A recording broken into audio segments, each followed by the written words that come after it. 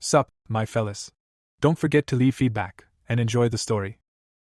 A fierce snowstorm envelopes a solitary cabin nestled deep within a dark forest. A wine glass topples, spilling dark liquid across the surface in a spreading stain. The poison victim's mana flow is halted as the venom nullifies the magical energy in their veins. Amid roaring flames, a wounded figure clutches their face, struggling to stay conscious as blood drips from their mouth. A stern man explains that the poison's effect on the other person will last only a few minutes. A man in an ornate uniform confesses to dosing the victim with multiple poisons as a woman collapses weakly near the fireplace. A military officer reacts with shock, struggling to process the alarming news he has just heard. A boot steps near the spilled wine glass while a threatening reminder is delivered. The injured figure solemnly asserts that the other's power holds no future for the Empire. A stern uniformed man declares that outside of war, the other person is merely a source of unrest. The young man quietly vows to reject rebellion and live out his days peacefully in his hometown. Wounded, the young man confronts someone with the harsh truths he remembers being told. Haunted by regret, he reflects on his blood-stained past and yearns for relief from his guilt. A character contemplates their desire to atone for the harm they have caused. Someone considers the heartache inflicted on those who lost loved ones due to their actions. Off-panel, a voice questions Ian's awareness as the fireplace blazes fiercely. He admits openly that he was terrified. He confesses that his fear of a former friend nearly drove him to madness. Reeling from a severe wound, the long-haired character stares ahead in shock and pain. The 8th-class magician emerges as an unrelenting threat capable of toppling the Empire. A decision is made to eliminate this terrifying monster. Terror grips a character suddenly after witnessing a shocking event. Reflecting ominously, someone thinks of an old friend. A young man in military uniform stands resolutely in a dim room, refusing forgiveness with a heavy heart. A uniformed man turns with a tense expression, preparing to speak. One character rises and turns away, leaving the other sitting amid a strained silence. A door opens abruptly, allowing snow and cold air to rush in. Flames rapidly engulf the room, spreading fire and smoke everywhere. A long-haired figure kneels, struggling to endure the raging inferno inside the burning building. Amid roaring flames, a furious character curses an unseen foe. Clutching his chest, a wounded man realizes he has made a grave mistake. A hand tightly clenches a robe, signaling mounting tension. An injured character grips a sword to their chest, fighting to stay conscious amid encircling flames. A tense confrontation escalates as one accuses the other of carelessness. Standing alone amidst fire, a figure reflects on past regrets while clutching a sword. A hand reveals a dagger inscribed with runes and empowered by time magic amid the blaze. A wounded man prepares to stab himself with a glowing rune-engraved dagger to unleash a final spell before the poison claims him. A hand unveils a sword etched with runes as flames surge around it. Blood sprays through the air as a violent strike lands decisively. Collapsing to his knees, the long-haired figure coughs up blood amid raging flames. A determined figure seizes the glowing, rune-engraved sword as blue energy courses through their hands. Blood on his lips, an injured man chants a potent spell with fierce determination. A solitary figure kneels in the heart of a radiant magical circle, ready to activate a powerful spell. A hand reaches toward glowing runes as a mighty spell ignites. The wounded young man shouts his resolve to restore all that was lost. Gritting his teeth, the injured protagonist pushes through the searing pain. Silently, the protagonist stands before a gravestone, offering respect in the quiet cemetery. A gravestone partially veiled in shadow bears solemn inscriptions. A humbled figure kneels in submission before two imposing authorities in a cathedral-like hall. A decorated military man extends his hand, inviting a response. A flock of crows suddenly takes flight beneath an ominous sunset. Emerging from shadows, a figure steps forward with sword drawn as dark wings blur past. Standing alone with a staff, one braces beneath a sky teeming with birds at sunset against looming danger. A solitary figure faces a sky swirling with crows, witnessing an ominous scene. Shocked, a young man recoils as he struggles to comprehend overwhelming news. Startled by an unexpected event, the young man reacts in disbelief. He checks his chest and side, relieved to find no wounds or pain. Sensing danger, he nervously glances sideways. Suddenly, a young boy turns around, startled by something behind him. A woman leans down and gently asks the boy if he is all right. Startled, the boy sees his deceased mother appear before him. Nervously, the boy asks if he succeeded while a blonde woman examines his hand. Two hands clasp desperately as uncertainty about the afterlife fills the moment. A young boy clings to a woman's arm, who looks down at him, puzzled by his sudden action. Villagers assemble in the bustling square as a crowd gathers near the windmill. Several children wait patiently in line outside a tent for their magical test. Knights maintain order among the townspeople, calling forward the next candidate. A white flag is raised over the tent, signaling surrender to those nearby. The ivory tower's flag flies above a white tent, marking their presence. A figure raises his hands against a bright backdrop, declaring his return. The boy abruptly halts, startled by an unexpected sight. The magic aptitude examination is set to begin. A solemn adult administers a magical aptitude test to a nervous child as part of the Empire's mandatory mana reaction assessment. The next phase assesses the candidate's ability to generate, circulate, and store mana using the mana heart. Candidates passing both tests are sent to the Magic Academy and granted national authority upon graduation. The protagonist realizes he has traveled 30 years into the past, much further than intended. A hand raises a sword etched with ancient runes that form magic's foundation. Time magic succeeds just before death. A young person pauses, lost in reflective silence. Someone reflects on initially intending only to cleanse themselves of guilt. A solitary figure contemplates the many sacrifices and deaths made in his name. After a lifetime of loyalty to Ragnar, the character reflects on being used and ultimately killed. Standing beneath an ominous sky, he resolves to prevent the same fate from recurring. A determined woman stands with a young boy as they prepare to face what lies ahead. The speaker vows to find the objective before taking any further action. The protagonist promises to return as he departs the village square. The narration highlights magic surpassing even the legendary 8th class. A young man introduces himself to an older man outside, stating he is from Moglian village. Someone recognizes another as Vanessa's child. An armored man grants entry but warns not to bother the magician with questions. A young man parts a curtain cautiously and surveys the area beyond. A worried young man hesitantly asks how many children remain. A weary man is told by a stern officer to stay at least half a day longer. A boy cautiously peeks around a curtain, calling out to gain attention. A man smiles warmly and gestures for someone to come closer. An older man instructs a young boy to lower his head as he prepares to channel mana into him. A hand glows with magic as one person reassures another that their situation is only temporary. A male character smiles and gestures approvingly. A tense command is issued as the young character hesitates, uncertain about turning their back. A confident young man urges prompt action after revealing the discovery of a mana brain that could change their life. A figure points to their chest, explaining the location of the mana heart. A young boy reflects that merely joining the academy will not fulfill his ambitions. A character approaches the magician and asks to show him something, prompting curiosity. A young person exhales deeply, visibly attempting to calm their nerves. A young man prepares to unleash a powerful fire spell, considering a more aggressive approach.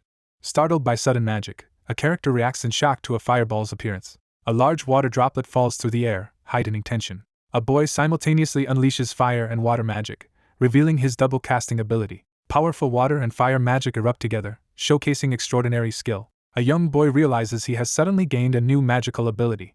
A mysterious figure appears suddenly, causing uniformed men to react in shock. Ian is left speechless, visibly shocked by an unexpected revelation. He calmly denies ever receiving that kind of training. A man demands to know if the information just heard is true. Detection magic is explained as a skill that reveals lies by monitoring physical reactions, while a tense character remains silent. One character warns the other that lying could implicate them as a criminal. A young man warns that lying could lead to execution not only for him but also for family and neighbors. The young man refuses to rest, determined to press onward. A man stands in a wooden room, smiling with amusement. Detection magic confirms no deception was detected. A character studies the young individual, puzzled by their presence. Two characters abruptly turn, alarmed by a piercing scream nearby. A young boy rushes into the room, urgently searching for his mother. A character freezes in shock, eyes wide from an unexpected sight. A frightened woman is forcefully restrained as she protests in fear. A man questions if the other is aware of important people inside. A man grabs the woman's wrist, mocking her as a widow, while she tries to pull away. A character coldly dismisses another's importance, asserting superiority. A startled woman turns in shock, reacting to an unexpected event. 3 armored men enter, demanding to know what is happening. A man defensively explains his actions while a blonde woman pulls away during a tense confrontation. Clenching his fists in anger, the young man reacts furiously to the insult. A young boy is startled when a hand suddenly rests on his shoulder. A man formally announces that the child and his parents now hold equal authority to nobility due to the child's achievement. A character warns that disrespecting nobility and magicians equates to challenging the emperor's authority. A stern officer declares the crime punishable by death while detaining 2 subdued suspects. An armored man recoils in fear, startled by something unexpected. One character kneels, begging desperately for mercy while the other stands unmoved. A boy firmly states that the apology should be directed to someone else. A man gasps in shock, startled by something off to the side. An armored man kneels, begging a shocked woman for another chance. A blonde woman reacts anxiously to something off-panel, calling out a name in worry. A character exhales deeply in clear frustration. A boot steps decisively onto dusty ground, signaling action start. A weary young man kneels before an armored figure who observes him closely. A tense armored man angrily accuses someone of insulting his mother. A young man harshly orders his opponents to spread word of their witnessed actions. A determined boy glares forward, preparing for what lies ahead. A nervous man hastily agrees and thanks the magician. A young boy calmly thanks an older figure for their help outdoors. A young man confidently states that the ivory tower is responsible for magician protection. A robed figure instructs a knight to protect a child and mother, promising orders via crystal ball. A knight offers to escort the newcomer to the inn where they are staying. A woman expresses gratitude while holding a young boy's hand through the village streets. A young man announces his departure, preparing to leave. One character reacts in shock as another calmly confirms he is a magician. A man stands with folded arms, admiring someone's remarkable talent. Tension rises with impending chaos predicted for the palace and ivory tower. The town lies silent and deserted beneath the night sky. A man clutches his chest, staggering against a wall in pain. A furious man seethes in the hallway, angered by a subordinate's disrespect. A hooded figure watches a lone man walking at night, quietly plotting. Someone steps forward determinedly, moving along a dim street. A hooded figure coldly casts a paralyzing spell under night sky. A man recoils in shock, reacting to an unexpected threat beneath the ominous sky. One figure warns the other that movement will be restricted for a while. The effect of the magic is revealed. A hooded figure angrily confronts a shocked man about an insult to his mother. A young woman confronts someone under the night sky, reminding them of her promise to watch. A man clutches his side, recoiling as pain surges suddenly. Someone recalls humiliation inflicted by a kitchen maid's son. Haunted by past shame, a young man drunkenly wanders an empty street, stumbling near a stream. A lone figure stands on a bridge at night as the truth about a death comes to light. He hesitates beneath the night sky, questioning if his actions are right. Haunted by regret, the figure reflects on atoning for past mistakes and cleansing his stained hands. He acknowledges the enduring guilt from his past deeds. A determined figure vows to protect loved ones despite reluctance to shed blood again.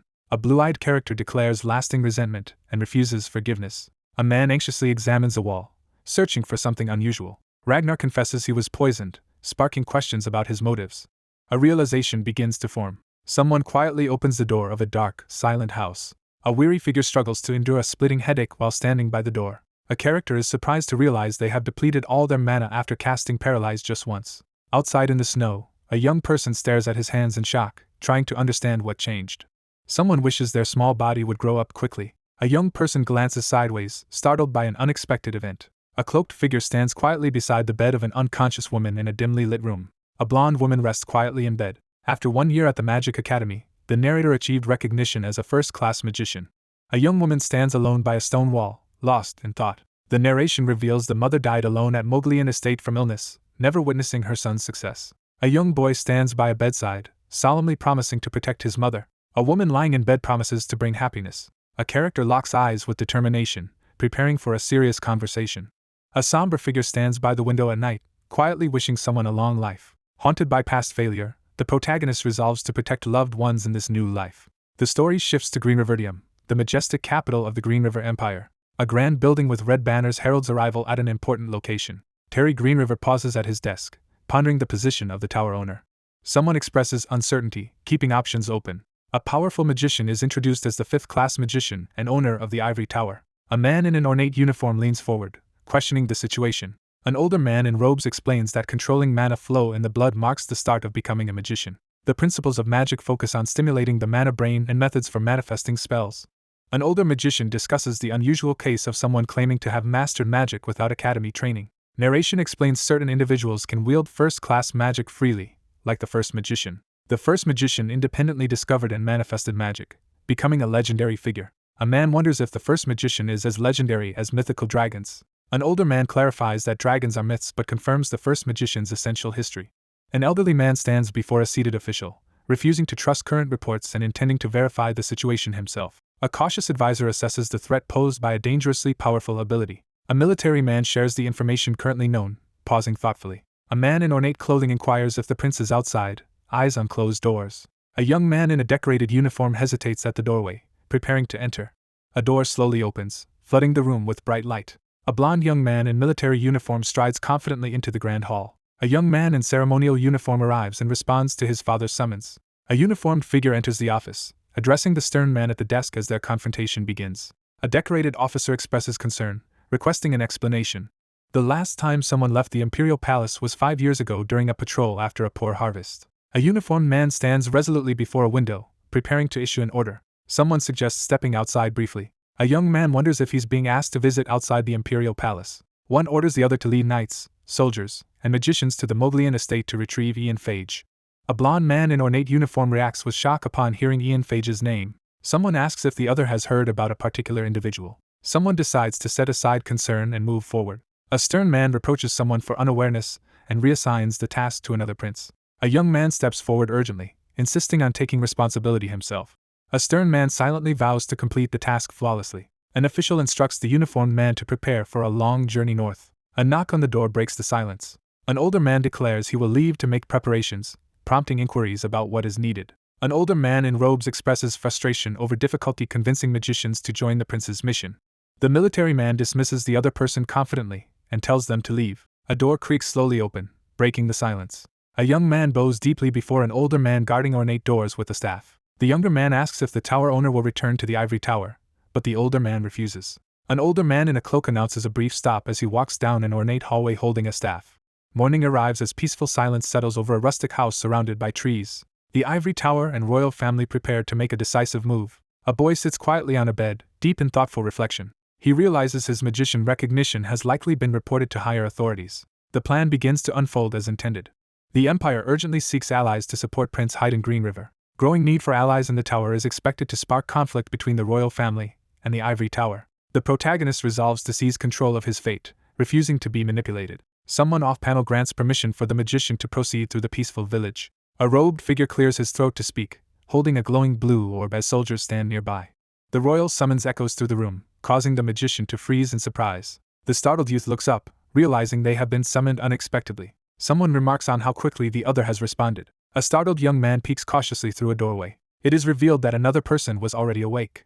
A man begins instructing on royal etiquette after delivering the king's command. A young person pauses briefly to reflect in silence. A commanding voice orders someone to kneel on their right knee. A voice instructs placing the left hand over the heart. The young man falls to his knees, clutching his injured arm in pain. A young man notices someone striking an unfamiliar pose and reacts with confusion. A powerful magician receives a magical summons via a glowing blue orb. A young man activates a glowing blue orb, summoning magical runes in the air. Respect is expressed for Ian Fage's formidable talent. A formal declaration is made to officially recognize a magician's place within the Empire. A mighty figure grants permission to record a name on the ivory tower's sacred list via a magic inscription tablet. An invitation to the Imperial Palace is delivered along with promised escort. The character silently sees through the other's intentions, remaining cautious despite a polite farewell. A young man reports finally completing the command paper and bows respectfully. A robed man receives guards' permission to escort a captive to the Lord's castle.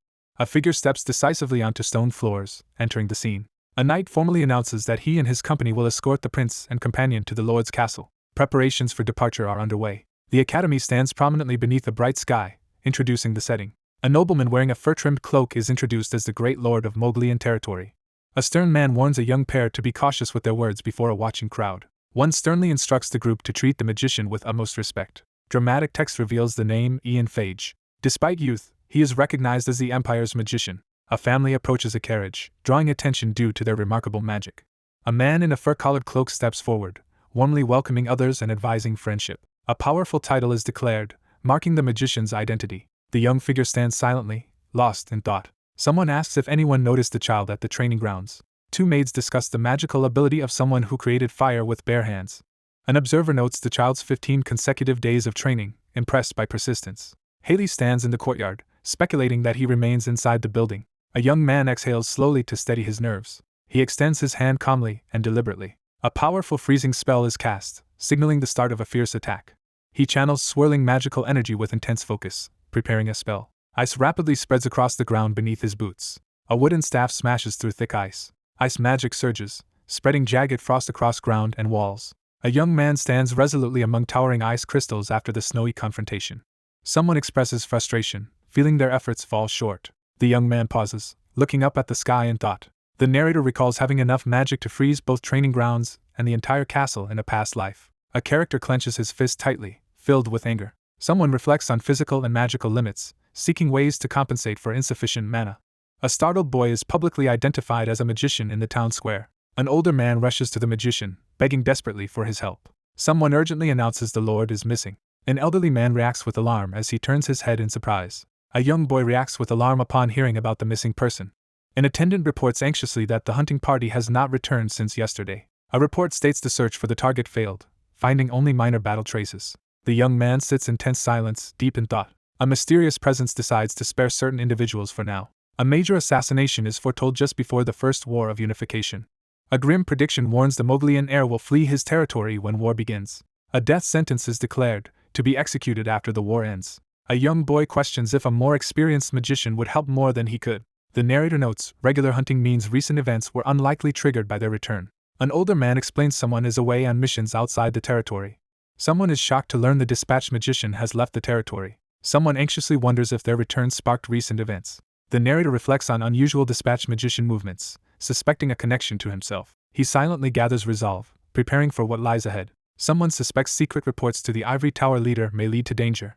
A determined boy claims his greatest advantage is predicting the future while facing a mysterious figure with a glowing staff. Narration foreshadows that the Great Lord's death could alter the future's course. A determined young man admits the weapon will be lost and urgently asks for its location. A young boy steps forward, volunteering to help with the search. A firm resolve is made to thwart a looming threat at any cost. Someone calls out to Ian, catching him off guard in the hallway. A woman acknowledges the younger figure's awareness of a recent incident. A character is assigned to join a mountain search team. A character questions if the situation is too dangerous. A young woman warns someone they are too young for certain matters. A young boy confidently announces that he is now a magician. Two people hold hands in a sunlit hall, bidding farewell and promising reunion. A nervous girl interrupts the pair in the ornate hall. A desperate woman pleads urgently for help to find her missing father and brother. The woman offers money, land, and servants to persuade assistance in the grand hall. Two hands clasp tightly amid a radiant glow, sealing a resolute vow. He suddenly realizes something shocking. She promises to search, prompting surprise and hope in the other person. One asks to borrow a ring from the other. Someone detects magical energy emanating from the ring. One character hands a magical ring to another, hoping it aids their search. The ring slides onto another's finger. A young man clutches a glowing pendant, recoiling as rain pours around him. He examines his glowing hand, recalling that nothing has changed since his previous life. The Moblian ring, known for enhancing mana, is introduced. Someone notes the item was given to the daughter rather than the heir. A young woman stands nervously in a grand sunlit room, anxiously awaiting. Someone urgently pleads for help to locate missing individuals. A character reluctantly agrees to lend a treasured family ring. He devises a plan to overcome his mana deficiency. A cloaked figure confidently strides into a grand hall, startling guards. He steps forward resolutely through the spacious hall. The scene shifts to a vast, untouched forest beneath a rocky outcrop. Two figures spot something arriving at the forest clearing's edge. The group arrives at a blood-stained clearing where the trail abruptly ends. Someone asks if casualties have already been handled. A serious blonde reports no bodies found and suggests monsters may have devoured the missing people. Two monstrous hands reach toward one another in a tense moment. Only a few dozen goblin corpses remain after the battle. A cloaked figure stands silently in the forest, deep in thought. Hundreds of goblins likely launched an attack against them. A determined figure prepares to search for survivors before time runs out. A summoning spell is activated. A young mage summons the wolf spirit with a magical circle. A powerful spell radiates intense energy from the magical circle.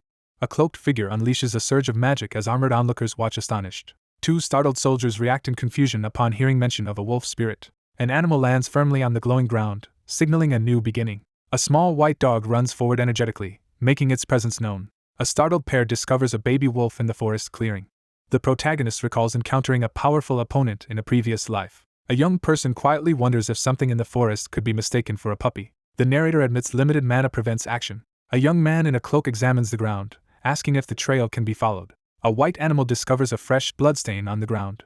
A large dog bursts through trees, startling the forest group. The group decides to follow the wolf spirit onward. A startled young man quickly turns after being called in the forest. A foggy cliff rises above a dense forest, setting the scene. A furious goblin charges, swinging a club wildly. A man in red fur-trimmed clothing attacks shadowy foes with a staff. A wounded man pants, clutching his sword as goblins surround him. A swarm of goblins rushes forward, overwhelming the defenders. A wounded man reels in shock upon learning of a massacre. Someone orders another to retreat while they stay to face the goblins. A shocked swordsman confronts a commander as armored soldiers watch. An urgent warning announces Mount Moglian is at risk from goblins. A goblin rushes from trees toward the startled group readying their swords. A young man shouts for his father, panic clear in his voice. A massive green-clawed foot crashes down onto the ground. A monstrous creature lunges at an unsuspecting wounded man from behind. A bearded man jerks his head around, visibly startled. A surge of ice magic blasts outward, freezing all in its path. The injured man endures pain, bracing for what is next. A character steps firmly onto icy ground, advancing with resolve. Ice spikes burst from the ground, sending armored soldiers flying as the wounded struggles to stand.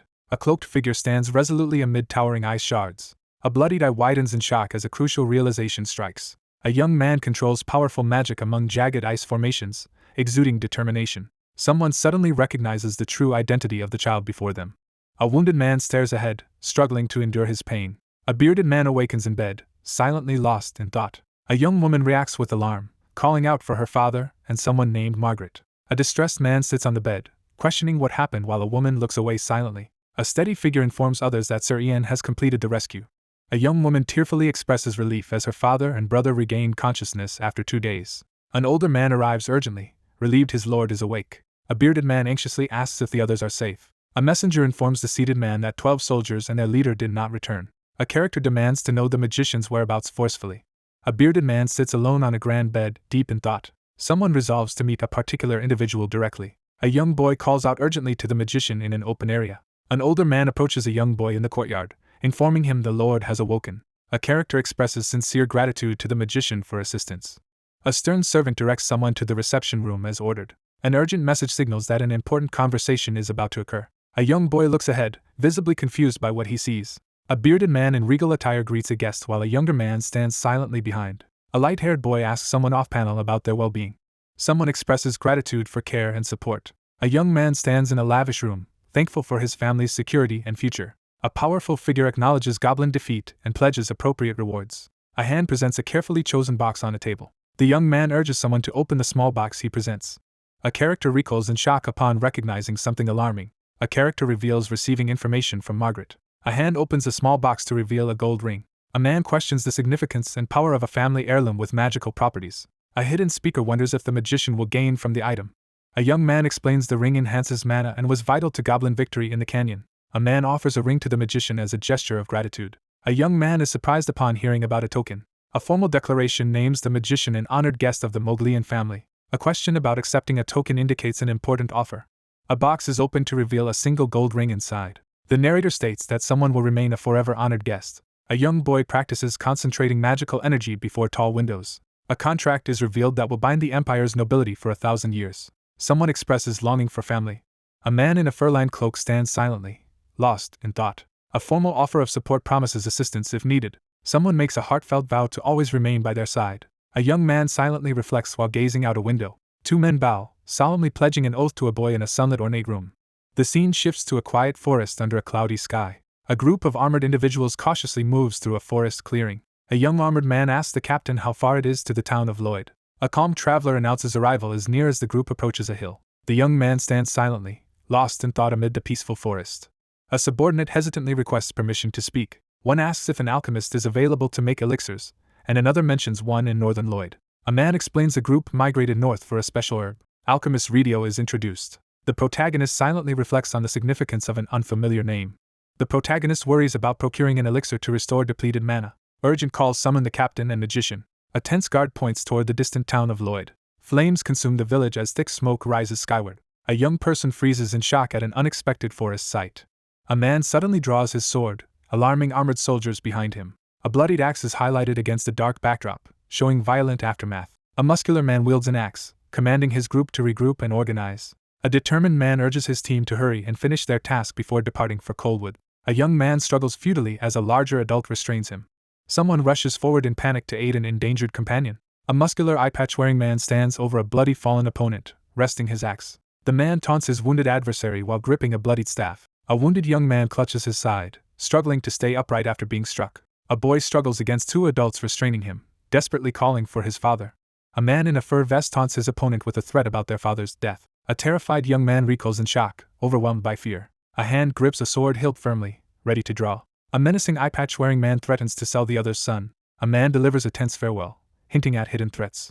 A boy collapses to his knees, screaming in despair and reaching out helplessly. Frozen in shock, a boy witnesses a brutal, bloody attack unfold. A character stares ahead in shock, eyes wide and tearful as blood splatters around. A character's blood-splattered face shows shock while witnessing a traumatic event. Suddenly, a figure collapses to the ground. A group recoils in shock as ice materializes before them. Someone urgently warns of soldiers nearby. Sharp ice shards materialize in the air as a blond young man prepares to strike. Villagers scatter in terror as blue projectiles rain down on them. Smoke billows from the mountainside as desperate screams echo. A solitary figure surveys the vast mountains from a cliff edge. A young boy stands alone, gathering resolve before a significant moment. A young man concentrates as he tests his magic, summoning energy around his hand. The ring boosts his mana to the level of a third-class magician. A ring-adorned hand reaches upward, signaling a crucial action. The scene shifts to a quiet graveyard beneath leafy trees, gravestones scattered in the foreground. 2 grieving figures kneel beside a shrouded body, overcome by sorrow. A cloaked figure arrives alone at the ruins as others pass in the distance. One checks for injured soldiers. Another confirms everyone is safe thanks to their actions. A young person hesitantly responds to the news outdoors. Someone quietly questions whether others survived. She stands frozen, wrestling with uneasy thoughts in silence. A cloaked figure quickly turns after a shout. A man collapses into another's arms as a panicked boy calls for his dad. The cloaked figure steps forward to inspect the scene while a startled young man watches. A startled figure freezes in shock at an unexpected event. He discovers his hair has turned white as someone steadies him. A realization points to mana poisoning as the cause. It's explained that injecting mana into a body with a mana brain, but without a mana heart causes dangerous pain. Unable to release trapped mana, the figure endures relentless agony. It is noted he could not have injected mana into himself. Someone suspects a magician deliberately caused the incident. A young man quickly assesses the other's serious condition. A glowing hand presses a forehead as the man struggles with pain. A method is explained to temporarily suppress pain using pure mana injections and release of excess mana. A man gasps for breath, clutching his shoulder, visibly struggling. A cloaked figure urgently requests help for someone's wounds. A response expresses gratitude. A hand urgently grabs another's garment sleeve. One anxiously asks about his father's safety, grabbing an arm outside. A boy hesitantly announces things will be different temporarily. The narrator explains the cursed disease can be managed temporarily but not cured. A worried young man asks if pain will come later. The narrator notes lingering traces of mana will remain. A young man stands outside, deep in thought about an impending choice. The narration presents a grim choice: ongoing injections or enduring pain. A boy stands alone, silently confronting the possibility of death. The young character resolves to find Lander's flower to create a cure. A young man angrily swings at another, who remains calm and unbothered. A young man urgently calls out, trying to stop someone from leaving. Startled, the young person recognizes someone unexpectedly. A critical memory surfaces, recalling the greatest alchemist's name. He examines a glowing red vial with serious focus. The palace alchemist Douglas Hammond is introduced. Once a slave, this man now stands beside Emperor Ragnar, known for genius and previous hostility toward magicians. An alchemist suffers mana poisoning caused by a magician. A man, overwhelmed and exhausted, is supported as he struggles to stand. The protagonist seeks a rare herb far to the north. He decides to search for Lander's flower to craft a cure. Someone considers the herb's potential to neutralize body mana. A deadly poison neutralizing mana spills from a wine glass onto a table. A character suddenly recoils, sensing imminent danger and darkness. A young boy charges forward with determined speed. A cloaked figure appears suddenly before a startled boy. An older boy stops a younger one at the forest edge, warning of raiders nearby. A desperate boy pushes onward, searching for the flower, knowing his father's life depends on it. A commanding figure casts a sleep spell, abruptly ending a protest. A young man sprints urgently through the forest, driven by determination. One collapses into another's arms, seeking comfort in the quiet clearing. A weary young man quietly supports a sleeping companion on his shoulder. Sunlight filters through the dense forest, leaving the area still and empty. Observing the young man resting, someone notes he closely resembles his former self without the intimidating look. Reflecting on recent events, the youth realizes his intervention prevented a death and kidnapping. Suspecting the mysterious man's poison as the cause, the protagonist links him to his past death. Suspicion arises over someone creating poison despite knowing Ragnar's intentions. The character stands silently outside, lost in thought. A young boy pauses in sunlight, lost in reflection. He stops to reconsider his next move, wary of acting hastily. A figure contemplates using the young man's alchemy talent for personal gain. Narration suggests the young man might live a different life than before. The young man pauses in silence, flooded with thought as sunlight filters through leaves.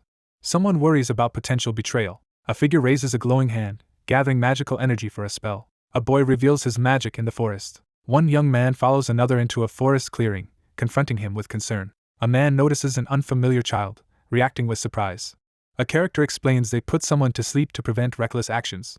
A young man rests quietly on grass, hands folded patiently. A young man politely asks another to escort a person back to the village. One invites the other to join the group standing in the forest. A young man stands silent, deep in thought about his next step.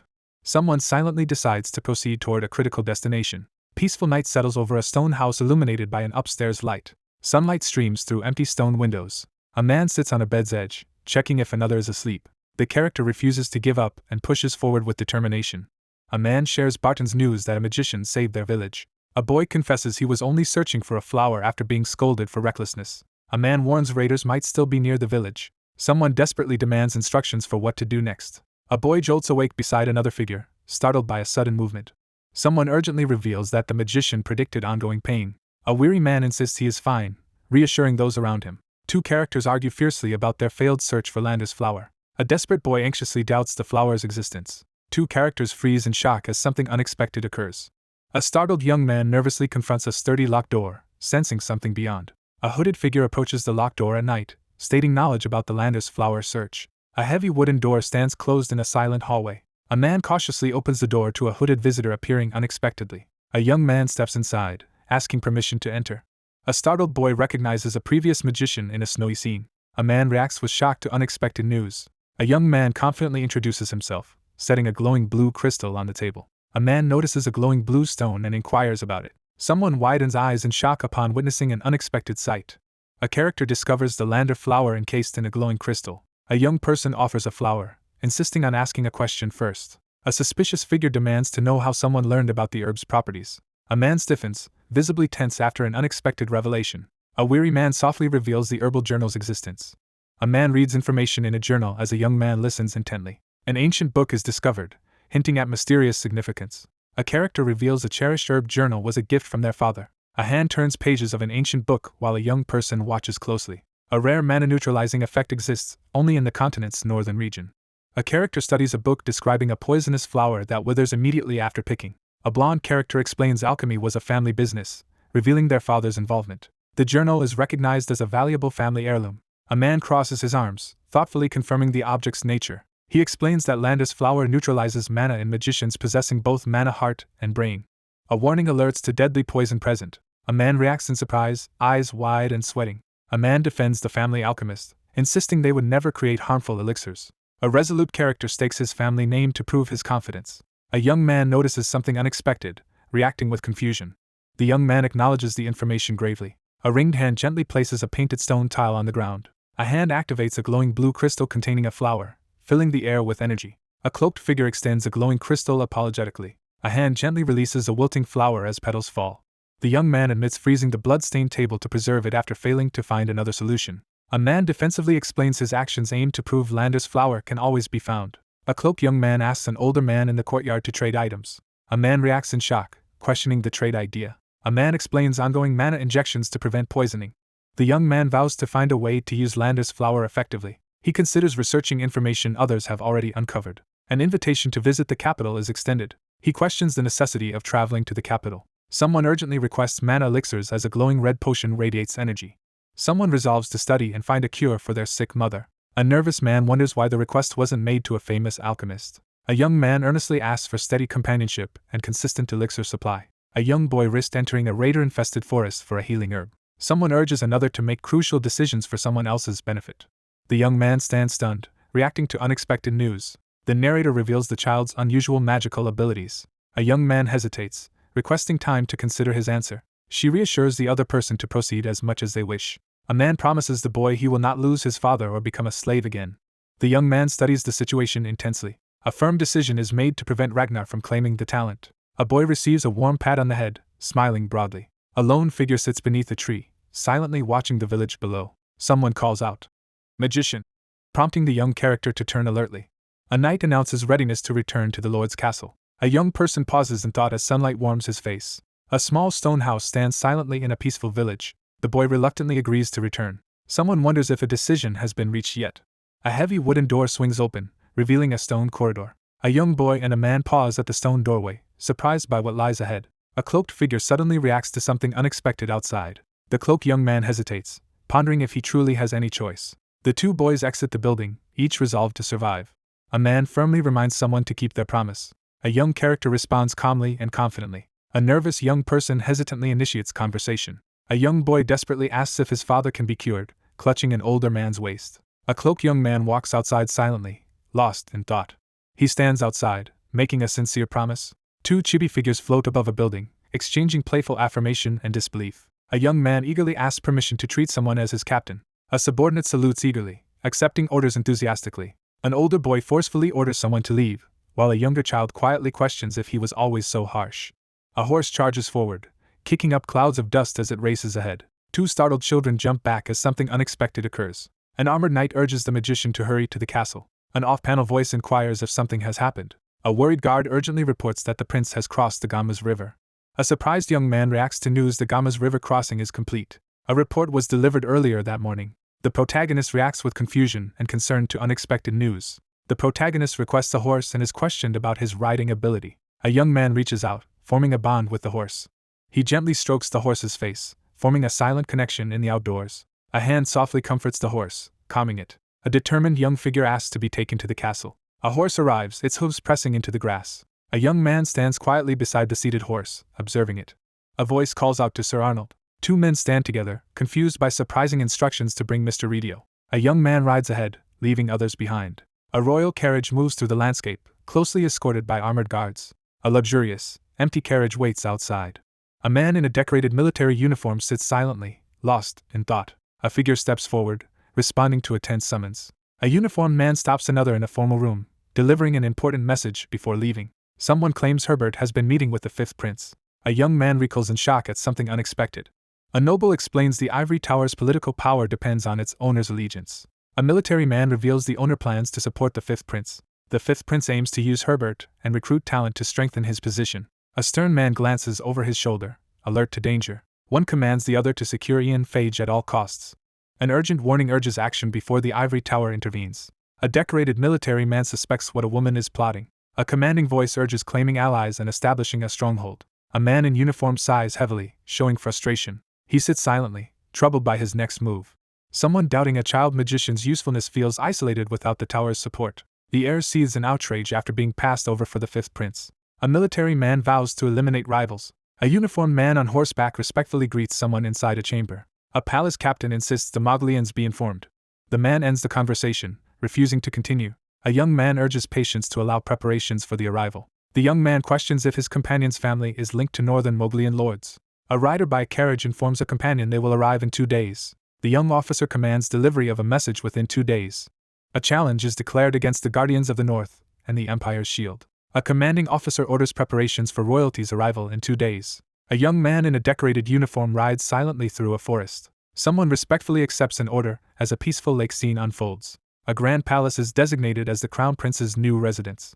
A stern man commands the room to be immaculate. A tense man in red coat reacts anxiously to unexpected news. A nobleman asks if other families have arrived. The butler confirms.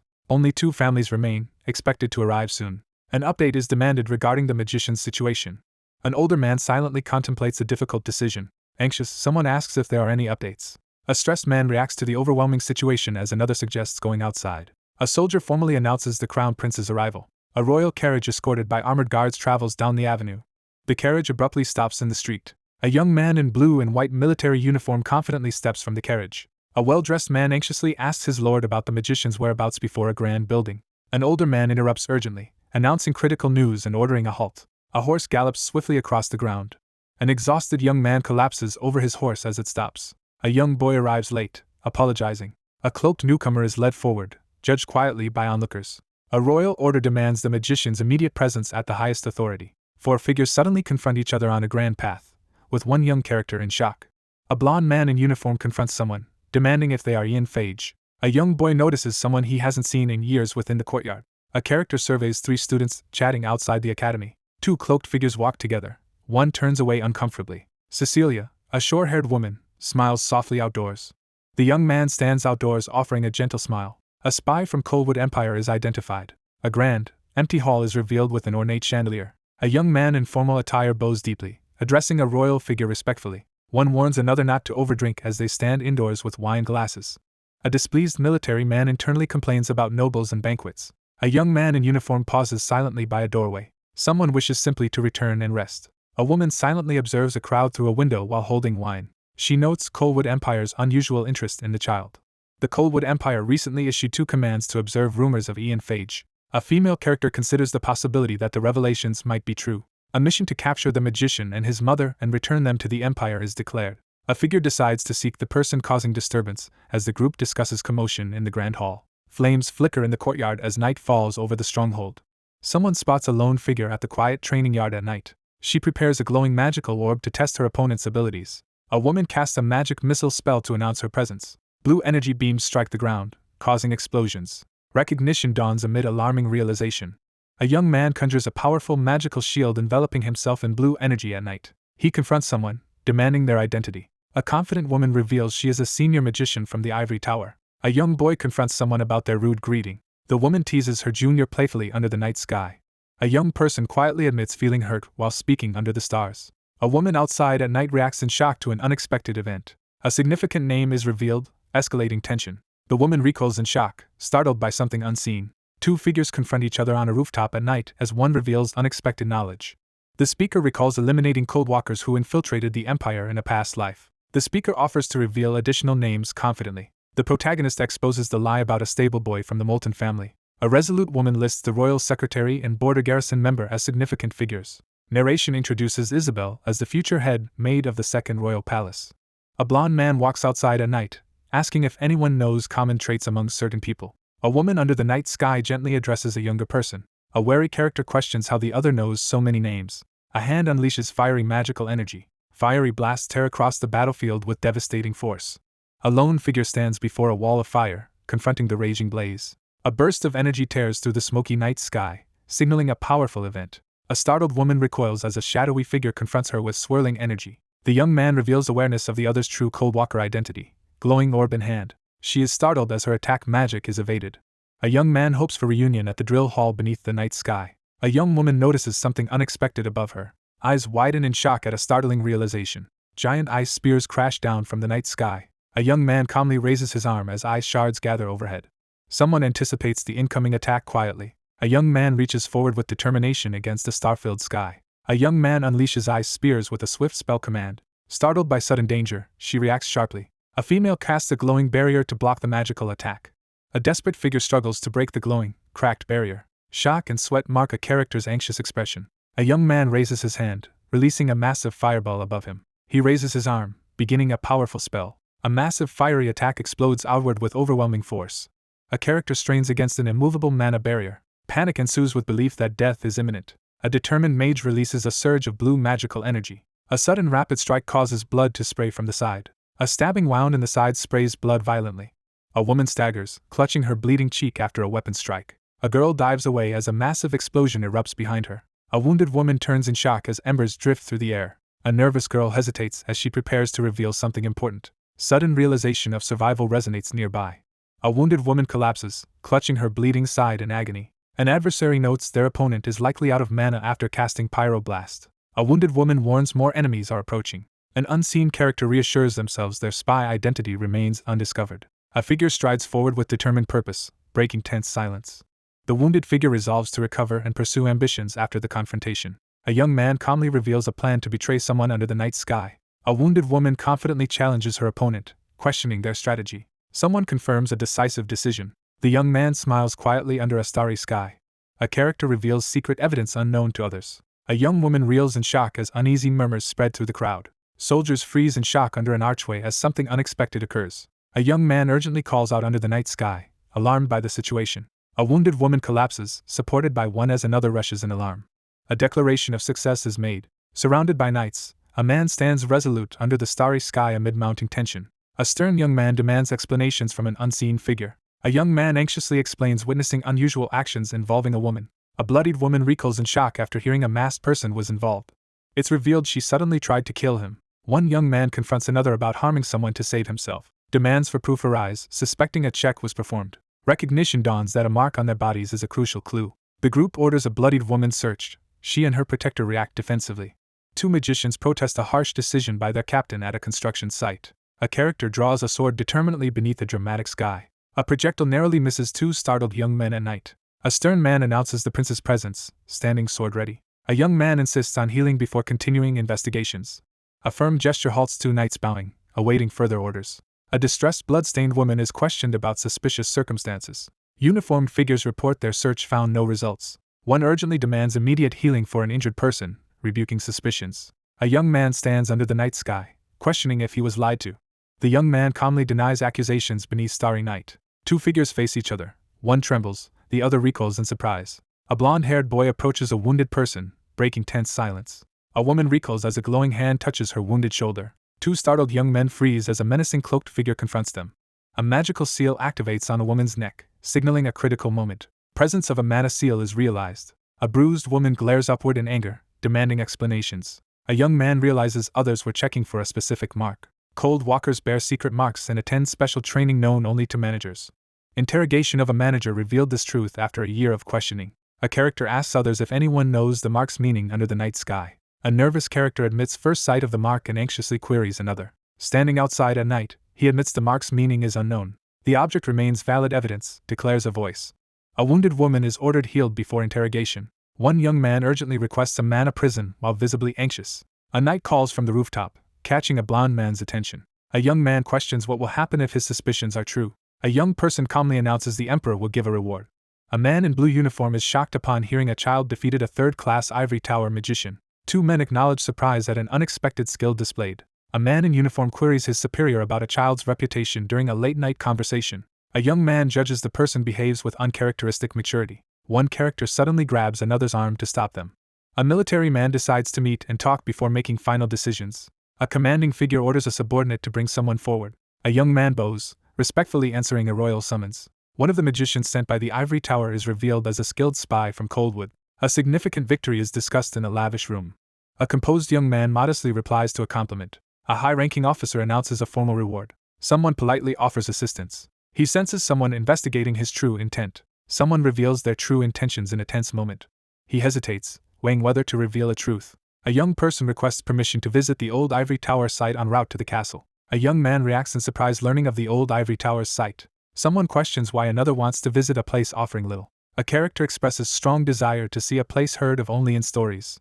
A young man silently reflects on an unexpected modest request. Someone reflects on another's immaturity. The young person agrees to lead the way in a richly decorated room. The boy confidently predicts he will reach his goals sooner than expected. A secret item lies hidden beneath the old ivory tower's remains. A book entitled Dragon Language Book is revealed. A powerful book containing the dragon language core is vital for time magic research. The narrator recalls discovering this before dying in a previous life. He reflects on only grasping a small part of complex knowledge. The young boy silently wonders how much he can understand in this life. Footsteps echo through a quiet forest under the moonlight. A knight escorts a carriage steadily through the forest. A woman gazes out, amazed at how far she has traveled from home. A blonde woman asks Ian to agree under the starry sky. A young man calmly agrees, smiling by a window at night. A reassuring figure promises to guide Lady Phage upon arrival at the capital. A confident man boasts about his long alchemist career as a skeptical boy listens. A woman thanks someone warmly on a train. A young character quietly judges someone with irritation. A young traveler sits on a train, turning toward the window at a tapping sound. A uniformed knight announces their arrival to someone off-panel. A ruined temple appears under the night sky, revealing destruction aftermath. A man informs another they will stay for 2 days. An official order is announced. The young man grants permission to explore the area.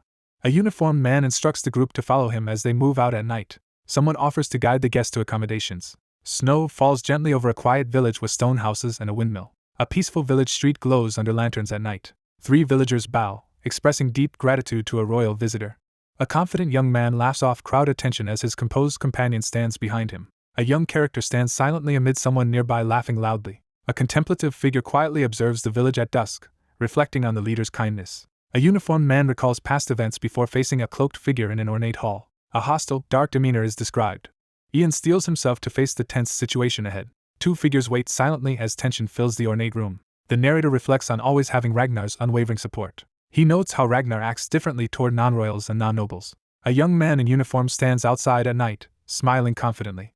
The young man realizes the emperor favors the first prince as his name is called. One young man asks when the other will leave for the old ivory tower. One admits he also wanted to visit as they converse outside. He plans to explore the underground areas at dawn, suggesting going together. A shy character agrees to team up after a surprising offer. A young boy excitedly pumps his fists in gratitude. 2 walk together at dusk, discussing Douglas's fondness for Ian.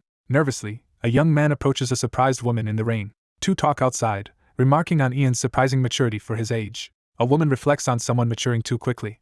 A young person struggles silently to fill the void left by a father. A man asks if someone's husband was also a magician based on a resemblance. She explains calmly that Fran was an ordinary person. A man disappeared before Ian was born after leaving for work. His belongings returned home 5 years later. A character worries about recent changes in Ian. A young man and woman stand silently, avoiding each other's gaze amid tension. She decides not to voice her thoughts and withdraws. Someone dismisses a concern outside a stone house at night. A journey begins, guided by wind and stars. Someone steps quietly through tall grass, approaching cautiously. After the Unification War, a lone figure leaves the ivory tower and emperor behind to begin anew. A character wonders if entering the ivory tower in the past was coincidence. A lone figure approaches an illuminated altar, drawn forward by unknown forces.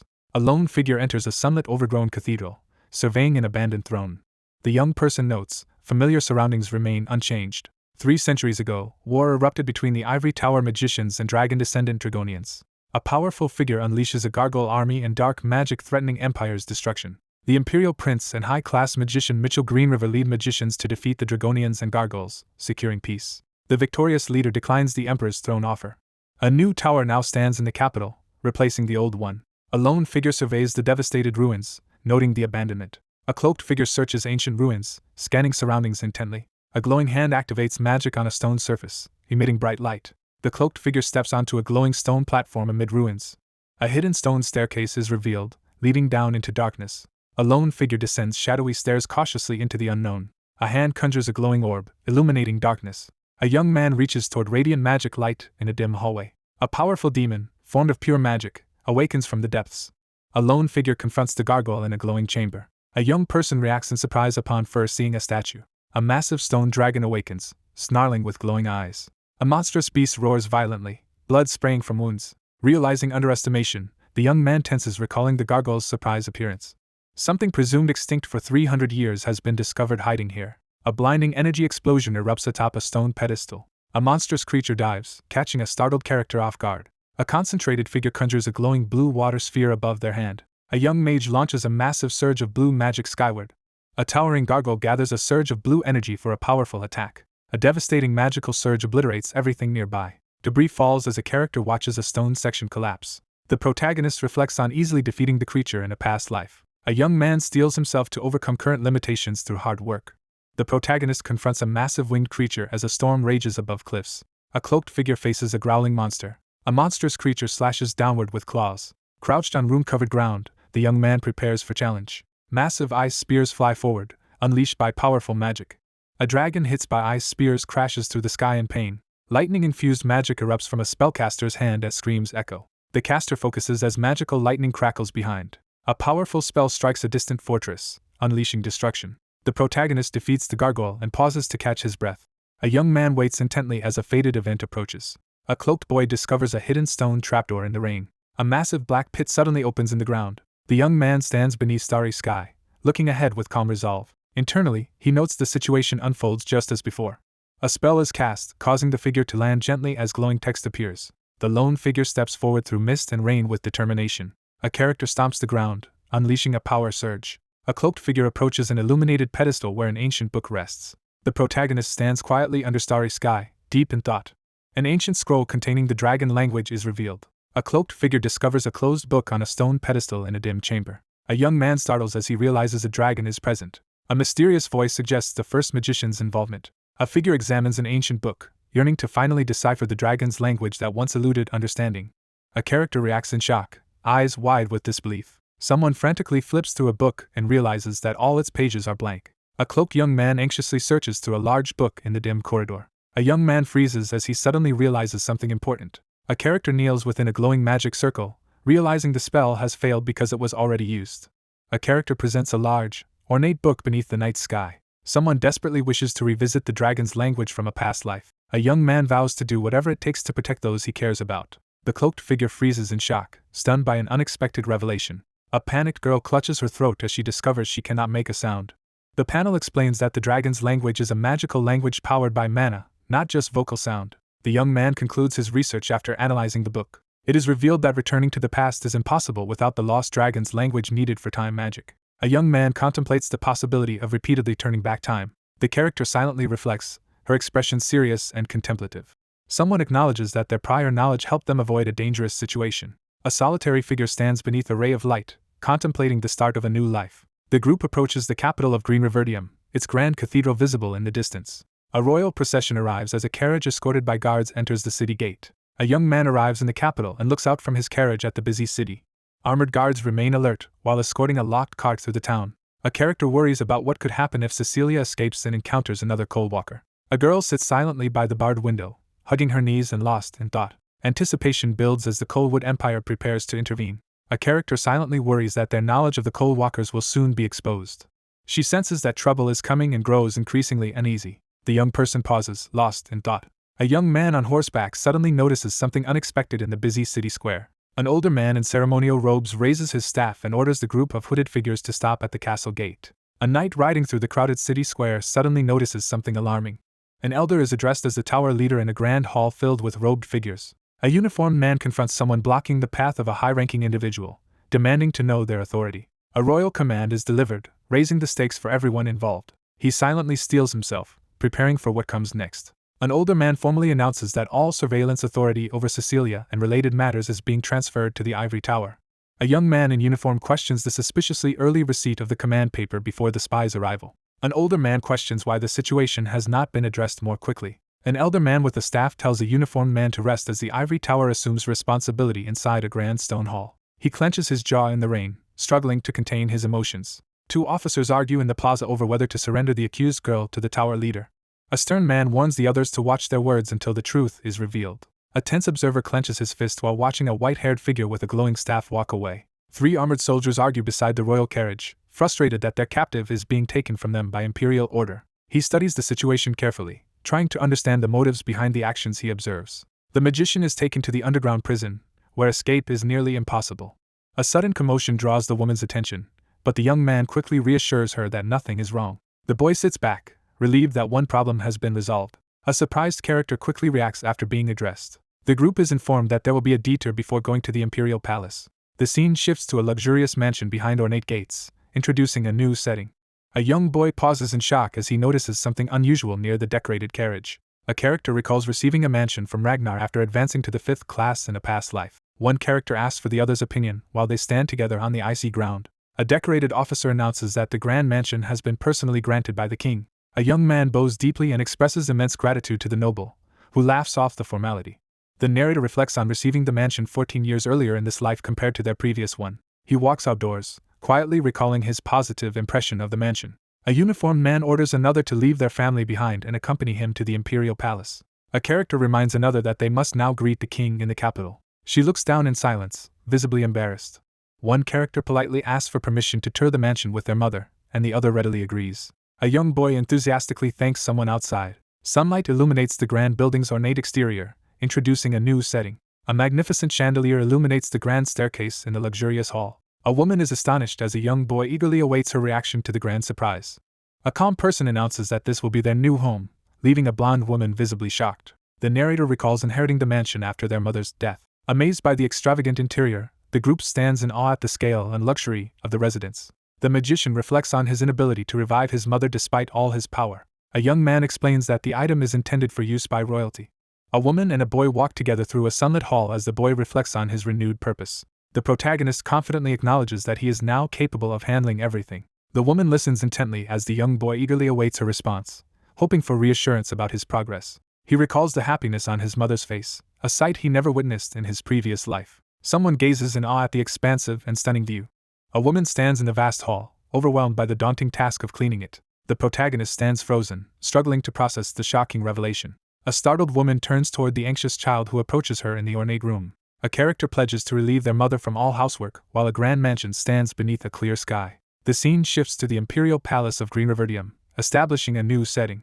The character steadies himself, feeling nervous about what is to come. He reflects on never having met the Emperor, even in his previous life. After graduating from the academy, a new understanding of the world began to form. He was already on his deathbed. A formal portrait of a distinguished man is prominently displayed in an ornate golden frame. The Emperor receives widespread praise for his wisdom and decisive actions. He expresses his interest in learning a new skill as he walks down the ornate hallway with the attendant. A character stands by the window, silently observing the elaborate building outside. A character silently contemplates the prince's palace. Someone wonders what that guy is doing right now.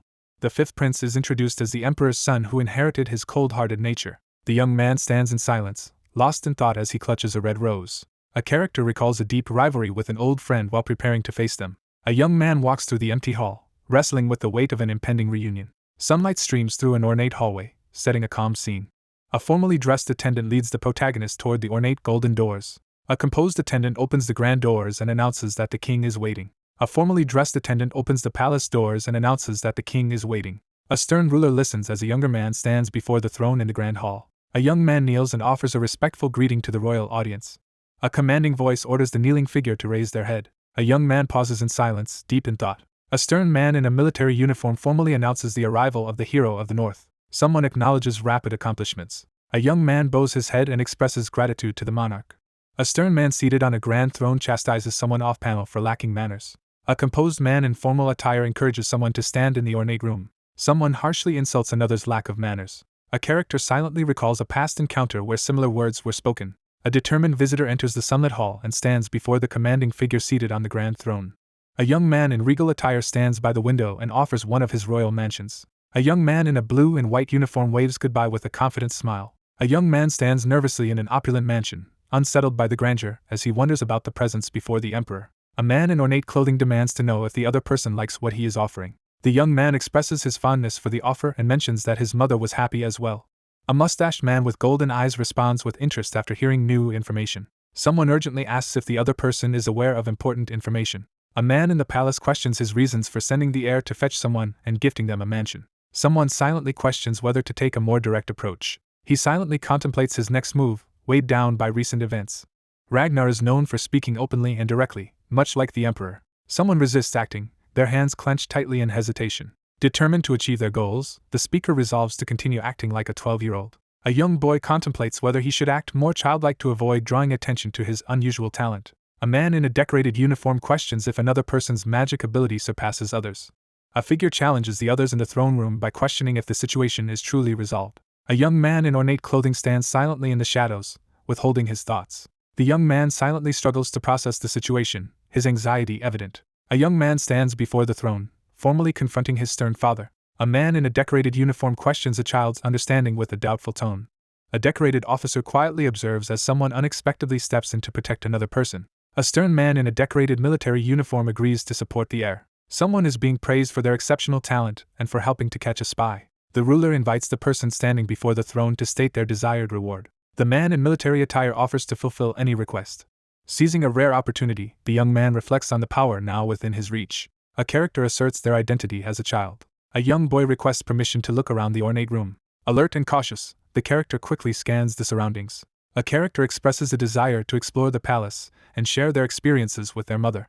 The young man looks around in awe, taking in the palace's splendor. One man explains that a young person's wish is to see the old ivory tower, noting his curiosity. Someone begins to make a suggestion. A young man smiles with hidden intent, his expression partially concealed by shadows. A man in a decorated uniform reluctantly agrees to hand over the seal. An attendant hands over a seal and explains that it grants access to most areas within the palace. Someone suggests asking another person for guidance. A pair of hands raises a glowing golden artifact, drawing attention to its significance. A young man calmly expresses that he is satisfied with what he has. A man in ornate military attire sits on the throne and declares he will give a personal reward. A young man commands the maids to bring something into the grand room. A mysterious voice promises a reward. A treasure chest overflowing with gold coins is discovered. A group of maids is formally assigned to ensure comfort at the mansion. A young boy breathes a sigh of relief, realizing his mother won't have to worry about cleaning. A man expresses gratitude to the monarch seated on the throne. A young man steps confidently through the ornate golden doors, making a formal entrance. The young man senses suspicion instead of the usual curiosity from the other person. A character grips an ornate golden card while reflecting on someone's behavior. While walking through the golden hallway, the character recalls Ragnar's belief that suspicion is essential for leadership. Pressed for time, the character decides to address only the most urgent matters. The scene shifts to a grand garden pathway lined with royal banners and a distant fountain, establishing a tranquil setting. A uniformed guard stands watch outside the gated entrance, scanning the area for any signs of trouble. A young man approaches the guarded entrance and asks for directions to the garden. A young man presents a glowing royal token to the guard and prepares to guide him as instructed. A character plans to discreetly visit a specific location under the guise of sightseeing. A lone figure arrives at the Empire's sanctuary, pausing in awe before the grand structure. The young man pauses in silent contemplation, his gaze fixed forward as tension builds. Someone expresses their comfort with the place. Access to the hall is strictly limited to members of the royal family. He promises to return when he has the power to do so. A man in an ornate military uniform pushes for confirmation with a pointed question. A brazier burns quietly against the stone wall, casting flickering light. A wary figure cautiously peers around the corner, spying on the dimly lit hallway. A guard sleeps soundly in his chair beside the flickering torch. A man discreetly casts a subtle spell on a guard while the other guards remain alert. A young man conjures a glowing orb while questioning if something was near the first emperor's coffin. Someone searches through a dim crypt, expecting to find something nearby. A young man abruptly stops casting as a glowing magical orb hovers above his hand. Someone reacts in alarm, eyes wide with shock. A young man stares in amazement at a glowing orb of light hovering above his hand. A determined character locks on to a crucial discovery. A rare cluster of stoneheart mushrooms is revealed in the dimly lit room. A powerful ice spear shoots forward, blasting mushrooms out of its path. A young man inspects a glowing magical mushroom with satisfaction under the night sky. A young man trying to sneak out at night is abruptly stopped by someone's sudden question. Startled by a sudden flash of energy behind him, the young man whirls around to confront an unexpected presence. A figure extends a hand toward the glowing blue light, casting a disabling spell. A lone figure sneaks cautiously through the shadowy mausoleum, staying alert among the stone coffins. Someone is startled by unexpected news in the quiet hallway. Someone reluctantly agrees, their nervousness evident. He stands alone, visibly anxious as tension mounts. A figure steps onto the stone floor, signaling their arrival. A nervous attendant hesitates in the doorway, expressing discomfort about the location. After a tense moment, the young man leans against the wall and lets out a relieved breath. A critical revelation is made that, with only 3 descendants remaining, none of them can be Ragnar. Someone observes that the location is rarely visited or passed by, emphasizing its isolation. The blonde-haired character firmly states that sound cannot escape from the room, ensuring privacy. The princess assigns herself to manage the sanctuary while directing the other person to inspect its magic. A crucial name is announced, shifting the focus of the scene. He stands silently, lost in deep reflection. A shocking revelation discloses that the first prince has a blood-related younger sister. A cautious young man urges the surprised woman to inform the ivory tower. A determined woman forcefully rejects the proposed idea. A blonde woman urgently warns that the ivory tower is dangerous. A determined girl reassures the exasperated boy that their actions are justified for the sake of the king and her brother. A character acknowledges the situation with calm resolve. A character pledges to provide steadfast support until the end. One character checks the other's progress with basic spells and receives a confident response. A blonde character calmly demonstrates how to control mana by holding up a finger and guiding the flow. A blonde woman conjures a glowing orb of light with her outstretched hand. A boy is suddenly startled by something unexpected. The princess demonstrates a powerful magic sphere while another character struggles to produce a smaller one, prompting an explanation about their lack of experience. After the eldest prince was executed and the new emperor took power, she followed her brother and ended her life in silence. He realizes that the woman had secretly been a magician, questioning why she kept it hidden. In the Green River Empire, concealing one's magical potential is considered a crime.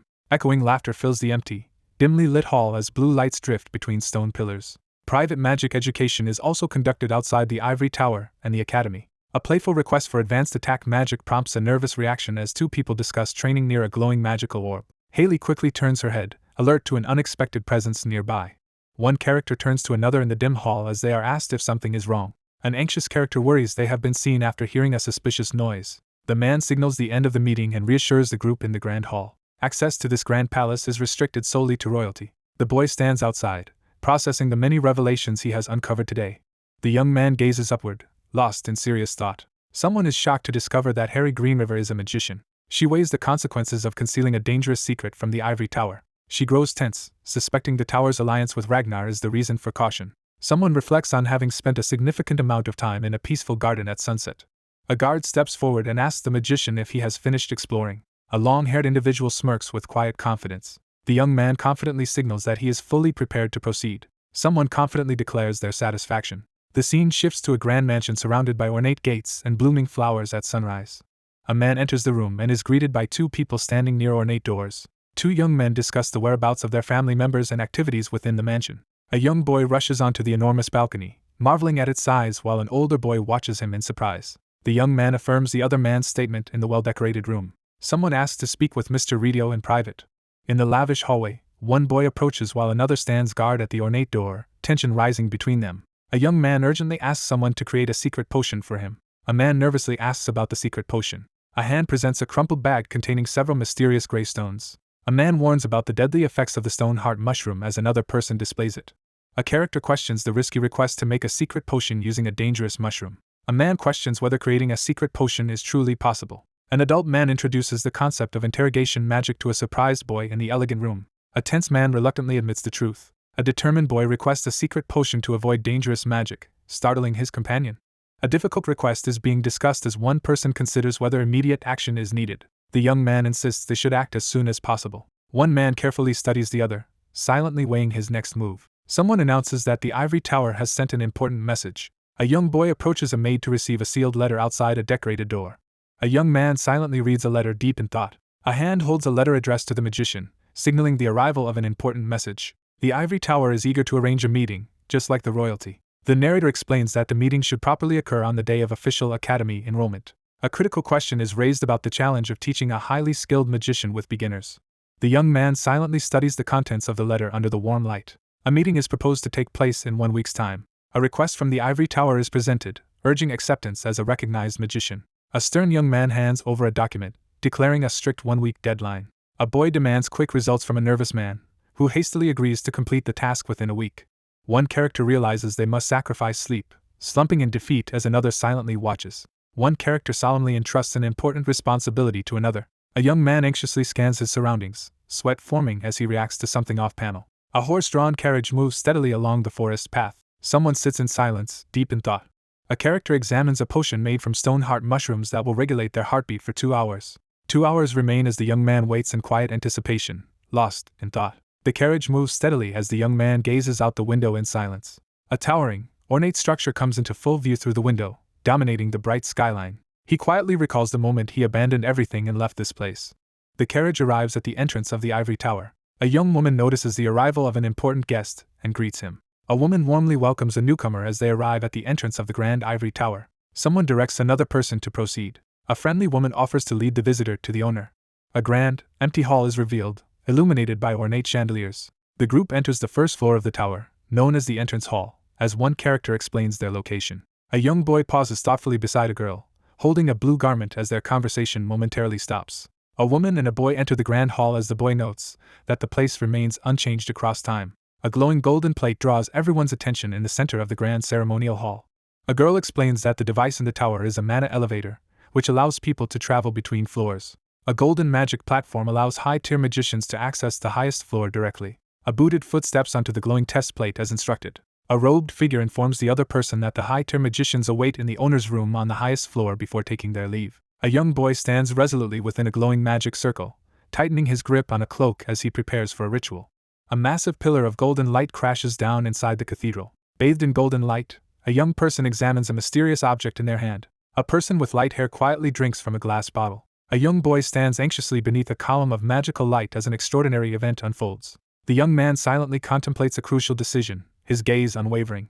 A lone figure approaches the imposing door, footsteps echoing in the silence. A massive stone door slowly opens, flooding the area with blinding light. Footsteps echo as someone approaches across the tiled floor. A young man enters the room and receives a calm welcome. A distinguished man formally welcomes a guest to the tower. The older man gestures firmly from his throne, instructing the young man to sit across from him. One man addresses the tense group gathered in the library. A young man steps into the library, facing 4 adults who watch him intently. A requirement for all magicians joining the tower is being explained. A young boy inspects the ornate chair with focused attention in the sunlight. Sensing the tense atmosphere, the protagonist realizes others are trying to ensure compliance. A character gestures toward a glowing magical status screen, expressing admiration for another's impressive abilities. An older man seated on a throne studies a magical text, his suspicion growing. A voice declares that their bond through mana is stronger than blood. He insists they eliminate any doubts without delay. A young man anxiously confronts the threat of being tortured as he sits nervously on the grand chair. The man seated on the throne firmly rejects any suggestion of violence within the tower. The group prepares to begin their interrogation. A man commands someone to simply answer his questions, his intense blue eyes reflecting his determination. Someone prepares to begin the confrontation. The formal meeting begins as the group assembles around the table. A glowing magical text reveals the subject's birth year, zodiac, and family background in a grand, illuminated room. Someone demands to know if the information provided is accurate. The young man firmly admits that all the statements are true. An older man seated in a grand chair asks about the relationship with the alchemist Ridio. The young man explains that he sought an alchemist to provide medicine for his weak mother, following the Lord's recommendation. One character anxiously explains his fascination with the old ivory tower as another presses him for the real reason behind his visit. One man questions the other about a magician named Cecilia, and the other responds affirmatively. The man demands confirmation from the witness about seeing Cecilia conspiring with a masked individual and attempting murder, while noting her ongoing silence. A weary young man slumps in his chair, relieved to have survived a recent ordeal. An elder calmly denies ever being taught magic while under scrutiny. Several powerful spells are listed, including Fireball, Spirit Summoning, and Frost Nova. A young man unleashes a surge of swirling fire magic from his hand. A young mage questions how the other person knows so many skills. A cloaked young man demands a plausible answer while standing among towering ice crystals. Someone sarcastically questions another's intentions. He sits alone, quietly recalling memories of important people from his past. Someone describes imagining fire on their palm as an example of magical thinking. A hand unleashes a powerful fireball, crackling with intense magical energy. Someone confesses to having imagined something. A boy sits on a throne and conjures a small magical flame in his hand. 3 men sit on ornate chairs as 2 of them react with shock and disbelief to unexpected news. In a lavish office filled with glowing digital runes, 2 people engage in a tense discussion over critical information. The results from the Ivory Tower's strongest detection magic confirm that the boy is telling the truth. The legendary first magician is introduced, establishing a mythic presence. He wonders if the person before him is truly a reincarnate. He questions whether the man's magic is powerful enough to evade even advanced detection spells. Someone questions how a small child could possess such an immense amount of mana. A wary man sits on a grand throne, intently observing something suspicious. A woman abruptly stands up from her chair, fists clenched in frustration. Someone snaps in frustration, demanding an end to the pointless questions. Haley faces her opponent with unwavering determination, ready to confront them. A resolute woman interrupts the conversation to demand a direct answer. Someone off-screen urgently shouts for Helene to calm down. A concerned young man questions if everyone is here to see the tower's owner. A red-haired woman confronts the blonde-haired person and demands to know their true identity. A woman demands the nervous boy reveal his identity. A frustrated character challenges the credibility of someone's statements. A young man reflects on a woman's personality, appearing wary as he contemplates her nature. Someone invokes the name Helene. The narration reveals that someone held the title of youngest fourth-class magician before the speaker surpassed them. A stern woman with red hair stands her ground, ready to confront her opponent. A young boy confronts someone, questioning if they already know the answer. A red-haired woman reacts in shock to unexpected news. A character points out the glowing magical writing suspended in the air. A boy sits on an ornate chair and announces his name, birth year, and zodiac sign. A frustrated figure slams their fist onto the table, demanding to know if the message was read. A furious figure snaps in outrage, glaring intensely as they clench their teeth. A stern man seated at the ornate desk interrupts the confrontation, bringing the tense exchange to a halt. A stern man on the throne prepares to ask a final question. Someone brings up a rumored accident that occurred during the mana reaction test. A man forcefully seizes a woman's wrist as she pulls away in alarm in the middle of the village. A voice reminds someone about the soldier who insulted them and their mother, asking if they remember the one named Jonathan. A young man sits in silence on a grand chair, his posture heavy with unspoken tension. The following day, the soldier was discovered dead. When the body was found, faint traces of mana were detected on him. Someone brings up the topic of the soldier's death, signaling the start of a serious conversation. An intense man seated on a throne demands to know if someone is connected to the issue. A boy sits in deep thought, acknowledging the formidable authority of the tower owner. He remains cautious and always prepares for unexpected outcomes instead of relying solely on his magic. He remains calm despite being suspected of murder. He worries that controlling his heart rate will only make others more suspicious. He decides to end the effects of the medicine now that the final question has been asked. A character narrows his intense blue eye, gathering determination for what comes next. Someone prepares to deliver a crucial answer. Someone denies any knowledge of the situation. A young boy sits upright on an ornate throne, placing his right hand over his chest in a resolute oath. Three men stare in shock as blue magical energy bursts forth in front of them. Both characters tense up, reacting sharply to an unexpected event in the rain. Hidden behind the ornate throne, someone questions whether they have been deceived. An older man seated in a grand chair interrogates someone about their involvement. The boy firmly confirms his answer. The older man acknowledges the truth and thanks the other person for their honesty. The man calmly admits he fabricated the story about finding mana traces. Someone announces that a person died after tripping on a bridge. He sits in silence, deep in thought. The protagonist politely explains that he cannot leave yet because he still has important matters to handle. A unique and mysterious power is being described as something never before witnessed, even within the tower. An older man advises the group to act with greater consideration. The group discusses current limitations and the potential for future growth. A device called a mana battery is introduced. A character explains that the large orb is a crucial part that powers most of the tower. A character explains that the orb changes color as it accumulates more mana. A young man is told to pour all his mana into something, prompting his cautious curiosity. An older man explains that the purpose of the test is to determine someone's limit. The man steps closer to the ornate orb, ready to begin the test. The panel reveals that the store can contain mana up to the level of a third-class master. The boy decides to infuse the orb with power equivalent to a second-class master. A character carefully plans to reveal only a portion of their abilities to avoid suspicion and secure a favorable placement. He pauses in silence, lost in deep thought. The protagonist reflects on his past, acknowledging he was only an 8th-class magician and not someone destined for historical greatness. A young mage channels energy into a glowing orb as a mysterious figure with a staff watches closely from behind. A figure reflects on a life shaped by careful observation and calculated decisions, hands resting on a glowing blue orb. A solitary figure stands in the darkness, resolutely deciding to forsake power, authority, and glory. Someone expresses a willingness to sacrifice everything they possess. A silver-haired boy channels energy into a glowing blue magical sphere. Someone admits that magic is all they truly understand. A blue-eyed boy unleashes a powerful hidden energy, radiating an intense aura. An unseen force asserts absolute dominance over all others. A young man unleashes a surge of powerful magic into a glowing blue orb. A powerful force shatters the massive magical barrier, sending energy swirling through the air. A massive blue crystal explodes, scattering shards across the area. Three men are suddenly blasted by a strong gust of wind and instinctively shield their faces. A surge of bright blue magical energy fills the cathedral-like room. Breathing heavily, the exhausted figure stands before the large, cracked stone pedestal. Struggling to catch his breath, the young man tries to recover after a surge of energy. An older man pauses in tense silence, observing the situation with a serious expression. 3 adults brace themselves anxiously against a sudden, powerful gust of wind. Someone reacts with shock and disbelief at what they are witnessing. A confused character questions the situation, trying to make sense of what is happening. A hand presents a powerful mana battery capable of storing a third-class master's mana.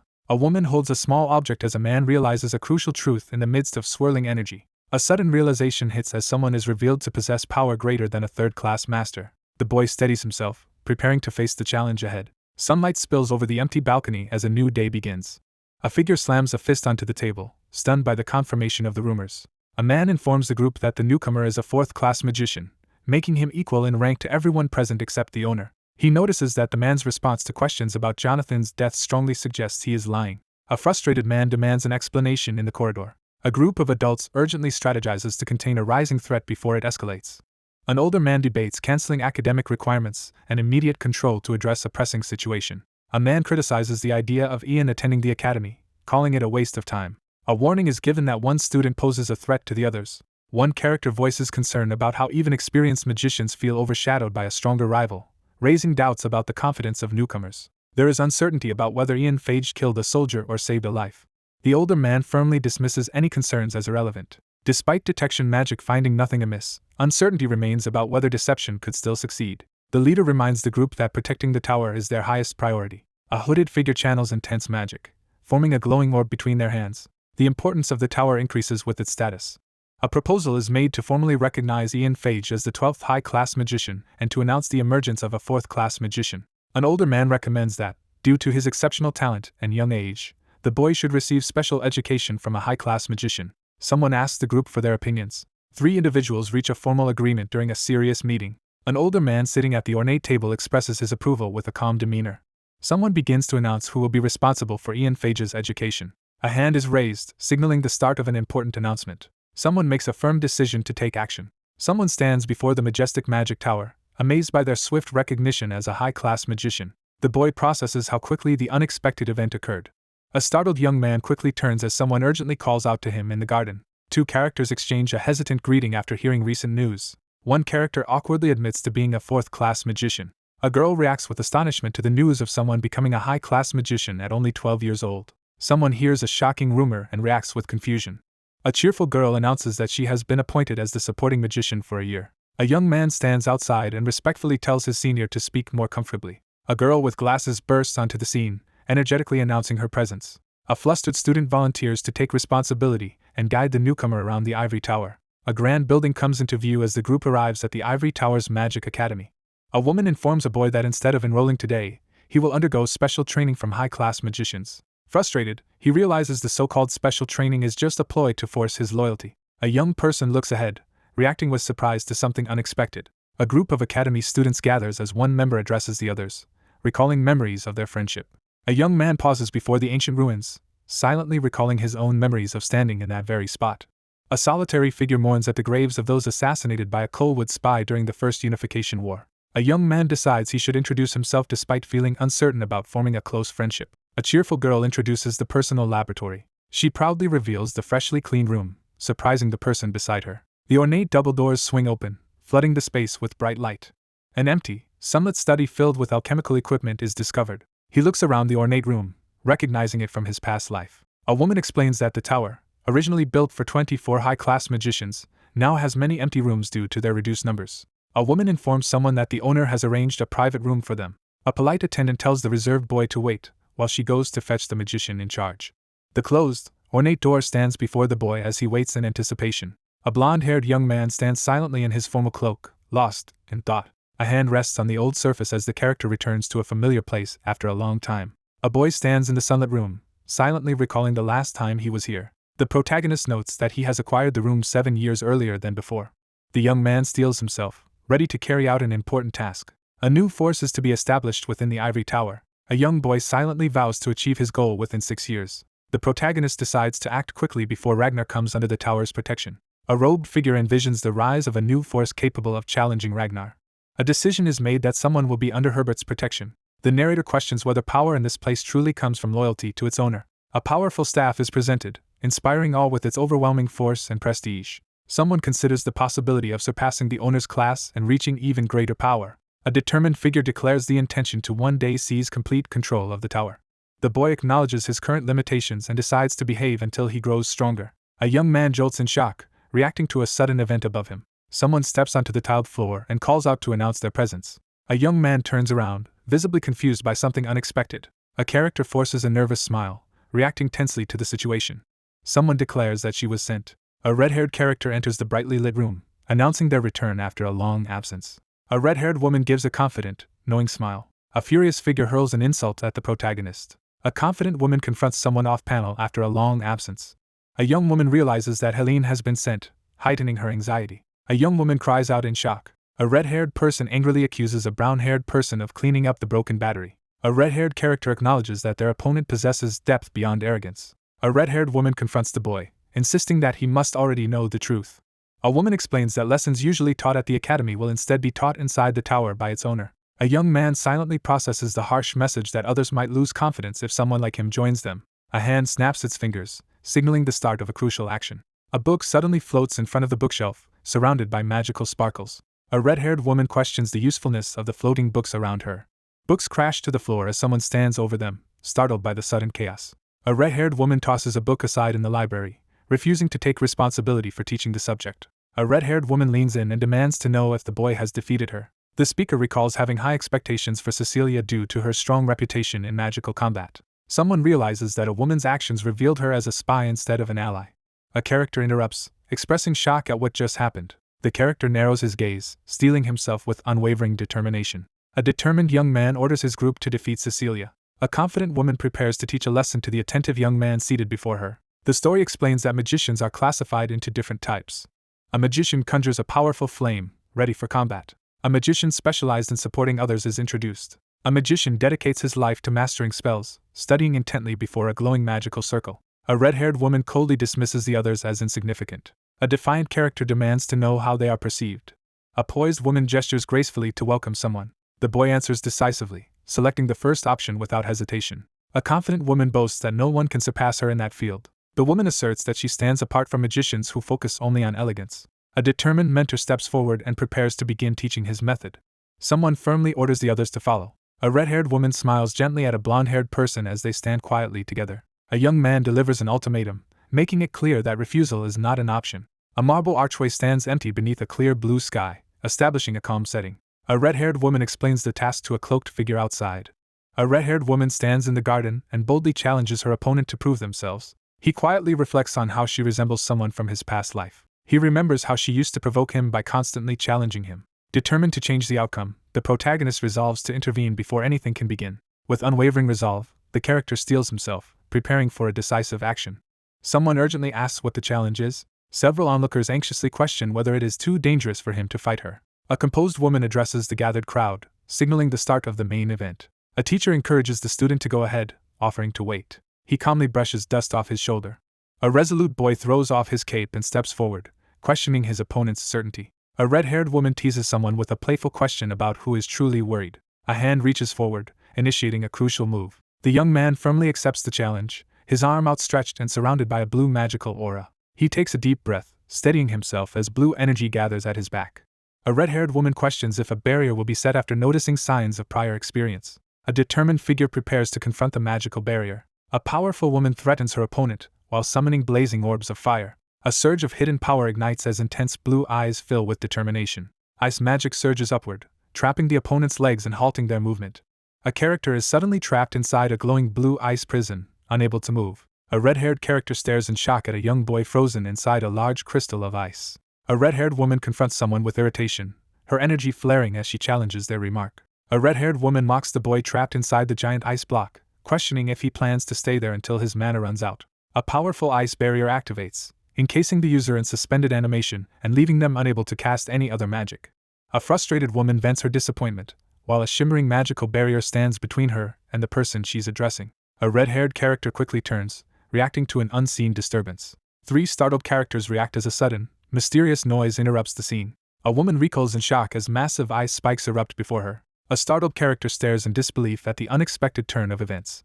A young man is suddenly trapped inside a massive block of ice. He makes a silent, resolute decision as determination hardens his expression. Someone is shocked to see movement inside the ice block. A figure steps forward with hesitation, their boots barely making a sound. A red-haired woman stands firm in the rain surrounded by towering, jagged plants.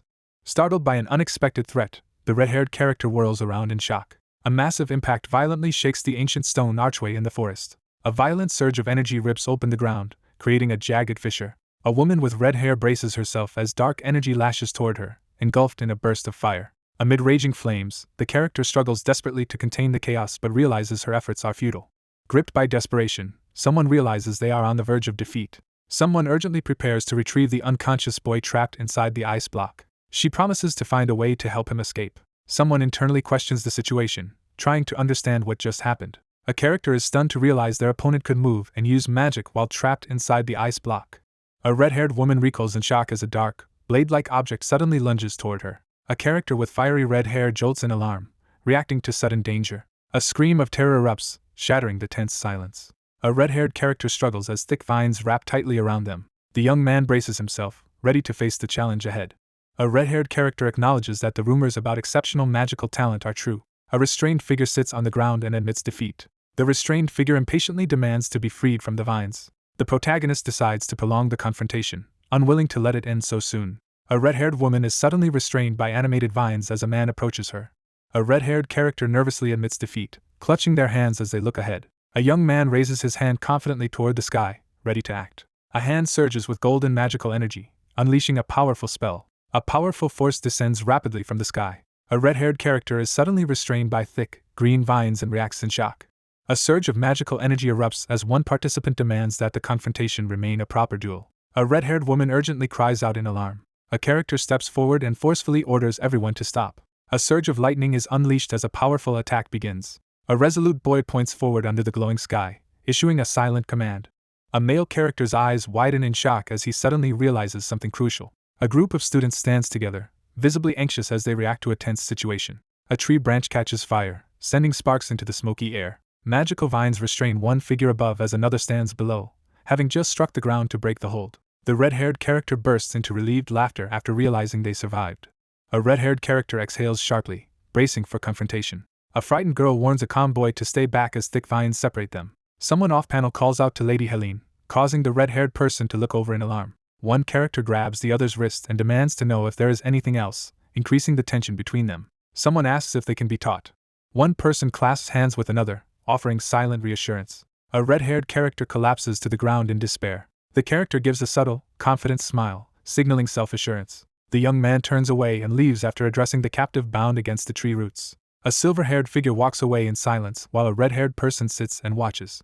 Someone steps forward quietly, heightening the tension. One character awkwardly apologizes, leaving the other surprised and uncertain outside. The boy calmly asks the group to move aside as he walks forward. A majestic tower rises into view as the sun sets behind it. Someone in a white garment steps forward, entering the scene with purpose. An older man urgently asks a younger man for an update on Helene's condition in the stone hallway. Two men discuss the worsening condition of someone who has been refusing to eat. A man glares intensely from the shadows, his determination clear in his narrowed eye. Someone condemns the reckless actions involving a 12-year-old and disrespect toward a higher authority. The plan to humble Ian Phage backfires when Helene is unexpectedly defeated by him.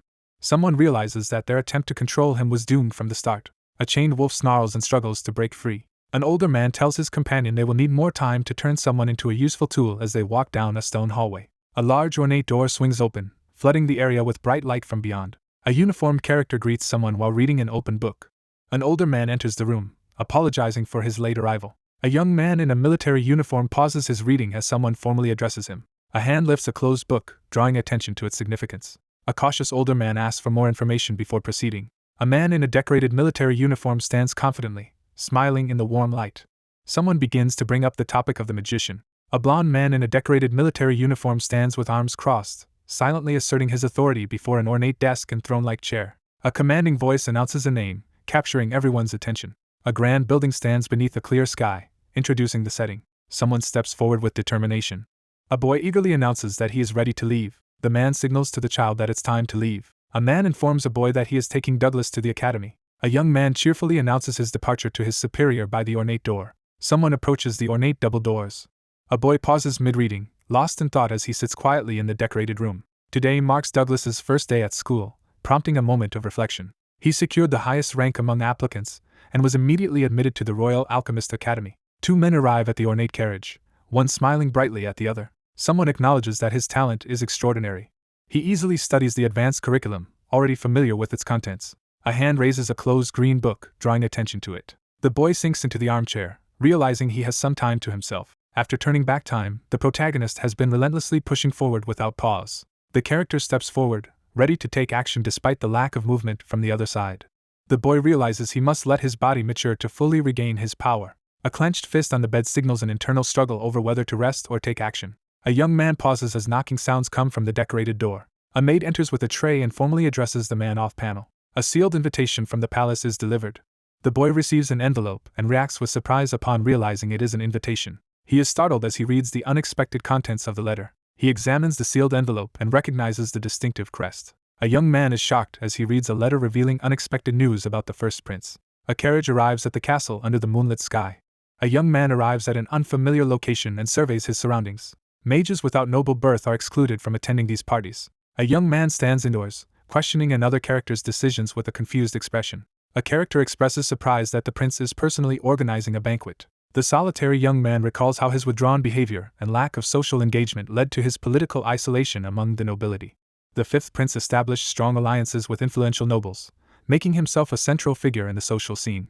As a result, he seized most of the first prince's political power. The first prince often disregarded the emperor's advice due to his laziness and impulsiveness. A character considers how another's unexpected initiative might work in their favor. A withdrawn character reflects on past isolation and quietly sits alone in the corner.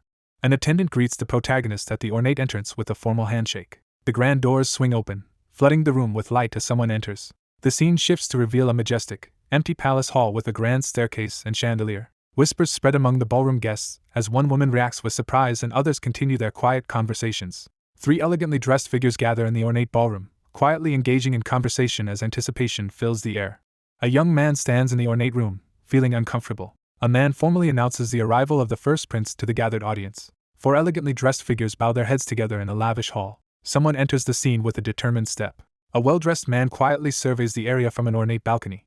The host stands before the guests and expresses his gratitude for their attendance at the party. A formally dressed man steps onto the ornate balcony and announces that he will host a banquet in place of the emperor. A well-dressed man stands before the banquet attendees and announces that he will introduce someone to the gathering. A young man exudes confidence as he smiles calmly, signaling his readiness for what comes next. A worried young man anxiously questions someone's intentions. A noble young man announces the arrival of the youngest fourth-class mage in the history of the Ivory Tower at an elegant event. A host extends his hand to greet an important guest from Moglian.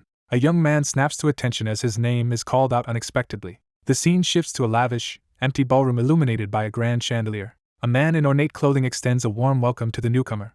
A noble publicly introduces a newcomer at the banquet, prompting an awkward exchange of thanks. Realizing the scheme's intent, the character becomes alarmed upon understanding it was designed to align her with the first prince in the eyes of the nobles. Realizing the emperor is behind the plan, the character pauses to reconsider the situation. Someone brings up the incident that happened in the Ivory Tower. A man boasts about being instantly ranked as a high-class mage, laughing at how shocked the elders must have been. A man in a blue uniform recalls his initial doubts when he first met a young, unremarkable-looking newcomer in Moglian. Two groups confront each other in a tense outdoor meeting as one participant internally mocks the opposition. A young noble expresses amazement at another's impressive abilities. A young man reflects on how meeting someone turned out to be a significant and positive decision in his life. The young man offers a reassuring smile, radiating warmth. A confident man announces that he has someone to introduce. A nobleman leads another person forward through the grand hall. A young man is startled as he suddenly notices something unexpected in the ornate room. A regal man leads the way while another young man reacts with surprise. The young man recoils in shock as something unexpected happens in the ornate room. Haley introduces her younger sister to the group. Haley greets Ian and introduces herself. A young man receives formal recognition for his growing reputation within the palace. A woman warmly invites her guests to lunch so they can discuss achievements in Moglian. One character hesitantly offers to share stories about magic and monsters, while the other expresses keen interest in hearing more. Haley expresses her wish to have a meaningful conversation with Ian. A formally dressed group exchanges polite farewells in the ceremonial hall before the banquet begins. A young man stands apart, feeling isolated as a lively group enjoys conversation at the lavish party. A young man pauses in silence, lost in thought. Three people gather near the staircase and engage in a quiet conversation. A blonde woman appears transformed and draws the attention of everyone in the formal setting. A finely dressed man welcomes guests at the banquet, while maintaining his composure despite visible nervousness. A young man quickly exits the crowded ballroom to avoid potential trouble. A young man hesitantly enters the room while another figure watches from the foreground. The protagonist freezes in shock, eyes wide as he reacts to an unexpected revelation. A young man steps onto the balcony at night and calls out for Sir Oliver. A young man in formal attire pauses among white flowers as someone calls his name. One young man compliments the other's formal attire in a sunlit hallway. A troubled young man explains that he is following an order from His Highness. Two young men stand in tense silence on the balcony, locked in a wordless confrontation. Two men confront each other in tense silence as snow falls around them. Two young men stand on the terrace at night, one expressing regret about coming after hearing unsettling rumors. A young man in an ornate uniform questions the rumors he just heard. The High Magician of the Ivory Tower is introduced. A captor questions the restrained prisoner about defeating a woman.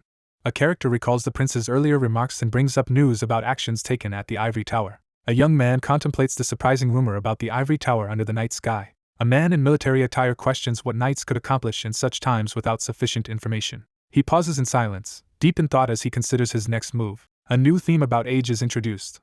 The Green River Empire is dominated by a handful of powerful magicians at the peak of magical strength. Knights are dismissed as mere ornaments, their discarded swords and shields symbolizing their lost value. Someone expresses surprise at the rapid magical accomplishments and recent victory over a renowned magician. A young boy casually deflects a compliment about his maturity with a modest response. A nobleman confronts the attentive listener in the hallway, emphasizing the unusual favors shown by the first prince and insisting on verifying his loyalty.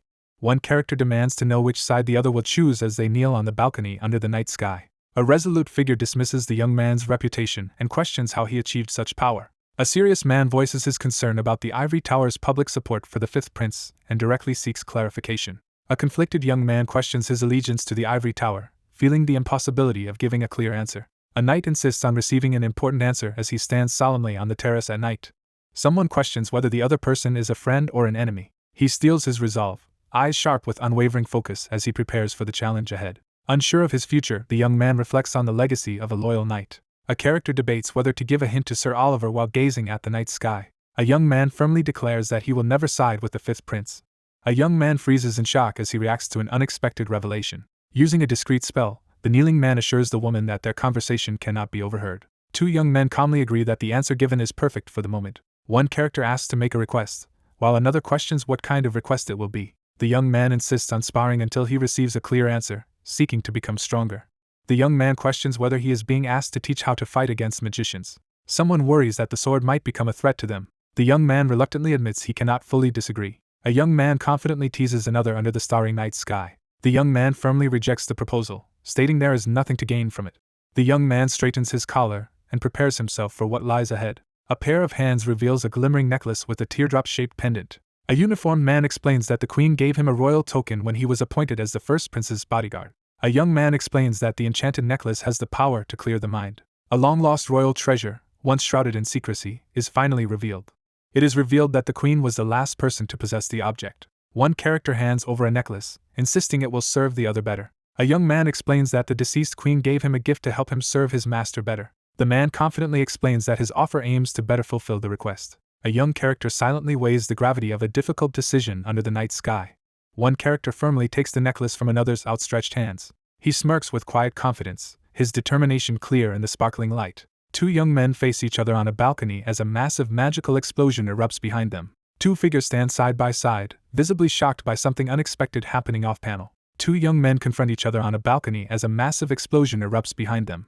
Two figures stand side by side, both recoiling in shock at something unexpected off-panel. Two characters recoil as a massive fiery explosion erupts just outside the building. A character's eye widens in shock upon realizing something unexpected. A young man in a decorated military uniform urgently shouts a warning to his royal superior. Two men rush into the grand hallway, urgently searching for the missing royal.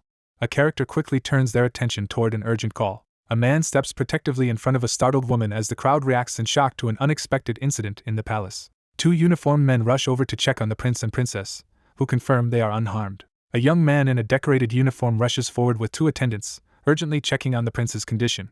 Inside the ornate hall, one man quickly checks if his superior is hurt, while the other insists he is fine and demands an update on the situation outside. A young man urgently reports that multiple explosions have struck the palace and all available forces are being deployed to locate the source. He notices the emergency communication orb and reacts with concern. An emergency communication orb from the royal palace appears. A vast network links the central structure to the knight headquarters, army barracks, and the ivory tower. All available forces are being directed toward the palace. Realizing the emergency orb has been activated, someone understands that all soldiers and magicians will converge at the palace. Amid swirling dust in the ruined hall, suspicion arises that the explosion may have been deliberately targeted. Haley abruptly turns her head, sensing a sudden disturbance nearby. A sudden realization strikes, leaving everyone in shock. A mage swiftly conjures a glowing magical barrier to defend against an imminent threat. A powerful magical barrier appears as one figure casts the spell while the others watch in shock. One figure questions the princess about her ability to channel mana into the barrier as the magical shield glows behind them. Haley reacts with shock as she receives urgent news and demands an immediate response. A girl anxiously demonstrates her magic as she is asked to maintain a glowing barrier. The young man turns and walks away, leaving the distressed woman behind in the tense atmosphere. A man steps forward and demands answers from the two startled maids in the ornate room. A young man urgently questions the startled maid in the ornate hallway about the whereabouts of a servant girl named Isabel. A nervous maid hesitantly explains that the other woman, assigned to the detached palace, wanted to attend the banquet. A character quietly confirms an earlier suspicion. The true objective is revealed to be Cecilia. A captive stands restrained as a plan to infiltrate the ivory castle during a distraction is revealed. He decides to prevent his secret from reaching Coldwalker, regardless of what happens to Cecilia. A heavy thud echoes through the deserted stone hallway. A determined figure strides purposefully down the empty street at night. A hooded figure appears in the cell, startling the prisoner with an unexpected greeting. A young woman abruptly turns, startled by the sudden presence of someone else in the room. A hooded figure reveals his face, announcing his identity. A silver-haired figure in a cloak criticizes another person in the dim room for failing to meet expectations. A frightened woman pleads for someone to rescue her from behind the prison bars. A cloaked figure pauses in the corridor to announce they need to check something. A woman grips the cell bars in frustration, realizing she has been outsmarted. A determined vow is made to eliminate Coldwalker and everyone associated with it. A silver-haired person urgently asks if the information is true. A character reveals that someone possessed knowledge of a mana seal unknown to both him and his listener. A secret about the Coldwalkers is revealed outside the prison cell. The two characters quickly prepare to leave the cell as their conversation ends. A silver-haired person responds thoughtfully to the conversation. A heavy prison gate slowly opens in the empty corridor. A woman suddenly turns, startled by something unexpected. A terrified woman recoils as a bloodied sword is thrust dangerously close to her face. Blood splatters across the shocked character's face as they witness a sudden violent event. A stoic figure stands over a kneeling opponent, holding a bloody dagger as the wounded victim collapses. A solemn figure recalls the group's lengthy debates over what actions to take during the imprisonment in the ivory tower. A wounded magician learns he was considered for rescue due to his rare abilities. A cloaked figure stands over a lifeless body in a pool of blood, marking the grim outcome of their confrontation. A character gently says goodbye, signaling the end of their meeting. The character whirls around in alarm, startled by an unexpected threat behind them. A masked figure launches a swift and forceful sword attack. A dagger slices through the air at high speed. A character is suddenly struck in the eye by a thrown dagger, causing blood to streak down their face. A suspicious young man confronts a mysterious floating device, demanding to know its identity. The character stares ahead in silence, processing intense emotions. A shadowed figure coldly approves the removal of Cecilia, expressing relief at having one less obstacle. A young man is suddenly immobilized as ice encases his feet in the prison-like room. A cloaked figure approaches a young man in front of a locked cell door, initiating a tense encounter. A young man stands alone and swears to kill his enemy himself. A frightened man pleads desperately for his life in front of a jail cell. With determination, the protagonist prepares to confront the suffering endured by their classmates. One captive denies killing anyone while nervously hinting at future danger, trapped in an icy prison as their interrogator presses for answers. A young person quietly reflects that 10 years remain before a significant event occurs. A young man struggles desperately as he is rapidly trapped in jagged, magical ice. Someone makes a determined vow to restore everything. A hand reaches out and makes contact with the glowing blue crystal. A young man calmly manipulates floating blue crystal shards with his magic. She endures the pain in silence as crystals float around her wounded face. Two figures walk quietly side by side along the cobblestone street. A hand exposes a glowing mana seal on the boy's neck, confirming its presence. A character suddenly reacts to an alarming sound in the dark hallway. A startled man and his hooded escorts recoil in shock as something unexpected happens in the corridor. An older man anxiously demands an explanation for the unexpected situation. Amidst the scene of collapsed bodies, the protagonist recoils in shock upon noticing an eerie blue symbol glowing on one figure's neck. A glowing magical sigil appears on a character's forearm, casting blue light. A furious fist slams onto the table as someone urgently announces that 2 people have already gone missing within the palace. A man on the throne angrily demands an explanation from the robed figure about the palace's security failures. An official demands accountability for a promise to eliminate corruption in exchange for granting investigative authority. A stern man announces the complete withdrawal of all authorities from the ivory tower. The mage bows in the throne room and agrees to share all gathered information with the knights and soldiers as ordered by the monarch. A man in a decorated military uniform dismisses his subordinate, signaling that more tasks await. The older man bows respectfully before the assembled group. A court official summons the magician to appear before the king. A character steps confidently onto the illuminated path, ready to move forward. A stern man with golden eyes confronts someone as their paths cross again. A distinguished guest from the north is formally announced as he enters and bows in the grand hall. The uniformed man commends another's competency for helping protect the empire. A high-ranking figure acknowledges that someone's timely intervention prevented sensitive information from falling into enemy hands and saved the empire from disgrace. A uniformed official formally acknowledges the young man's achievements before the assembled audience. A distinguished man steps forward in the ornate hall and presents a reward box to the attentive boy. A mysterious jeweled blue garment is discovered inside an open drawer. A young man discovers a powerful robe left behind by his ancestor, the Imperial family's sole magician.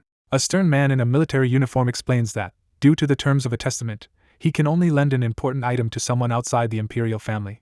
Someone offers to lend something valuable until the recipient's final moment, or until they no longer desire it. A legendary magician who saved the empire and became Tower Master is introduced, depicted in his iconic robe. Someone explains that wearing the robe does not require changing clothes. He offers a chance to try it on immediately. A blue cape flutters dramatically in the wind, signaling a tense moment. A young man stands silently before the ceremonial arch as white petals fall around him. A uniformed man laughs from his throne-like chair, mocking how oversized the attire looks on someone. A character suddenly realizes the robe is inscribed with magical spells. The young man declares that he will adjust it to fit his body immediately. A figure channels a surge of blue magical energy, signaling the start of a powerful action. The young man concentrates as magical energy gathers around him, signaling the start of a powerful spell. A group of men stare in shock after witnessing an unexpected feat. A regal man offers an approving compliment to someone off-panel while seated on an ornate throne. A young person in a blue cloak closes his eyes and gathers his focus as sparkles float around him. A royal figure sits on the throne while a cloaked individual kneels to receive the king's favor. Students arrive at the academy as the impressive building comes into view. A well-dressed woman steps forward and addresses the surprised young man on the garden walkway. A formal greeting is exchanged in the garden as one character bows respectfully, and the other gently asks for less formality. One person nervously grabs another's hand, seeking reassurance in a tense moment. A woman hesitantly tries to confess something important outside a grand building. A young man bows and apologizes for his past rudeness, leaving the young woman surprised and flustered. A confident young person assures the listener that their concerns are unfounded. A woman calmly assures someone, her presence radiating comfort. A figure strides purposefully across the tiled floor, signaling a tense entrance. Someone celebrates a major achievement with enthusiasm. The young man pauses, silently gathering his resolve as he faces the next challenge. A high-ranking man acknowledges the significant accomplishment. A uniformed man formally thanks the two young people for protecting the empire and the Imperial family. A decorated official commends another person's unmatched achievements during the recent incident. A character begins a formal self-introduction to the assembled group. A tense moment unfolds as someone announces their intention to formally introduce themselves, leaving a shocked character reeling. A nobleman confidently announces his royal lineage, declaring himself the fifth child of the emperor. A wine glass falls and its contents spill, marking a somber moment of reflection. A desperate figure falls to their knees, pleading for mercy before a stern authority by the fireplace. Someone is stunned by a sudden realization. A stern man in a decorated military uniform stands poised in the shadows, preparing to make a grave announcement. A blond young man in a decorated military uniform steps forward and gives a reserved smile, making a confident appearance. A character looks up in shock after hearing Ragnar's name. A decorated officer formally congratulates another character on becoming a high-class magician in the Ivory Tower. A young woman expresses her gratitude for protection against spies in the Mongolian territory while feeling uneasy about meeting someone. A uniformed man invites the woman and young boy to a luncheon in the mansion garden to express his gratitude. A man in a decorated military uniform extends an invitation with a hopeful smile. A character clenches their fist and pounds the ground in frustration. She steps in front of him, firmly blocking the request and insisting he already has plans with her. A well-dressed man suggests meeting tomorrow. A young man in a blue uniform respectfully declines a request from the royal figure. A blonde character silently surveys the surroundings with sharp focus. A woman stands in the garden, quietly processing troubling news. A uniformed man bows respectfully and bids farewell to the cloaked man outside a grand building. Frozen in shock, the protagonist stands silent and tense, struggling to process the unexpected event. A farewell is given as the speaker departs, leaving the scene empty. A group of soldiers marches past two women and a young boy standing together in a garden courtyard. The two characters silently survey the area in front of the grand building. A blonde woman hesitantly calls out to someone off-panel. The girl nervously apologizes for her rash words, and the boy accepts her apology as they both look embarrassed. Someone glances back at the grand building, lost in thought about Ragnar. The narrator recalls meeting someone 2 years earlier than planned, noting that he is currently just a prince concealing his true intentions. A blond man stands silently among blooming red roses, lost in thought. The protagonist stands firm before a starry backdrop, declaring his determination to stop his adversary's rise to power. A stern man in a decorated uniform issues a menacing warning, ensuring his opponent cannot advance. A determined boy stands alone as a grave prophecy warns of his impending despair and tragic end. A challenge is issued as someone declares themselves an opponent in this life. 5 years have passed. Sunlight pours into the grand library, revealing its towering bookshelves. A young man in a decorated uniform struggles to understand the mysterious book before him. A young man in a decorated uniform complains about the book's confusing and messy writing. A scholarly man presents a book on rulership to the surprised prince in the grand library. Surrounded by towering stacks of books, the protagonist stares at the overwhelming workload before beginning to study. A young student is assigned an overwhelming list of subjects to study while surrounded by towering stacks of books. A boy is confronted with an overwhelming stack of books he must read. A young man in military attire shouts in frustration, abandoning his restraint. A student refuses to study while a worried teacher urges compliance to avoid trouble. One man confirms with the vice master that today is the final sparring session between the Grand Master and Sir Yin. A young man in a decorated uniform responds nervously as he stands before the ornate golden doors. A calm young man predicts that a confrontation is happening elsewhere.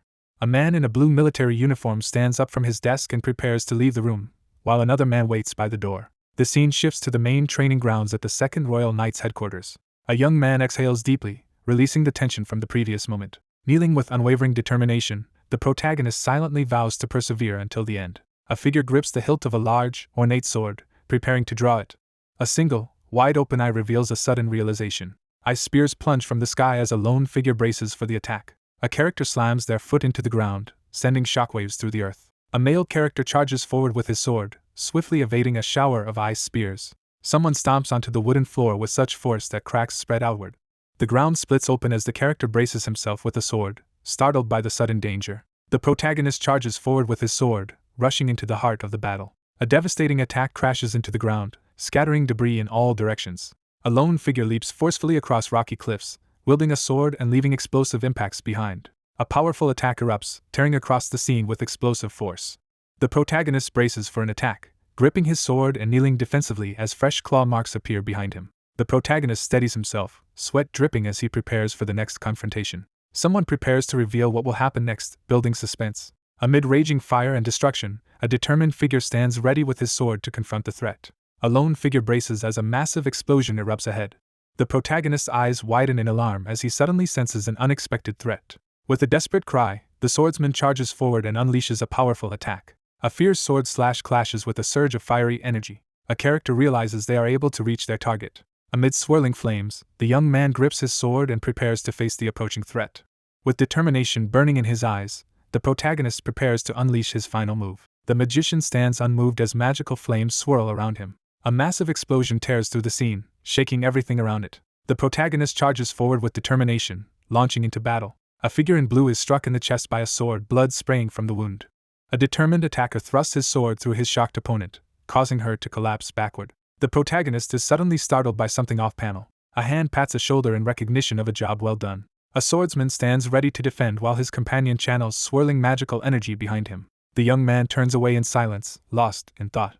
He admits defeat, realizing his efforts had no effect. A calm figure in a blue cloak arrives, surrounded by swirling magical energy. A calm young man exposes his opponent's true intent to kill rather than just injure. Two characters shake hands in the castle courtyard as one offers thanks in payment for the necklace. He acknowledges that the assistance he received was far greater than expected. A man acknowledges the other's significant growth, recalling how he sliced a pyroblast in half with a steel sword. One character stands facing another with a sword and asks permission to pose an important question. A serious question about current strength is posed atop the castle walls. The man in the blue cloak admits he is not as strong as others might expect. A title plaque reveals the rank of 5th class master. A character reflects on reaching 5th class at age 26 and recalls aiming for 6th class mastery. The narrator reflects on the inability to speed up the development of the core body and mana heart. He realizes that reaching 5th class magic is currently his limit. Clenching their fists with determination, the character hopes their body will finish growing soon. Someone receives enthusiastic praise for being the greatest magician in the Empire. Two young men suddenly notice something alarming near the castle wall. A formal announcement is made on the sparring ground that today marks the final match between the two opponents.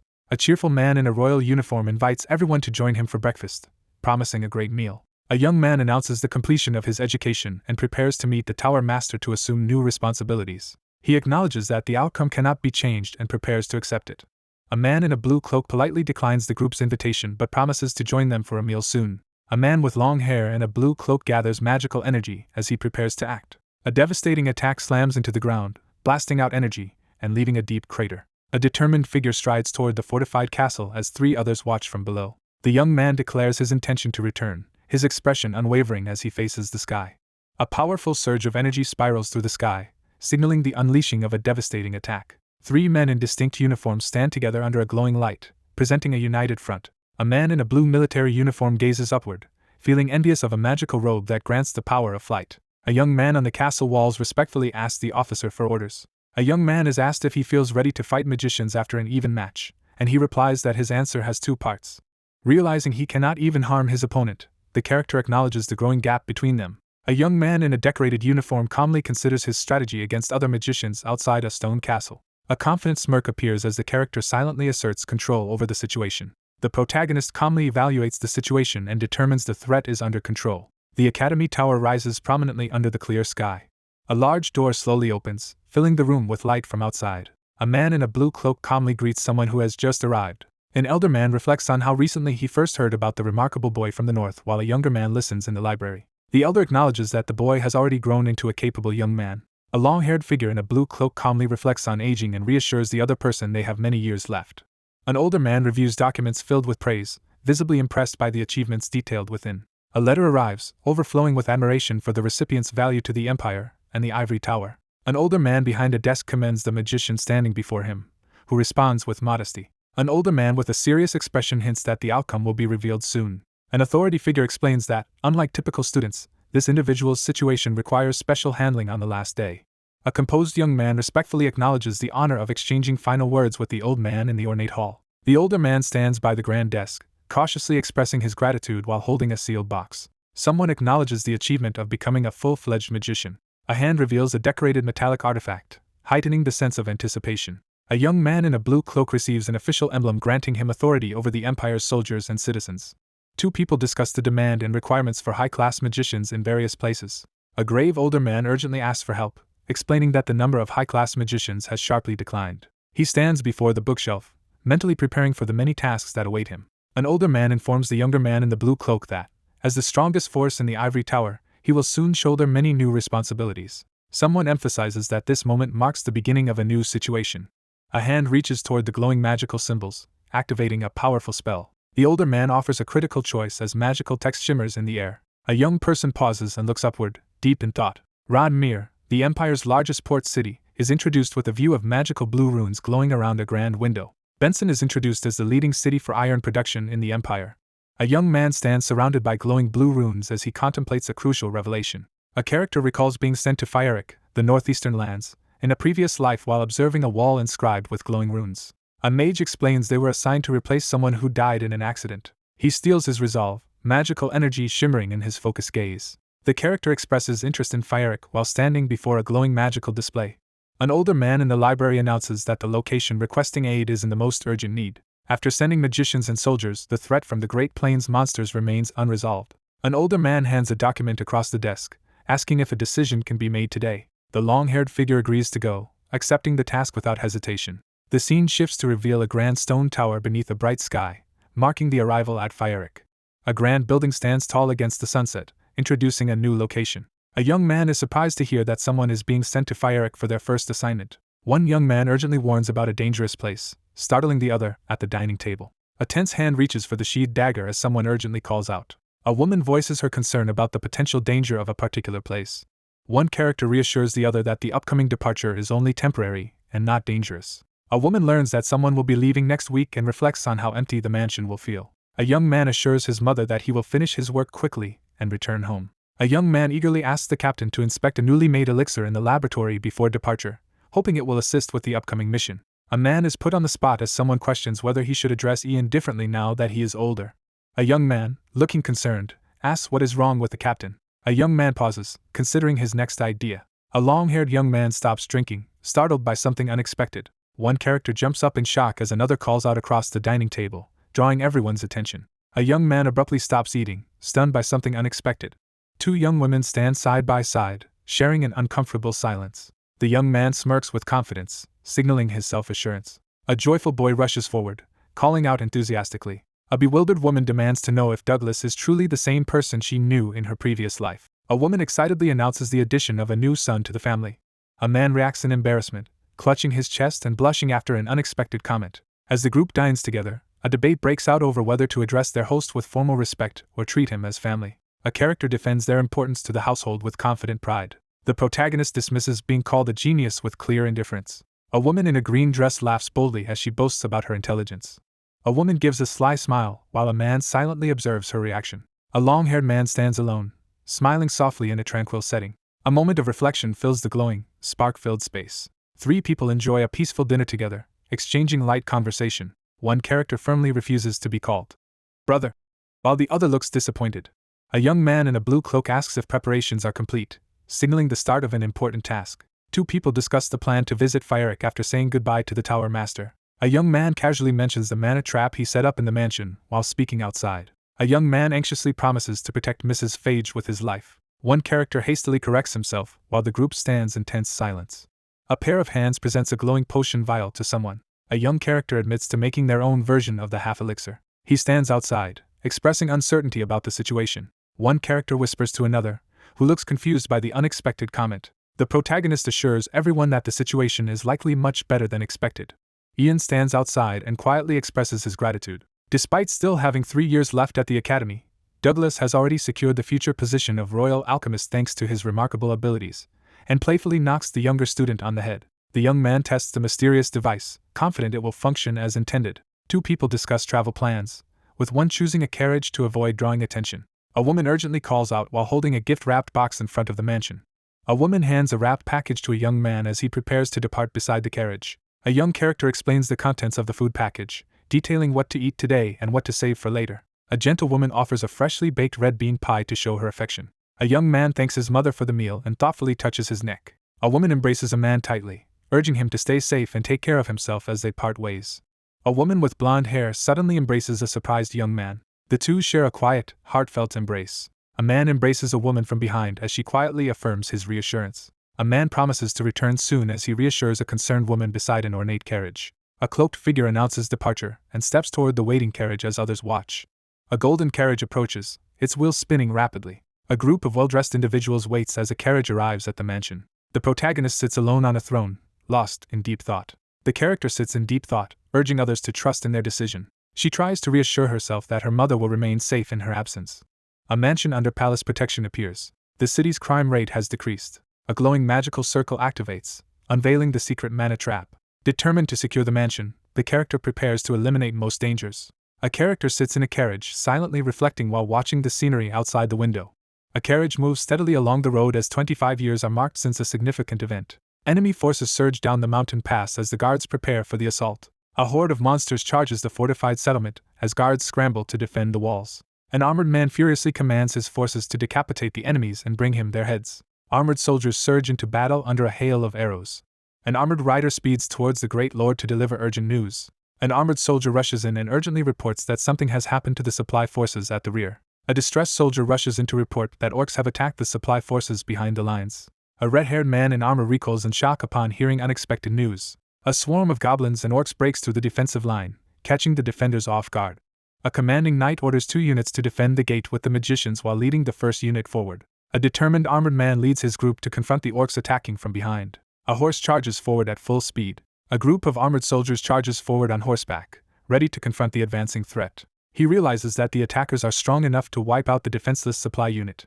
A determined rider leads a group through the forest at full speed, desperate to arrive before it's too late. Snow drifts down over the silent, misty forest as an eerie wind rises. A man in armor pauses as snow unexpectedly begins to fall in the forest. It never snows in the east. He processes a shocking revelation as his eyes widen in disbelief. Someone moves quietly through the misty forest as sunlight streams between the trees.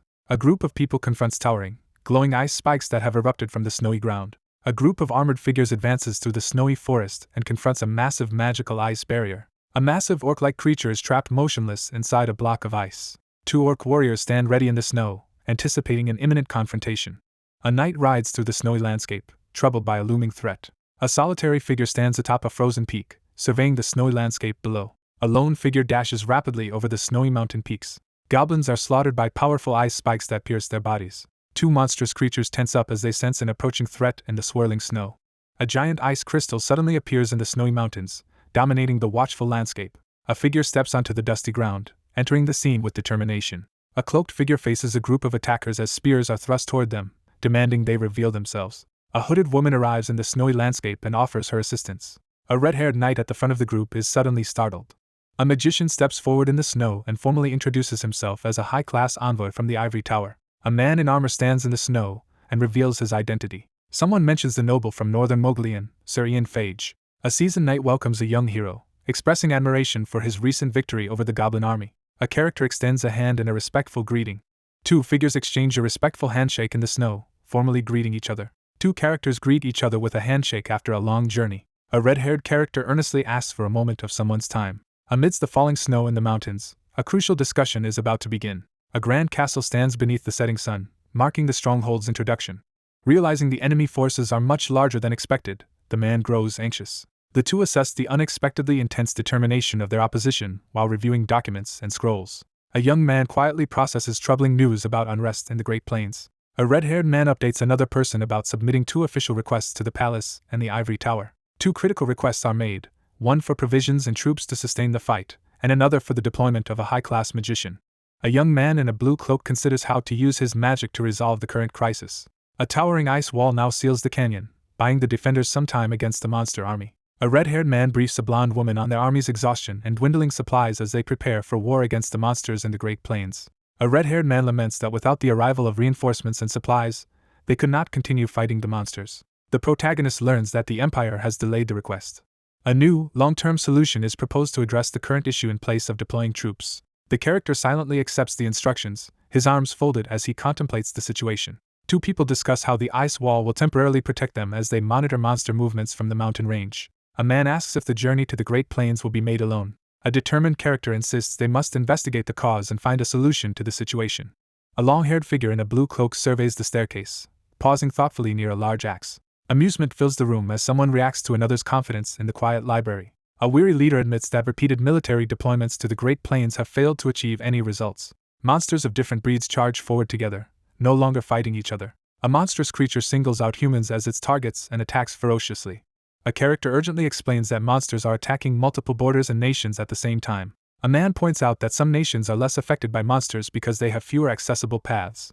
A map reveals the Great Serpent's Gorge as the source of concentrated monster attacks near the Pyrrhic estate. A red-haired man voices his suspicion as he notices something unusual. A hand points to a spot on the map, revealing that the Aboriginal clan at the southern border of the Great Plains is not under monster attack. A long-haired man considers the possibility of an unknown force blocking entry to the area. A plan to investigate the south is stalled because monster attacks in the gorge prevent troops from reaching the South Aboriginal clan. The protagonist realizes that unexpected trouble has arisen in the Great Plains, something not predicted from past experience. A character reflects on how this is the first large-scale attack from the Great Plains despite many previous assaults. The young man decides to travel to the southern border to consult the king of the shamans for information. A red-haired man seriously asks if meeting and speaking with another person is possible. The young man confidently agrees without hesitation. A grand fortress towers over the landscape beneath a clear, starlit sky. A lone figure stands on a rooftop, surveying the vast plains under the night sky. A young man stands beneath the night sky, lost in thought. Someone suddenly remembers that a significant object might still be where it was left. A legendary artifact, passed down to the king of the shamans, is introduced. A legendary staff is revealed, radiating mystical energy. A character sits alone, lamenting the loss of a rare birch staff. 3 nations will unite in 3 years to launch a decisive battle against the monsters of the Great Plains.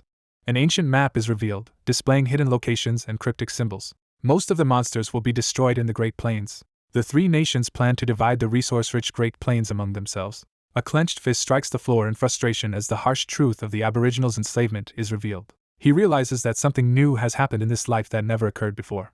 He considers that his return may have caused the recent changes. Someone senses impending trouble in the Great Plains. One character promises to find the cause and solution to the ice crisis within 10 days. A man in armor reassures his companion that he will return within 10 days before departing. Someone wishes Ian good luck as he prepares to face a challenge.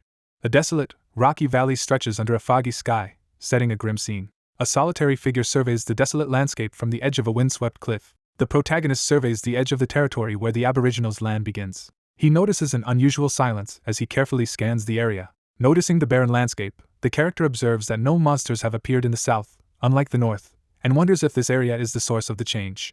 A lone figure strides purposefully across the rocky ground. One of the warriors suddenly reacts to an unexpected disturbance while the others remain alert. Two startled men confront the calm outsider who approaches them. A long-haired magician raises both hands and declares allegiance to the Green River Empire, insisting she is not an enemy. A muscular, tattooed man confronts an outsider, demanding to know how he understands their language. The protagonist urgently demands a meeting with the Shaman King, insisting there is no time to explain. One man reacts in shock as he and his tense companions prepare for confrontation in the barren landscape. The Shaman King, leader of the Aboriginals who wield mana as shamans, is introduced. The Shaman King holds the highest rank among their group. A young man urgently announces that he has come to discuss the growing monster threat in the south.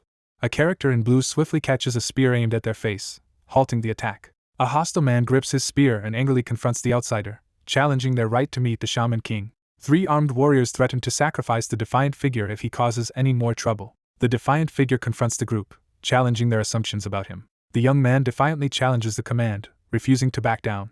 A fierce man swings his spear down, threatening his opponent with death. A muscular warrior charges forward, initiating an attack on the calm, cloaked individual. A mage summons a glowing ice spear in the snowy landscape. A tattooed warrior launches a fierce attack with glowing blades, forcing the cloaked swordsman into a close combat clash. A spear with a red ribbon crashes into the ground with force. A muscular man with red tattoos threatens to kill his opponent while brandishing a staff. With his glowing blue sword drawn, Ian demands to be taken to the Shaman King without causing a scene. A wary figure confronts an intruder, demanding to know their purpose.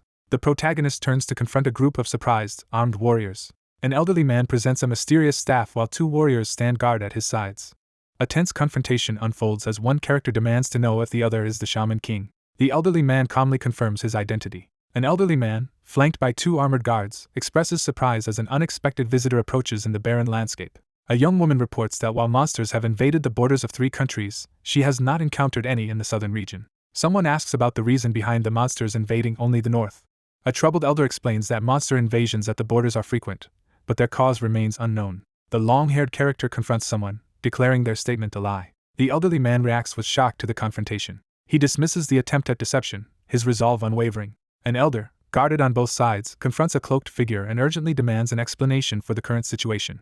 2 armed men bristle with anger as someone intervenes to stop them from advancing. An elderly man expresses amazement at witnessing the Empire magician's lie-detecting magic in action. A young man stands firm and admits the truth to his unseen companion. An elderly man gravely reveals that a prophecy was made several years ago. A vision reveals the plains engulfed in flames as destruction and enslavement are foretold. A young man in a blue cloak freezes in shock as he realizes something unexpected. A group discusses their inability to prevent war, acknowledging their clan's impending destruction but refusing to wait passively for the prophecy to unfold. A mysterious figure suddenly appeared before them. A mysterious woman infused the staff with magic, granted her power to others, and then vanished. The protagonist reacts skeptically upon hearing someone referred to as a lady. A robed figure slams a staff into the ground, preparing to deliver an ominous message. A figure blocks the path with a towering wall of magical flames, warning against any further intruders. A hooded figure orders skeletal minions to kill everyone before they can escape. A horde of glowing-eyed skeletons advances menacingly from the shadows. An elderly man stands before the flames and declares that someone must die here.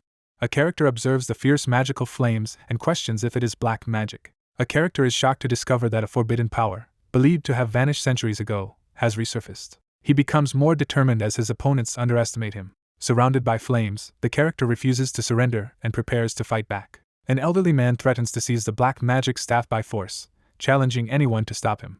A surge of magical energy erupts as a hand reaches out, ready to unleash its power in reaction to the provocation.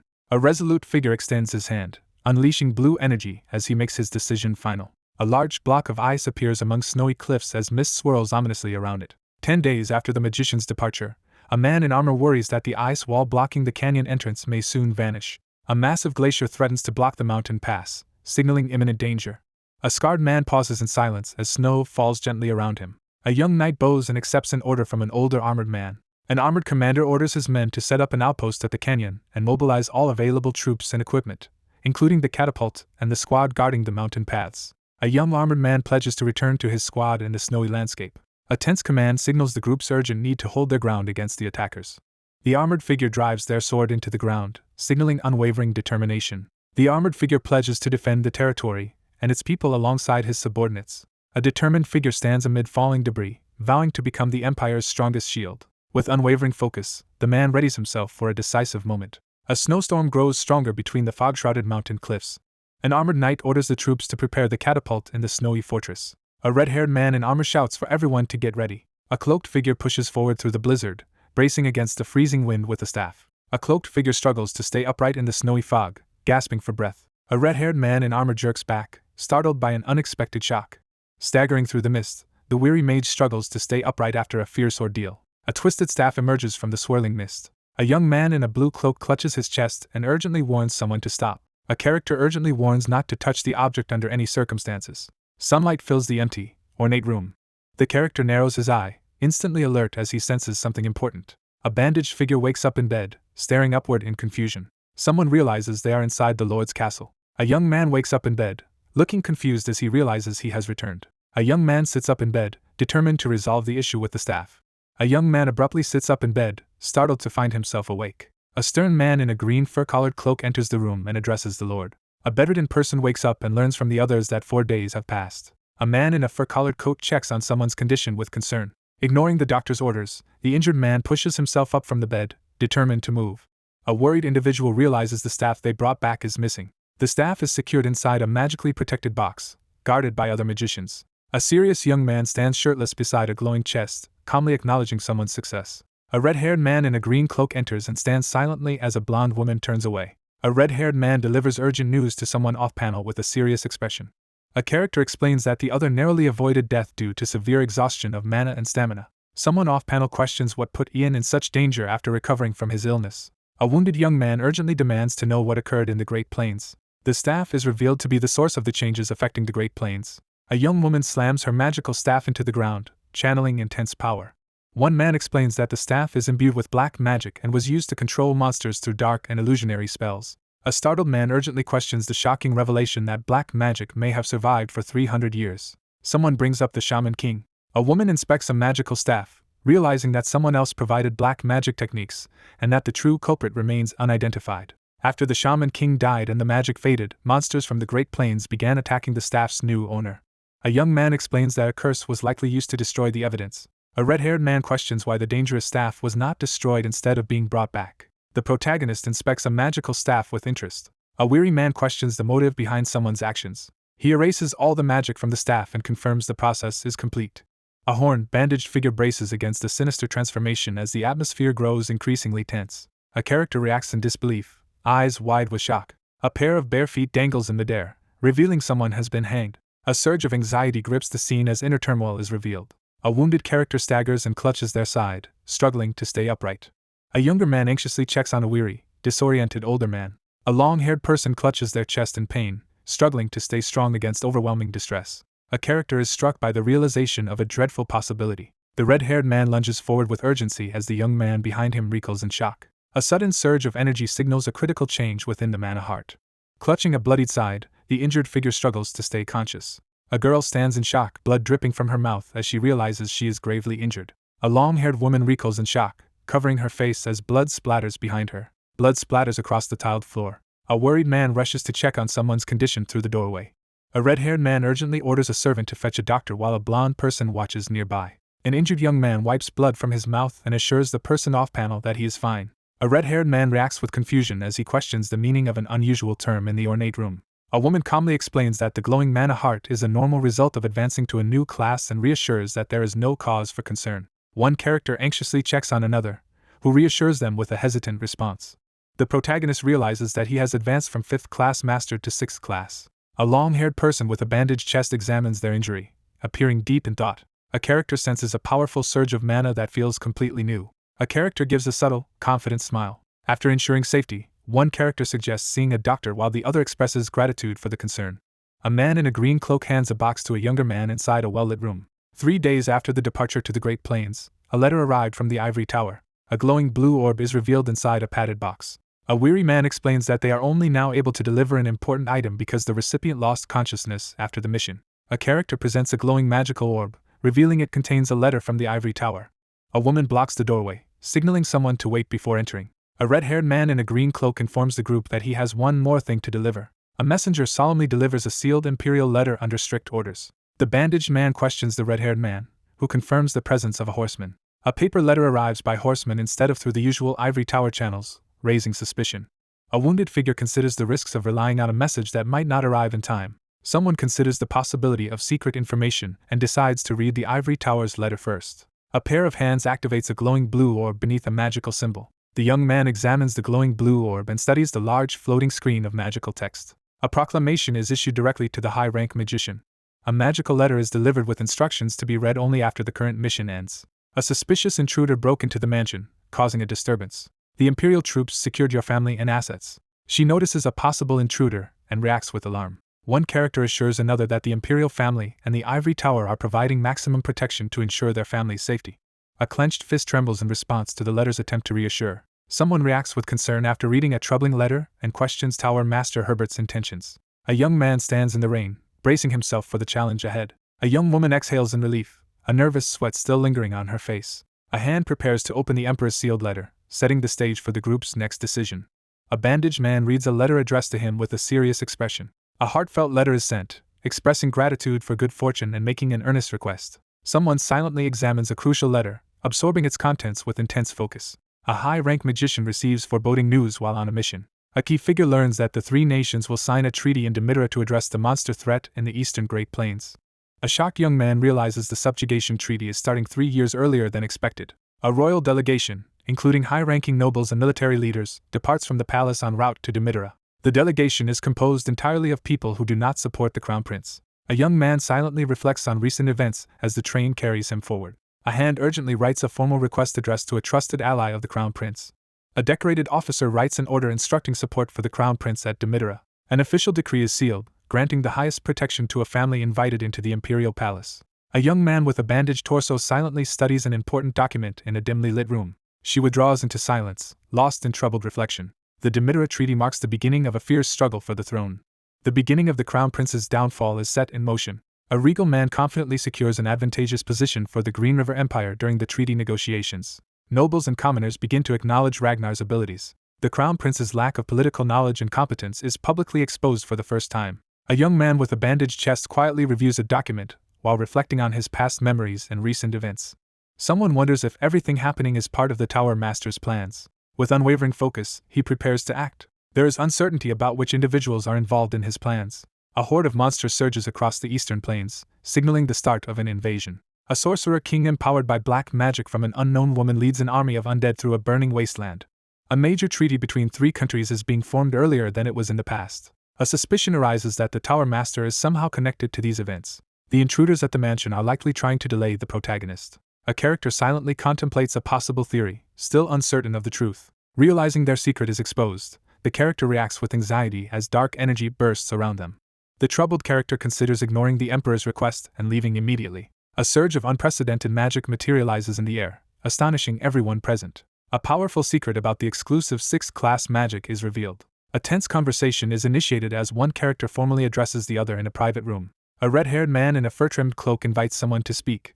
A long-haired person calmly asks for a favor. A significant place is introduced, known for its freedom, neutrality, commerce, and port. A majestic palace called Demitera towers under the clear sky, establishing the new setting. A crowd crosses the busy bridge as the grand palace looms ahead. A man in military attire grows impatient and suggests calling Ian immediately. A nobleman delivers a stern ultimatum to the prince on the palace balcony. A young man in a formal uniform is reminded that, as the crown prince representing the empire at this meeting, he is fully protected. A young man in military attire admits his unease despite understanding the situation. A regal figure informs the group that most of the empire's delegation, including the Tower Master, supports Ragnar. He frowns, uneasy about the situation unfolding. The young man admits he wants Ian by his side during this moment. An older man raises his staff and declares that the pivotal moment has arrived. An older man stands in the hallway, confident that their long-term plans are unfolding as someone rushes back to the capital. A figure explains that Ian Phage would betray others to protect his family, as they are his highest priority. As the negotiation nears its conclusion, attention shifts to the uncertain future of the Crown Prince. Someone notices something unexpected. A tense confrontation begins as one man faces another, who reacts with surprise. A group of men notice something unusual flying toward them and react with confusion. A man stands on the palace balcony, suddenly noticing something unexpected. A young man in ornate attire stares ahead, stunned by unexpected news. A figure in a blue cloak urgently calls out from above, searching the crowded palace courtyard. A blue cloak unfurls dramatically, radiating magical energy. A cloaked figure strides into the room, capturing everyone's attention with a bold entrance. A long-haired character in a blue cloak greets the royal figure with respect. A man in formal attire freezes in shock as alarming news causes a tense reaction among those around him. An older man reels in shock as he processes the unexpected news inside the grand building. Someone questions the shocking decision to support the crown prince instead of family. At the same time, events shift to the Green Riverdium's Imperial Palace. Sitting on the couch, the protagonist grows impatient while waiting for the captain to arrive. A boy complains about being stuck in the Imperial Palace due to a suspicious intruder, while an older man urges him to be patient and grateful for their safety. A concerned man explains that the Imperial Knights captured the intruder before the mana trap was triggered. A man explains that any intruder would be instantly destroyed by the powerful magic protecting the area. Someone offers reassurance to Madame Phage. A blonde woman sits alone on a luxurious sofa, deep in thought.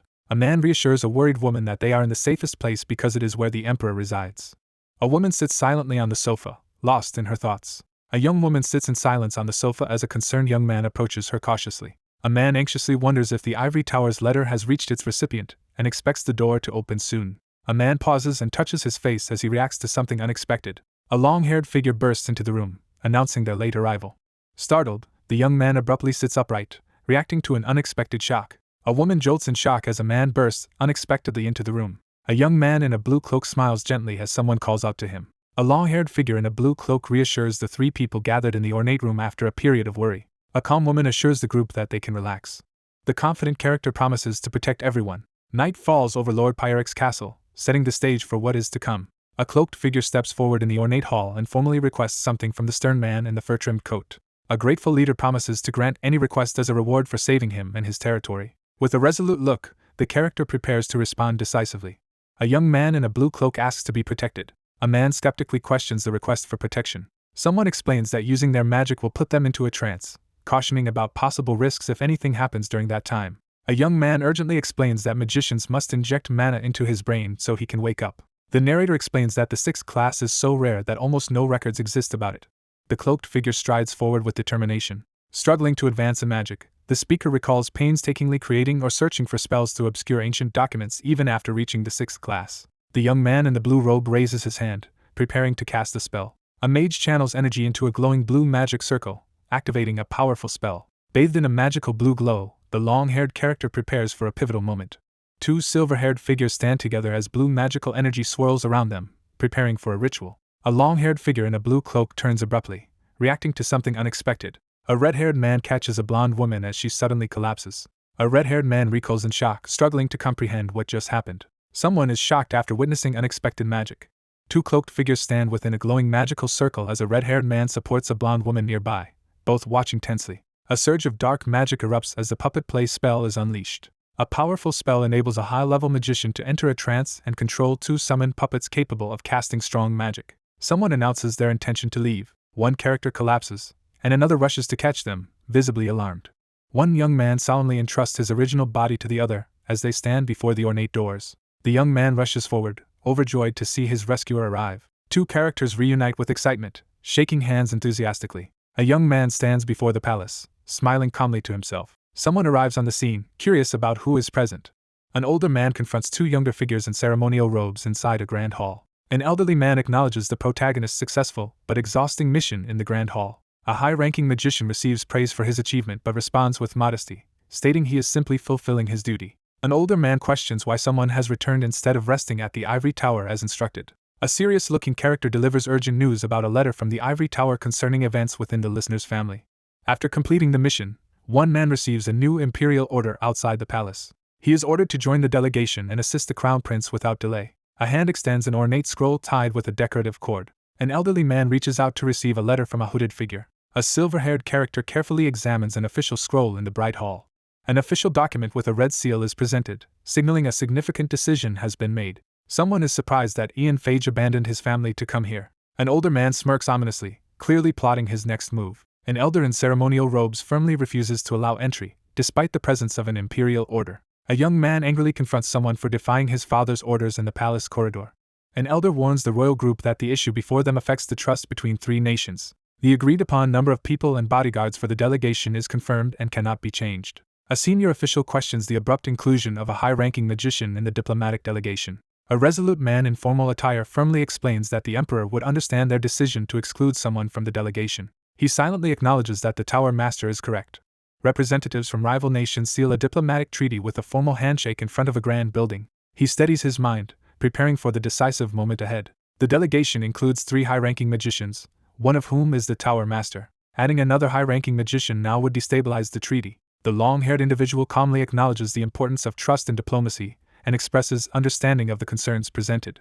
An older man warns the other person to leave the city immediately to avoid causing diplomatic problems. A regretful figure delivers disappointing news in front of a majestic palace under a bright sky. Someone insists on explaining the situation to the emperor separately but raises a concern about what might happen next. A long-haired magician suggests that a high-ranking member could give up their spot in the delegation. A long-haired man earnestly asks to take someone else's place in the ornate hall. A confident figure steps forward and interrupts the discussion about the emperor's orders. A figure steps forcefully onto the marble floor, making a dramatic entrance. A man steps forward in the grand hall and declares that he will give up his spot in the delegation. 4 young men stand outside a grand building, visibly tense and sweating under pressure. A man in an ornate uniform reacts anxiously to an unseen event while an attendant observes from behind. Douglas freezes in shock, gripping his staff tightly as he reacts to the unexpected event in the ornate hall. A stern man demands clarification from someone off-panel. A man confidently reaffirms their allegiance to the Empire in the marble hall. A calm figure asserts that no citizens would dare defy Imperial orders. The delegation prepares to represent the Empire, aware that their mission could create diplomatic challenges. The elder offers to give up his position to support both the Imperial order and diplomatic efforts. A composed official formally announces his decision to transfer his delegation mission to another man, catching the blonde noble by surprise. A nobleman nervously expresses admiration and agreement for the other's loyalty to the Empire. A character urgently commands others to prepare thoroughly for a safe return to the capital. An older man bows deeply and expresses gratitude to the royal figure. A dignified man solemnly calls out to the young man in the blue cloak. A dignified man formally assigns his mission as part of the delegation to someone else, urging them to fulfill it without error. A long-haired figure humbly acknowledges gratitude outside a grand building. A stern, high-ranking magician stands before the ivory tower, introduced as an uncompromising figure whose convictions are independent of the tower's leadership. He only cares about improving his own magic. He easily gained a new ally by offering to teach rare magic spells unknown even to the Tower Master. One man bows and announces his decision to step down before 3 others in the marble hall. A concerned advisor warns that the presence of an unauthorized high-ranking magician in the city could create diplomatic issues. An elderly man clutches his staff and forces a nervous laugh after recalling the Tower Master's words. An older man realizes that the newcomer has already established a strong presence in his domain. 3 cloaked figures confer seriously outside an ornate building. A young man is introduced to an audience while 2 men observe him closely. A stern older man resolves to stop a young adversary from interfering with his plans. A young man in a formal blue cloak stands confidently at the center of attention. A secret plan to transform the Empire into the Ivory Tower's empire is revealed. A man in regal attire steps into view before a crowd as a mysterious figure watches from the foreground.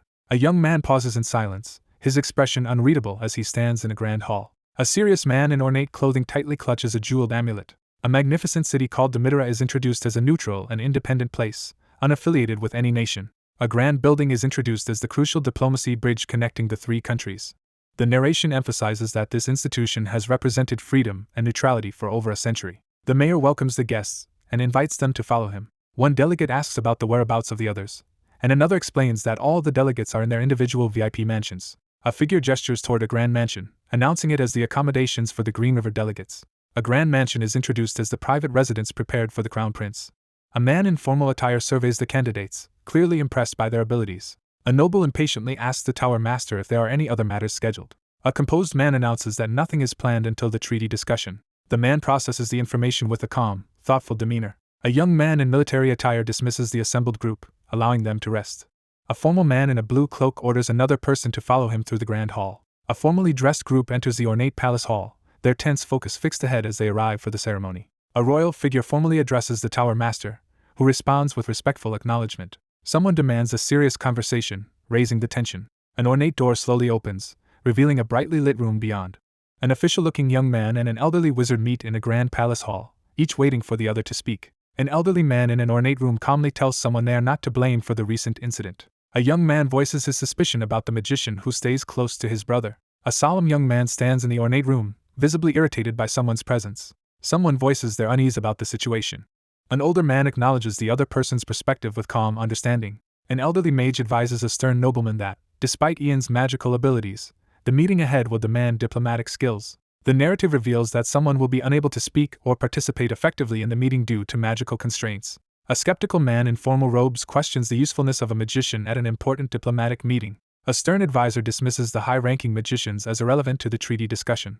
A voice foreshadows that their highness will proceed as planned. The main figure stands confidently, preparing to lead the treaty discussion. The young man sighs and reluctantly accepts that he can't do anything about the situation. One man admits to another that all his attempts to recruit an ally have failed. Someone warns that ignoring this person now will cause serious problems later. Someone urgently requests immediate action to deal with a certain individual. A pair of golden eyes narrows with unwavering determination as resolve hardens. An older man stands in the ornate room and calmly assures someone that there is no need for concern. A voice assures that events will soon align with the ruler's wishes as sunlight fills the empty room. A young man marvels at the luxurious room as he excitedly sits on a lavish sofa. Two men in ornate uniforms stand inside the palace as one enthusiastically talks about the city's lively night performances. A confident figure proposes buying new clothes as part of a secretive escape plan. A commanding figure instructs the captain to send the servants on several errands. A young man sitting on the sofa is surprised as he notices something unusual. A blond young man in ornate military attire anxiously asks what is wrong. The long-haired character glares forward with a stern, intimidating presence, escalating the tension in the room. A frustrated advisor scolds the seated royal about the seriousness of the situation. A negotiation representative's responsibilities and royal status are formally introduced in the palace hall. A young man stands amid swirling flames and delivers a stern warning. A man inside is warned not to go outside, but he questions the urgency since there is still plenty of time.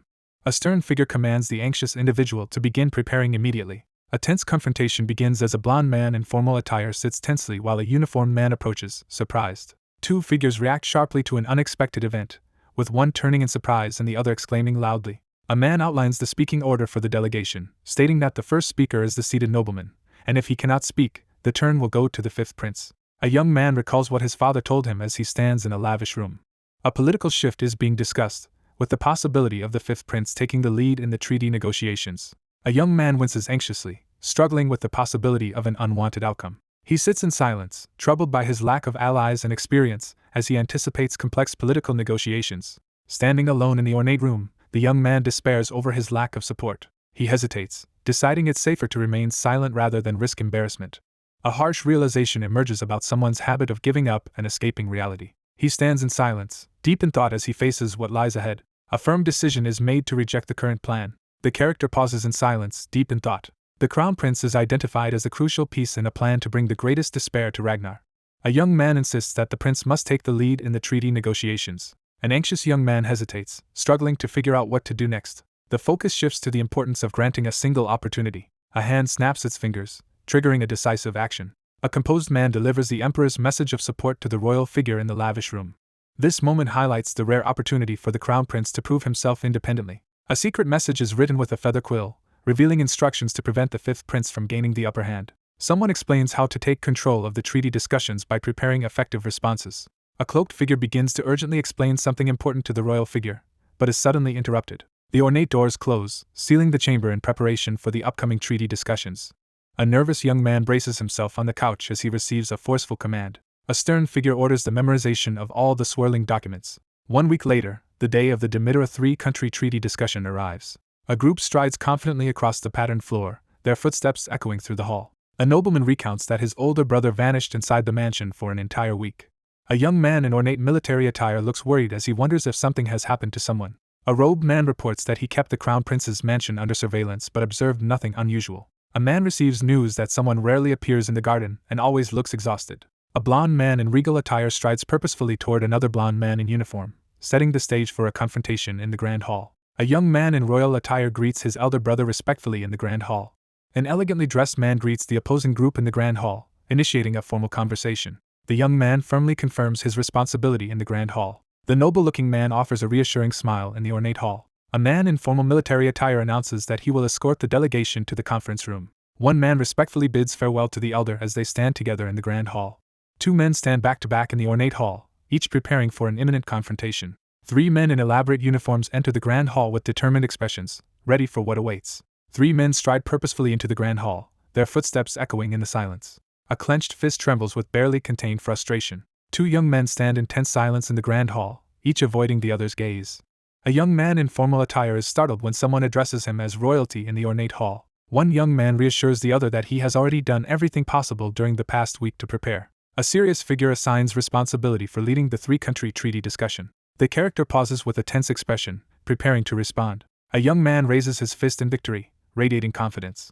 A dignified man steps forward in the ornate hall and formally announces his role as the arbitrator for the treaty discussion. A man stands before the assembled delegates, declaring that the treaty discussions will be officially recorded under his supervision. Two uniformed individuals prepare to commence the ceremony. The discussion about the treaty officially begins. A young man asserts his authority from a throne-like chair while an elderly advisor stands attentively behind him.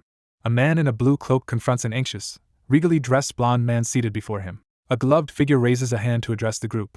A nobleman explains that the narrow and dangerous road to the principality makes it difficult to obtain troops and supplies. The group discusses securing magicians, elite knights, and funds through an agreement with the Coldwood Empire. A young man in a formal uniform calmly tries to clear up a misunderstanding.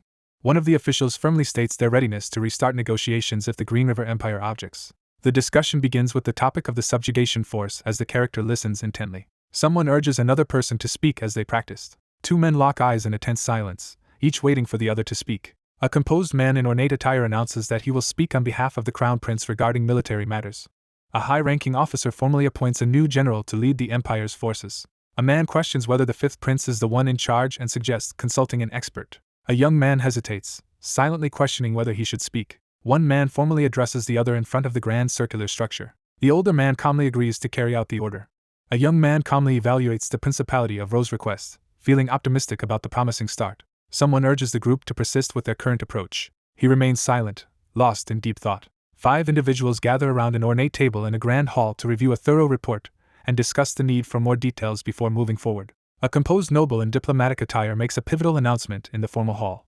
2 men sit in an ornate room as one delivers a respectful address. The standing man assertively presents his case while the man at the desk listens with a guarded expression. Sunlight filters through the tall blue stained glass window, quietly illuminating the room. A tall, ornate door stands illuminated as the story reaches its conclusion. The 2 men stand in the ornate room, silently acknowledging that events are reaching their conclusion. A gloved figure claps their hands together, signaling the start of a direct conversation. A young man in a decorated military uniform criticizes the plan to divide the lands into 3 parts without proper preparation. Someone explains that the value of land depends on its natural resources, and warns that land without anything beneath it would be worthless. 2 men discuss the possibility that political losses could escalate into war during a tense meeting. A young man introduces the most crucial topic of the treaty discussion. Negotiations begin over how the lands and natural resources will be divided after the subjugation. A young man in a military uniform firmly states the Empire's intent to avoid conflict. A group of uniformed men discuss proposals to maintain long-term peace during a formal meeting. A white-haired figure formally addresses the man seated confidently at the table. An anxious young man stiffens as a stern older man stands assertively behind him. A figure raises a gloved hand and offers to share a potential solution. A character forcefully slams both hands onto the table, creating a tense atmosphere. Both individuals in formal uniforms are startled by unexpected news. 2 young men in formal uniforms react with shock to sudden news, one turning sharply as tension fills the air. Someone makes a bold declaration, insisting that nothing can go wrong. A man in formal attire stands facing forward, greeting someone with a warm smile. A young man pauses with a red gem in his hand while an older man silently observes him. A figure slams their gloved hands onto the table, asserting control over the situation. The young man confidently declares he has a foolproof solution. A composed figure formally asks the Crown Prince of the Green River Empire to present his proposed solution to the gathered audience.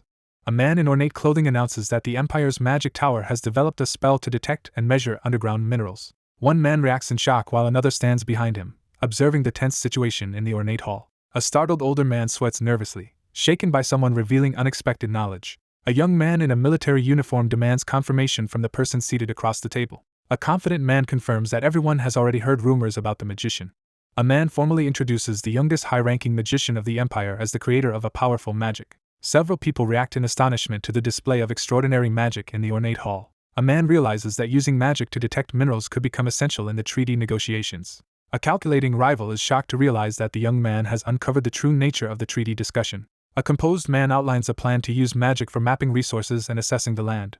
A completed map of the Great Plains is presented to outline how the land will be divided among the countries. Several men debate the future use and boundaries of a valuable piece of land around a table covered with official documents. A figure in ornate clothing slams both fists onto the desk in anger. The tense man sits at the table, sweating as he tries to steady himself. One man firmly asserts that no better solutions exist as the other listens in the grand hall.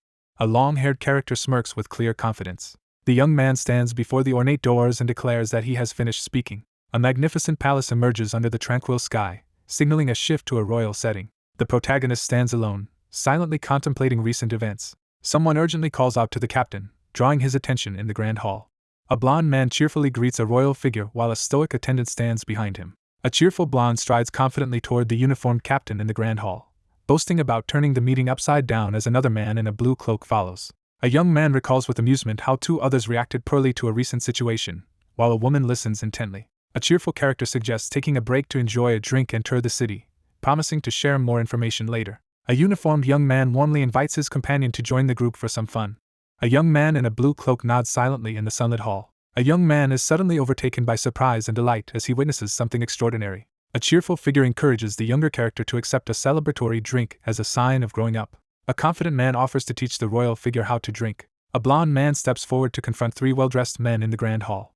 A blond man in ornate attire makes a confident entrance, smiling slightly as rose petals float around him. A blond young man turns to confront someone, demanding to know what is happening. A formally dressed man offers sincere praise for today's impressive performance.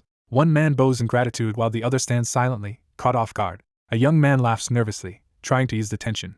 A blond man stands confidently, expressing pride in his brother's progress. A man in formal attire bows his head as he is told that much can be learned from the treaty discussion. A confident man encourages someone to keep improving and developing themselves. The young man offers support and receives gratitude in return. A figure steps forward with determination on the ornate floor. A man in a black uniform walks away solemnly while three figures watch in silence. A character urgently calls out to the captain, Ian, capturing his attention. Three ornately dressed young men make a formal entrance into the grand hall, their expressions solemn and focused. A young man beams with joy as he celebrates the happiest day of his life among blooming flowers. Two men stand side by side in a grand hall, calmly sharing a confident smile. One character enthusiastically rallies the group to give their all after a week of restraint. A young man in a military uniform listens as someone encourages him to relax and be less strict. An older man reminds the young man that he will soon be an adult and should start accepting drinks from him. The young man suddenly notices something unexpected. Ian stares at his hands as they suddenly glow with blue magic, leaving him startled and confused. The older man recoils in shock as the young man turns to face him, drawing the attention of everyone present. A blond man in ornate clothing freezes in surprise as a man in uniform stands behind him. A hand reaches out, examining the swirling blue magic energy. The young man acknowledges that he can push his magic no further. A young man in ornate clothing demands a clear explanation about someone's limits. The young man politely declines the invitation, suggesting they meet at the Imperial castle instead. Someone urgently promises to explain everything. He stands alone in the gentle light, quietly lost in thought. A sudden surge of blue magical energy erupts in the Imperial castle, catching a young man off guard. One man unleashes a surge of blue magical energy while others watch intently. Startled by the revelation, the character realizes they are facing a clone. He realizes in shock that everything was orchestrated by a clone. Someone forcefully rejects the idea that clones could exist. At the center of the hall, he freezes in silence as all eyes turn toward him. Someone realizes in shock that everything was accomplished using only a single clone. A powerful wind surges through the marble courtyard. A stunned man realizes they may have fallen into a trap. An older man smirks with malicious intent, his laughter echoing ominously. A grand palace stands beneath a golden sky as birds fly overhead, establishing the scene. The sun sets over the castle as banners and flags mark its grandeur. A young man respectfully presents an elaborate meal on a tray to his lord. A young man enters the decorated room and delivers a tray of food to the weary red-haired man, who instructs him to leave it on the side. A worried young man asks if Ian has regained consciousness. A man anxiously notes that someone has not woken up despite several days passing. Despite efforts to conserve energy, his condition visibly worsens as he grows weaker in bed. Two hands rest together in silence, offering quiet support in a vulnerable moment. A young man calmly explains that they should inject mana into his brain to wake him if any problems arise. Someone considers calling other magicians to forcefully wake the unconscious person. A character suddenly reacts in shock to an unexpected event. The bedridden man weakly refuses the assistance offered by the two men standing at his side. A red-haired figure anxiously checks if the person in bed has regained consciousness. A long-haired man sits upright in bed and calmly confirms his condition. One young man anxiously checks on the other's condition as they stand by the bed. While lying in bed, the character quietly admits that there are some problems. A red-haired man, clearly exhausted, slumps in place and admits that he feels too weak to move as another voice questions his symptoms. A concerned character quickly offers to call a doctor, but the other interrupts to clarify the situation. Someone expresses their hunger. A man with reddish hair stands tense and sweating, clearly anxious about the situation. One person quietly watches over another who is sleeping peacefully in bed. A blonde-haired character blushes and quietly smiles with closed eyes. A majestic stone building stands beneath a clear sky, introducing the setting. A calm young man proposes they stay for one more night in the courtyard. In the courtyard, one character expresses gratitude by inviting another to a banquet in recognition of their help. A young man in a blue cloak thanks someone for their help in a peaceful garden. The magician modestly insists he was only doing his duty and that any other magician could have handled the situation. A determined man in a fur-trimmed cloak firmly denies the previous claim. A man considers how most magicians would have left for the tower after defeating the monsters. A character in a blue cloak admits he once doubted the other's ability to defend against the Great Plains monster brigades due to their youth. One figure expresses admiration for another's swift resolution of a long-standing problem. A young man in a blue cloak stands outside, silently receiving recognition for his extraordinary strength. A man proposes they complete a task before the other departs. He questions what more could be implied by the suggestion.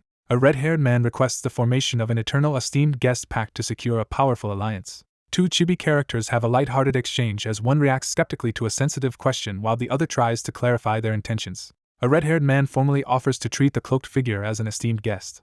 A man confidently explains that his cooperation is based on mutual benefit rather than gratitude. A person in a blue robe formally welcomes the Empire's only 6th-class magician as an honored guest. One character reassures the other that forming this alliance will bring no regrets for either side. A long-haired figure in a blue cloak hesitates outdoors, uncertain about forming a 1,000-year pact within the Empire. The young man firmly agrees to accept the offer. A confident man in a green cloak stops the younger man's sword, signaling the start of a crucial exchange. A gloved hand presents a ceremonial sword, marking the gravity of the 1,000-year pact. A man in regal clothing encourages someone to proceed with a ceremonial task in the courtyard. A figure forcefully drives a sword into the stone floor between their boots.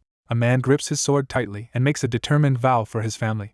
The Eastern Territory expresses readiness to support the high-ranking magician whenever needed. A character solemnly pledges unwavering loyalty to stand by the protagonist's side. Two men solemnly swear a binding oath in a ceremonial courtyard, while a third bows respectfully beside them. Frustrated by the ritual, one man complains while the other suggests skipping formalities to end things quickly. A calm newcomer with a staff introduces himself and expresses his intention to join the group. A confident man courteously invites the visitor to inform them ahead of time for future banquets in the Eastern Territory. A determined young man in a blue cloak firmly agrees to take action, gripping his staff as magical energy gathers around him. Two men stand on the stone path, suddenly growing tense as they sense an approaching threat. A blue cape billows as magical energy sparks through the air. A cloaked figure stands on a barren hilltop at sunrise, gripping a staff and surveying the horizon with determination. The protagonist stands alone under the sky, quietly reflecting on the recent series of events. A young man in a blue cloak acquires a valuable magical staff. A mysterious figure once infused magic into the staff linked to the Sorcerer King, signaling the return of black magic after 3 centuries. The young man steels himself and looks ahead with determination. Someone prepares to conduct a thorough investigation upon returning to the capital. A girl in a dress rushes forward across the red carpet. A blonde woman in a pink dress urgently calls out from the top of the staircase as a tense confrontation unfolds below. The long-haired figure in the blue cloak pauses, surprised, while holding a sealed letter and staff. A young man in a blue cloak calmly calls out to his mother. A worried figure rushes down the staircase and confronts the cloaked person at the bottom about their sudden disappearance. A woman reacts with alarm after noticing how thin someone has become. A woman anxiously examines the young man's gaunt appearance and questions if he was mistreated while working. A distraught woman vents her frustration indoors. After something happened nearby, one person reassures themselves about recovering while being gently comforted by another. A young man offers a staff to his mother in an ornate room. A hand offers a mana communicator, explaining it can be used for future contact with the capital. One woman explains that she infused her power into the glowing staff as the other listens attentively. Someone apologizes for causing concern. A worried woman urgently calls out while holding a glowing orb. The young man assures his mother he will remain by her side from now on.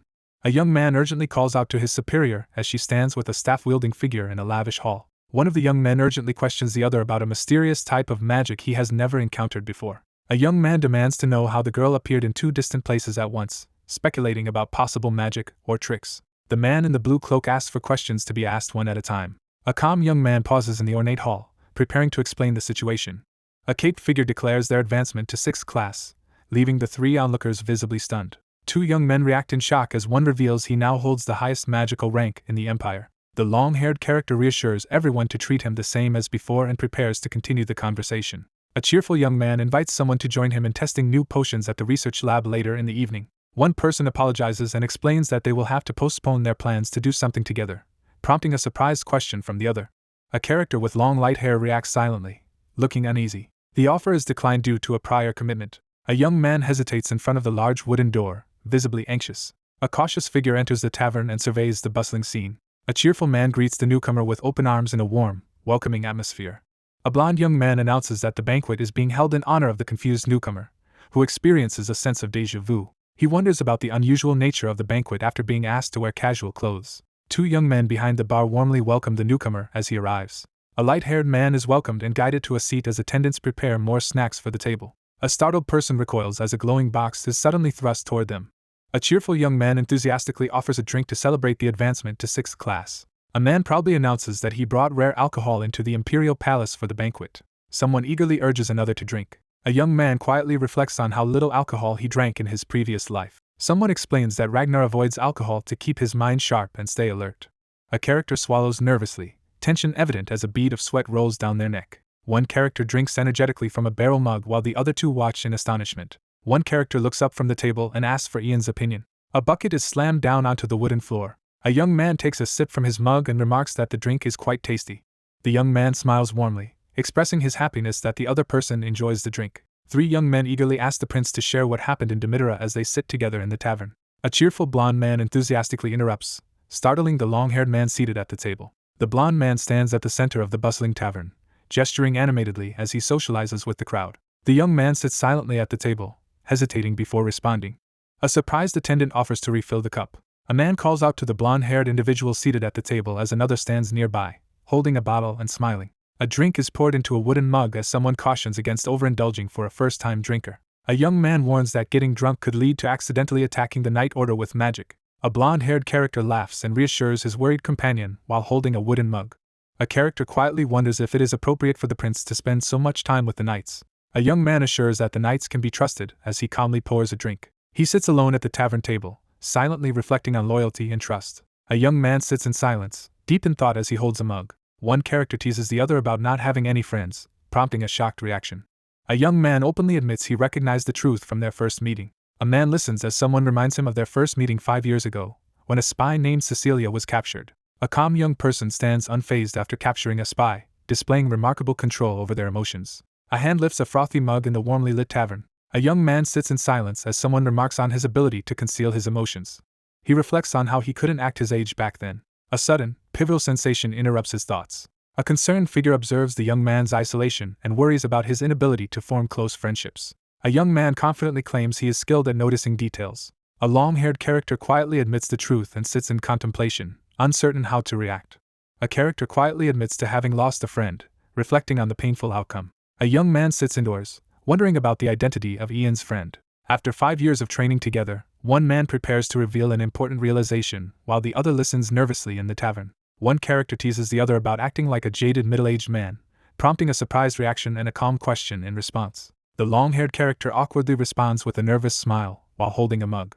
A character quietly admits to using magic to keep a youthful appearance despite being nearly 48 years old. A young man nervously backtracks on his previous statement, trying to ease the tension between himself and the startled girl. The young man admits his tendency to hide his feelings and asks for understanding. The young man smirks confidently, his calm gaze suggesting he is unfazed by the situation. One character playfully teases the other over drinks, promising to let them off this time. Under the starry night sky, someone quietly expresses gratitude outside the warmly lit house. Night falls quietly over the medieval town as stars shine above the distant castle. The young man staggers through the doorway, regretting how much he drank. A startled character notices someone's arrival and reacts with surprise. A character crouches against the wall and spots the vice captain standing silently in the doorway. Two young men unexpectedly cross paths on the dock, one questioning the other's presence while the other laughs and admits he can't handle alcohol well. A young man admits he is hiding to take a break and asks the other person's reason for being there. One young man admits his discomfort with the atmosphere inside as they stand outside together. A narrator introduces Paul Lance of the 2nd Imperial Night Order as a renowned swordsman from a previous life, second only to Oliver. A long-haired character stands in silence, lost in thought while looking out the window at night. Despite being born a commoner, he earned the rank of vice captain through exceptional swordsmanship and loyalty, gaining the trust of both the Crown Prince and Oliver. One character sits on the ground and asks the standing character about their first time drinking alcohol. A young man reflects on his first drink, saying he doesn't mind it as long as it's occasional. A young man expresses gratitude and invites the group to join future gatherings. A long-haired figure acknowledges the Crown Prince's cheerful mood and expresses gratitude for the support, while humbly downplaying personal credit. A composed young man calmly explains that he is subtly influencing events to improve the future. One person quietly observes while another listens, both taking in the group's cheerful mood by the window. He stands quietly, realizing he has grown closer to the others. The young man pauses, quietly reacting to something unexpected in front of him. One man questions the other's attention, prompting an awkward admission as they sit together indoors. A character stands below the balcony, puzzled by the unexpected expression of someone above. A man bursts in and startles two others, urgently announcing he has found the vice captain. A young man learns he must accept His Highness's drink or risk losing his position as vice captain. One man bows respectfully and heads inside while the other remains outside observing. A young man calmly comments on his lack of drinking experience as the topic is discussed. Someone moves cautiously through the quiet, moonlit forest. Standing alone on the balcony, the figure quietly reflects on memories from a previous life. The figure turns away, leaving the staff behind in the desolate landscape. Significant changes are being foreshadowed against a backdrop of glowing hexagonal shapes. A group of young men celebrate together, one raising a mug and putting his arm around a friend. A blond young man smiles warmly, radiating gentle reassurance. Someone reflects on the impact of their decisions. A solitary figure stands by the frosted window, deep in thought. Someone reflects on how their choices could have changed the course of their life. A man stands alone before the tall windows, silently contemplating his next move.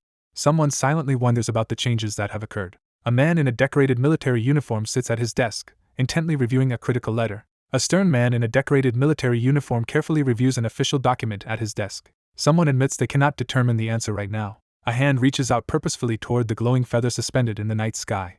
A glowing bird soars overhead as a woman reaches out to a young man surrounded by swirling magical light. Three people enjoy a relaxed tea gathering in the sunlight. A woman smiles gently, radiating warmth and contentment. Someone internally vows to keep protecting the people who are precious to them. A lone figure stands beneath a sky swarming with ominous birds, bracing for the threat ahead.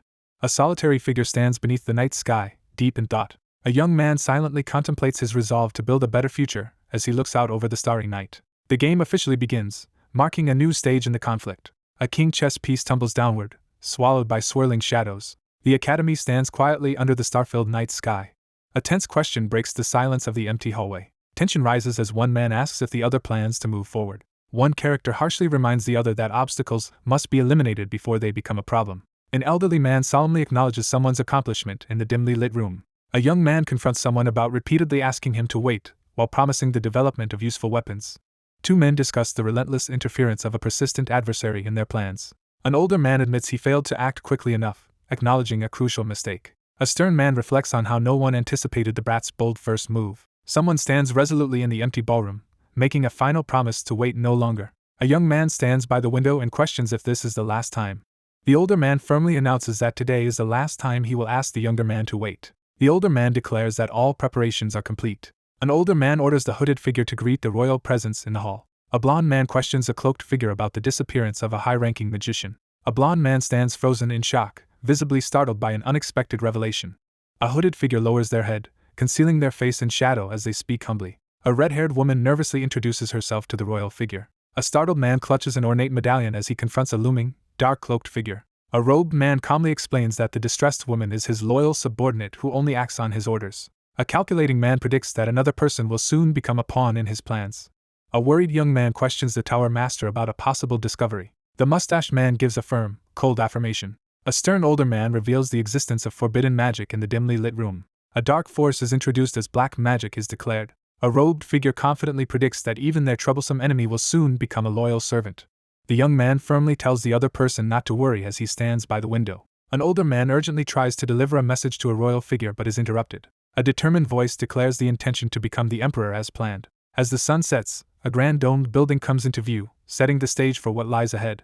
A white-haired person reviews important documents at a grand desk, quietly noting the mention of 6th class. A character slams their fists on the desk in frustration upon hearing the words 6th class. An elderly man channels a surge of powerful purple energy while gripping a surface with fierce concentration. The stone statue head is destroyed, sending debris flying. A surge of anger erupts as someone reacts furiously to recent events. An elderly man suddenly realizes something crucial, his eyes wide with intense focus. A stern older man strides purposefully into the ornate, golden-lit room. A young man enters the room and hesitantly addresses the tower master. The young man freezes in shock, visibly alarmed by what he sees. An older man stands tensely behind his desk as another figure approaches, setting the stage for a confrontation. An elderly man calmly greets the arriving visitor. One person anxiously asks if something happened, while the other quickly denies it, concealing the truth. An older man stands by the desk, reflecting on meeting someone 20 years ago. A young man recalls a vivid memory from the past while speaking indoors. An older man reveals that he found an abandoned baby wrapped in cloth, smiling at him. Someone fondly recalls moments of watching another person move with enjoyment, sometimes becoming so absorbed that they neglect their responsibilities. Two figures discuss how a once ordinary child has unexpectedly become an official magician. A young man expresses heartfelt gratitude and pride towards someone who has shown him kindness. An older man pledges to do everything he can to repay a kindness, expressing that the other person is like a son to him. An older man prepares to ask the younger man an important favor in the Grand Library. A man respectfully accepts an invitation to visit the mansion that evening. An older man smirks knowingly, his expression hinting at a hidden plan. A farewell is exchanged as someone promises to meet again. The deserted town square sits silent under the night sky. A heavy door slowly opens, revealing a brightly lit space. A surprised attendant behind the counter is interrupted while greeting a new arrival. The young man freezes in shock as he processes the unexpected revelation. A young man in a hooded cloak arrives at the large wooden door and is immediately recognized as the youngest high-rank magician from the ivory tower. A cloaked figure learns from the shopkeeper that everyone in the area knows about him. A shopkeeper greets a cloaked visitor with evident respect at the counter. The young man hesitates, his anxiety clear as he prepares to respond. A composed figure gently reassures the other person, asking about their purpose here and urging them not to be wary. A hand sets a heavy bag of gold coins on the table, signaling the start of a transaction for information. A young man slides a bag of money across the counter, confirming rumors about generous research funding for high-ranking magicians. The young man agrees to share the requested information, though he appears slightly uneasy. The young man firmly requests to purchase all available information about dark magic. A young man questions someone else about their knowledge of black magic. The character calmly dismisses the theoretical explanation and states that he is seeking different information.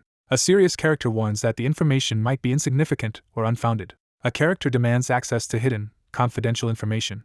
A young man offers reassurance as he acknowledges the other person's point.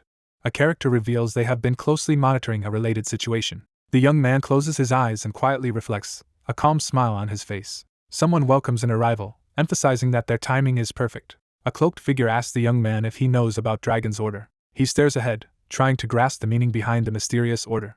The Dragon's Order, a secretive cult that worships dragons as gods, is introduced as the Empire's oldest surviving religious group. The Dragon's Order began as a small cult in a remote countryside village. A man dismissively repeats rumors about a supposed descendant of dragons who is said to possess the cult leader's transcendence. Despite initial disbelief, more people began joining the Dragon's Order, causing it to grow rapidly. No information about the cult leader, their followers, or their goals is publicly available, leaving the organization completely shrouded in secrecy. There is widespread speculation and uncertainty. Dangerous rumors spread, claiming some possess the power to revive the dead or control minds. A young man questions whether the descendant of the dragon truly exists. Piecing together rumors and recent events, the protagonist considers a new possibility. The shopkeeper informs the cloaked figure that the Dragon's Order is connected to black magic. Different factions in the Empire have recently obtained information about the Dragon's Order. A serious young man explains that black magic requires inhumane materials in addition to mana, implying the existence of buyers for such power. A young man speculates that the cult could be using brainwashing and enchantments to manipulate people in powerful positions within the Empire. A hooded figure receives an update about an ongoing investigation from someone behind the counter in a storage room. The hooded figure orders the others to continue their investigation. A hooded figure exits the shop as the shopkeeper expresses gratitude for his patronage. A grand mansion stands quietly under the moonlit sky, setting the stage for what is to come. Sitting alone at his desk, the young man silently contemplates the meaning of Dragon's Order. Sitting by the window, the protagonist reflects on the mysterious cult he never encountered in his previous life. A character quietly recalls encountering the Sorcerer King in the Great Plains. A staff inscribed with black magic techniques is used to cast a spell. A robed figure leads a procession of undead creatures through roaring flames, preparing for a dark ritual. She sits in tense silence, lost in thought. A mage suspects that the Tower Master is linked to the Great Plains changes and possibly involved with black magic and the Dragon's Order. The protagonist sits wearily in a grand chair, reflecting on how much has changed. The protagonist considers that the timeline may have begun to shift even before the return to the past. He quietly reflects on how the distance between his past and present selves continues to grow. He questions whether using the dragon's language caused the current problem. A character wonders if the strange phenomenon is a side effect of turning back time as a mysterious chest emits swirling energy. A sense of dread settles in as the realization hits that opening the box may have been a serious mistake. Sitting at the desk, the man reflects on how relying on memories from his previous life has made him complacent. A hand opens an ornate box beneath the starlit sky, signaling the start of an uncertain future. A young man sits quietly at the table, staring at the closed box in his hands. A hand opens a box, revealing a glowing pendant necklace as preparations begin for unexpected challenges. Someone apologizes for making a visitor come to the building late at night. One character reassures the other as they sit together in a calm, warmly lit room. One character politely asks how he can assist the person in front of him. An older man calmly deflects a question while sitting in his study. A startled young man quickly turns as the door opens unexpectedly. A solemn figure prepares to reveal a secret that must remain hidden from everyone else. An older man with a staff asks the younger man in the library to follow him. A nervous man sits on the couch and anxiously asks where they are going. A hand reaches toward a book on the shelf, signaling the discovery of something important. An older man lifts a glowing book, revealing it as their magical guide. A hand activates the magical book as a blue aura flares around it.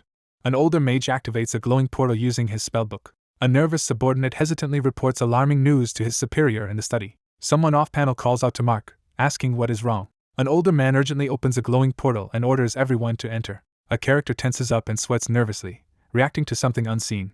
A lone figure strides purposefully toward the swirling blue portal in the dim study. The young man stands in uneasy silence, facing the older, shadowy figure. A hand conjures a glowing orb of light, illuminating the darkness. A young man shields his eyes, grimacing as a blinding light overwhelms him. A character reels back, clutching their head in shock after a sudden revelation. A robed man begins a magical ritual as energy crackles between him and his opponent in the prison chamber. Two exhausted prisoners sit in silence, separated by iron bars as despair fills the cell. Two weary prisoners endure their confinement in silence behind iron bars. In a dim, stone-walled room, one robed figure coldly explains to his uneasy companion that the people present are merely materials. A shocked young man demands clarification about whether the materials mentioned are actually humans.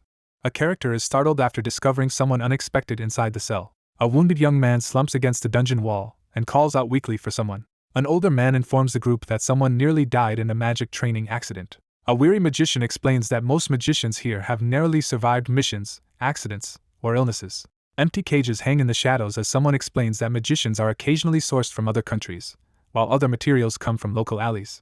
One figure holding a staff mocks the other, calling people like him worthless. A young man considers how the magicians around him lack the skill to advance beyond the lowest rank. A long-haired figure raises a staff while confronting a startled young man in the prison courtyard. An older man explains that the materials support the power of the Ivory Tower's empire. An older man lifts his ornate staff, preparing to unleash powerful magic. Chains and cages pulse with sinister red energy in the dark chamber. A worried character receives reassurance while ominous energy swirls in the barred, red-tinged room. A figure makes a firm promise while a twisted object crackles with red energy nearby. An older man makes an unsettling claim, comparing someone to his own son with a sinister smile. Dark energy swirls around the figure's legs as red sparks crackle ominously.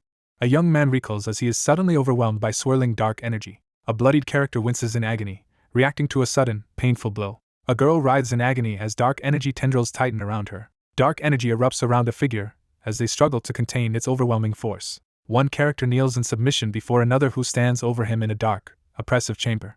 An older man sternly orders someone to get up. A weary young man slumps in exhaustion before the barred cell door. A stern young man demands attention as he locks eyes with someone in the dim room. An elderly man demands the younger prisoner identify him, asserting his status as the Ivory Tower master of the Green River Empire. A calm young man introduces himself in response to a question. A second-class magician from the Ivory Tower is introduced. An older man in ceremonial robes reaches out to accept a sword in a solemn atmosphere. The assistant magician now serves under the tower master. A sword crashes to the ground at the feet of the figure in white, heightening the tension. A robed figure is pressured to consider cutting off their own pinky finger with a dagger. A young man in a robe carefully inspects and wipes a dagger. An older man stands silently with his staff, observing the aftermath of bloodshed. A stern older man prepares to issue a command. An intense affirmation of parentage is declared. A grand building is revealed under the clear sky. News of the tower master's indefinite leave spreads through the empty, ornate hall. One character comments on the recent difficulties and age of another, while the others listen attentively. A young man reflects on the pressure caused by Ian's rapid rise to 6th class and his status as the youngest high-rank magician. The group questions what will happen next as uncertainty about their future grows. Three robed figures debate which royal faction they should support as tensions rise between the tower master and Ian. A character carrying 3 red books walks past while expressing uncertainty about what orders will come from the higher-ups. The robed figure steps forward and reaches for the ornate double door, preparing to enter. A composed man sitting on a throne-like chair invites someone to enter. A man sits at his desk and acknowledges the arrival of a visitor standing at the entrance. A young man enters the grand hallway and delivers 2 large red books.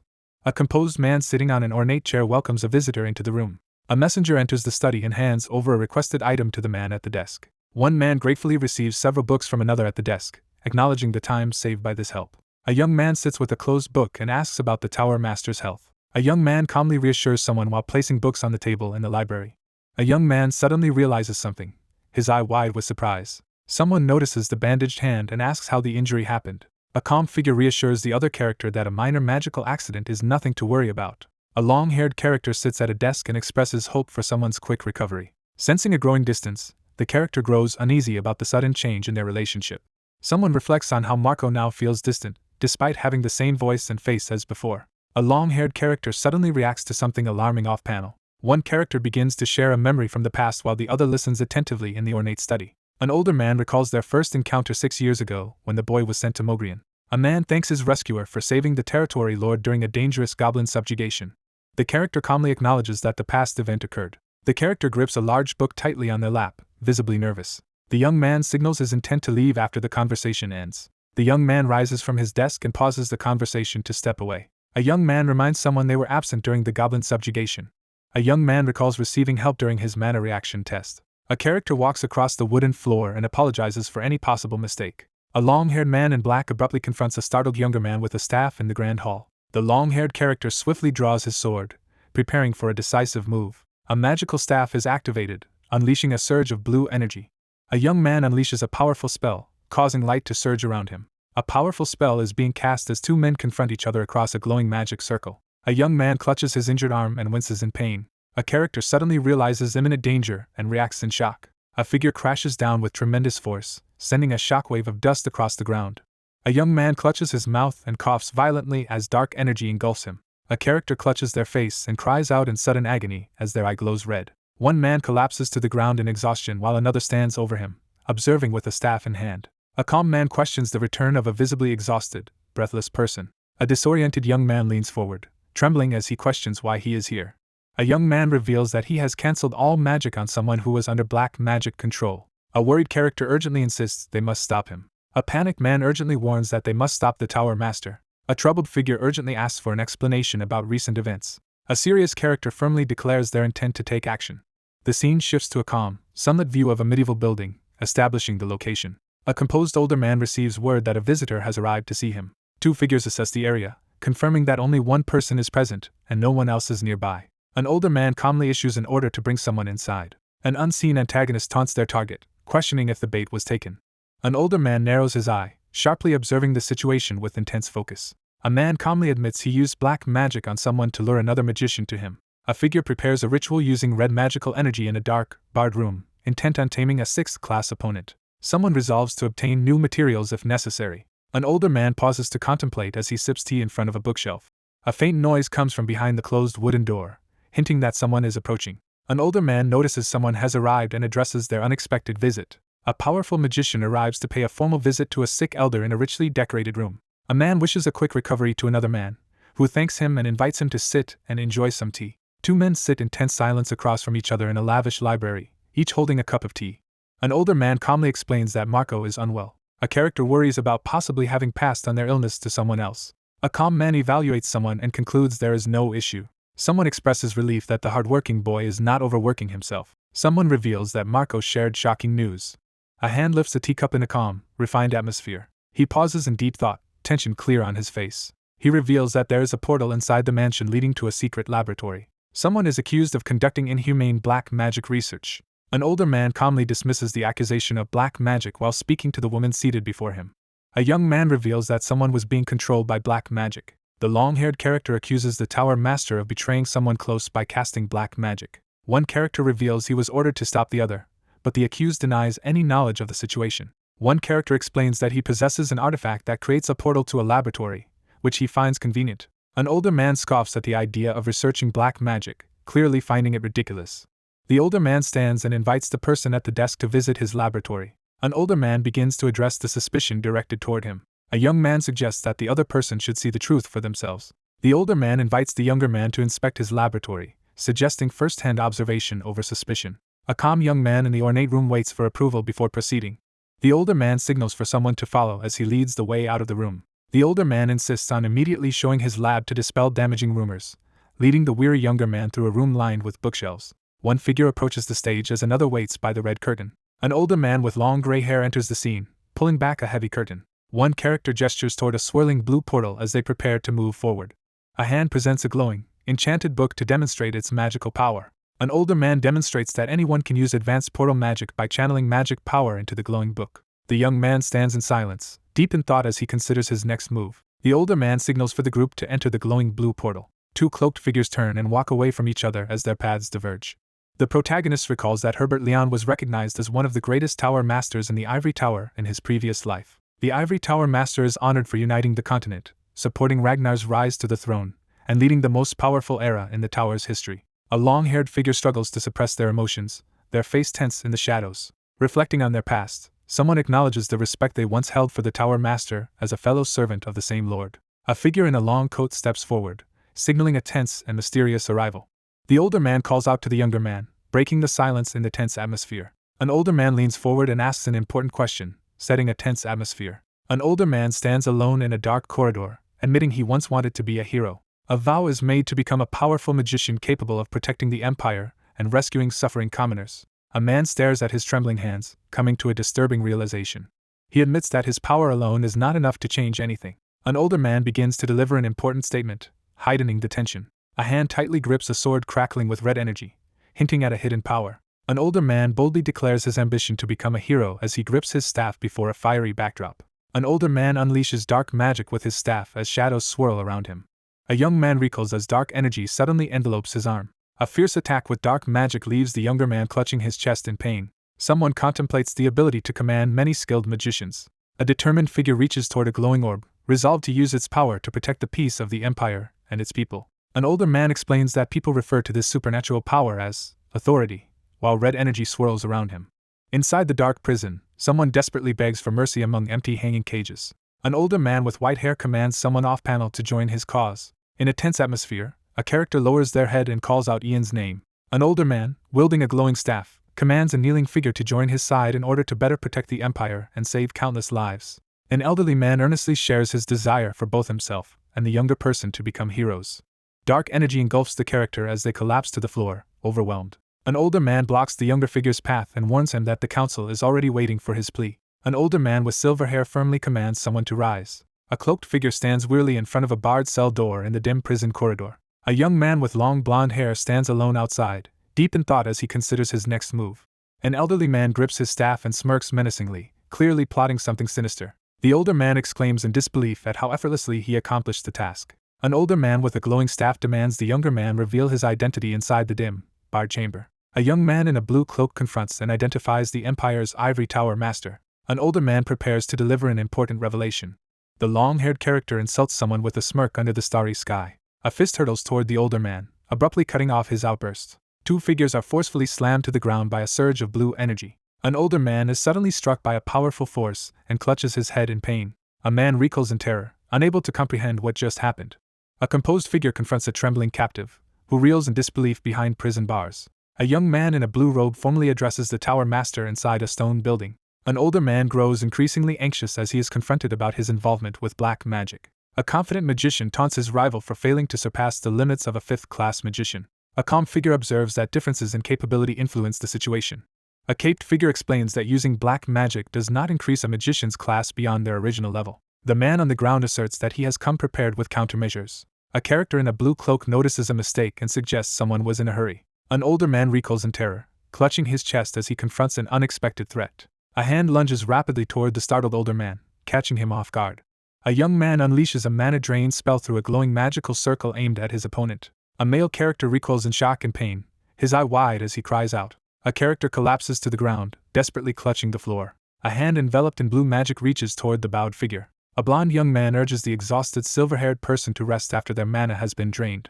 A calm young man points out that his opponent's mana will take a long time to recover due to their age. The older man collapses to the ground in fear as the young man stands over him, intimidating his defeated opponent. A figure extends their hand and summons a brilliant orb of light in the darkness. The figure steps into the vault, taking in the sight of glittering treasure piled high around them. A treasure chest filled with gold coins is discovered. The room glitters as even more jewels and gold spill from the overflowing chest. The man in the blue cloak scoffs at the revered reputation of the Ivory Tower master while examining a glowing orb. A man in a blue cape confronts someone about secretly hiding wealth instead of returning it to the Empire. A defeated man recoils in fear as someone taunts him about taking others to the afterlife. A young man exhales deeply, showing clear signs of exhaustion. A cloaked figure strides toward the dungeon cell where prisoners wait in silence. A young man sits in silence behind iron bars, deep in thought. The extent of the damage is being evaluated. Someone observes that a few survivors remain after the devastation. Two young men endure their captivity in silence, exhausted and defeated on the cold cell floor. A resolute figure promises to free the group and ensure they receive proper treatment. A stern older man sits in contemplation, quietly calling out to Marco. A defeated man slumps against the wall as his adversary steps closer, pressing him for answers. A defeated prisoner slumps on the cell floor and laughs weakly as a cloaked figure stands before him. The cloaked man confidently declares that his remaining minions are far more valuable than the absent Marco. The young man in the blue cloak waits for an answer in the courtyard. The older man warns that his subordinates have already begun their plan and will only stop if he orders them to. One man reveals that he programmed them to target only two specific things from the beginning. He anxiously wonders about the safety of his family and the crown prince. An older man with a serious expression proposes making a deal. The man on the ground proposes a deal to erase any memory of today's events, hoping to defuse the tense standoff. A hidden portal remains concealed in the dim prison, leaving no evidence for anyone to expose its existence. An older man grips the cell bars and threatens dire consequences if anyone dares to cross him. A long-haired individual in a blue cloak calmly rejects an offer. An older man recoils in shock as he realizes something alarming. A desperate prisoner threatens to kill the mother and the crown prince, daring his adversary to stop him. An older man stands frozen in shock as he reacts to unexpected news in the dimly lit stone room. A calm, confident figure with long blonde hair and a blue cloak urges someone off-panel to give it a try. A grand mansion stands beneath the full moon, setting a mysterious tone for the night.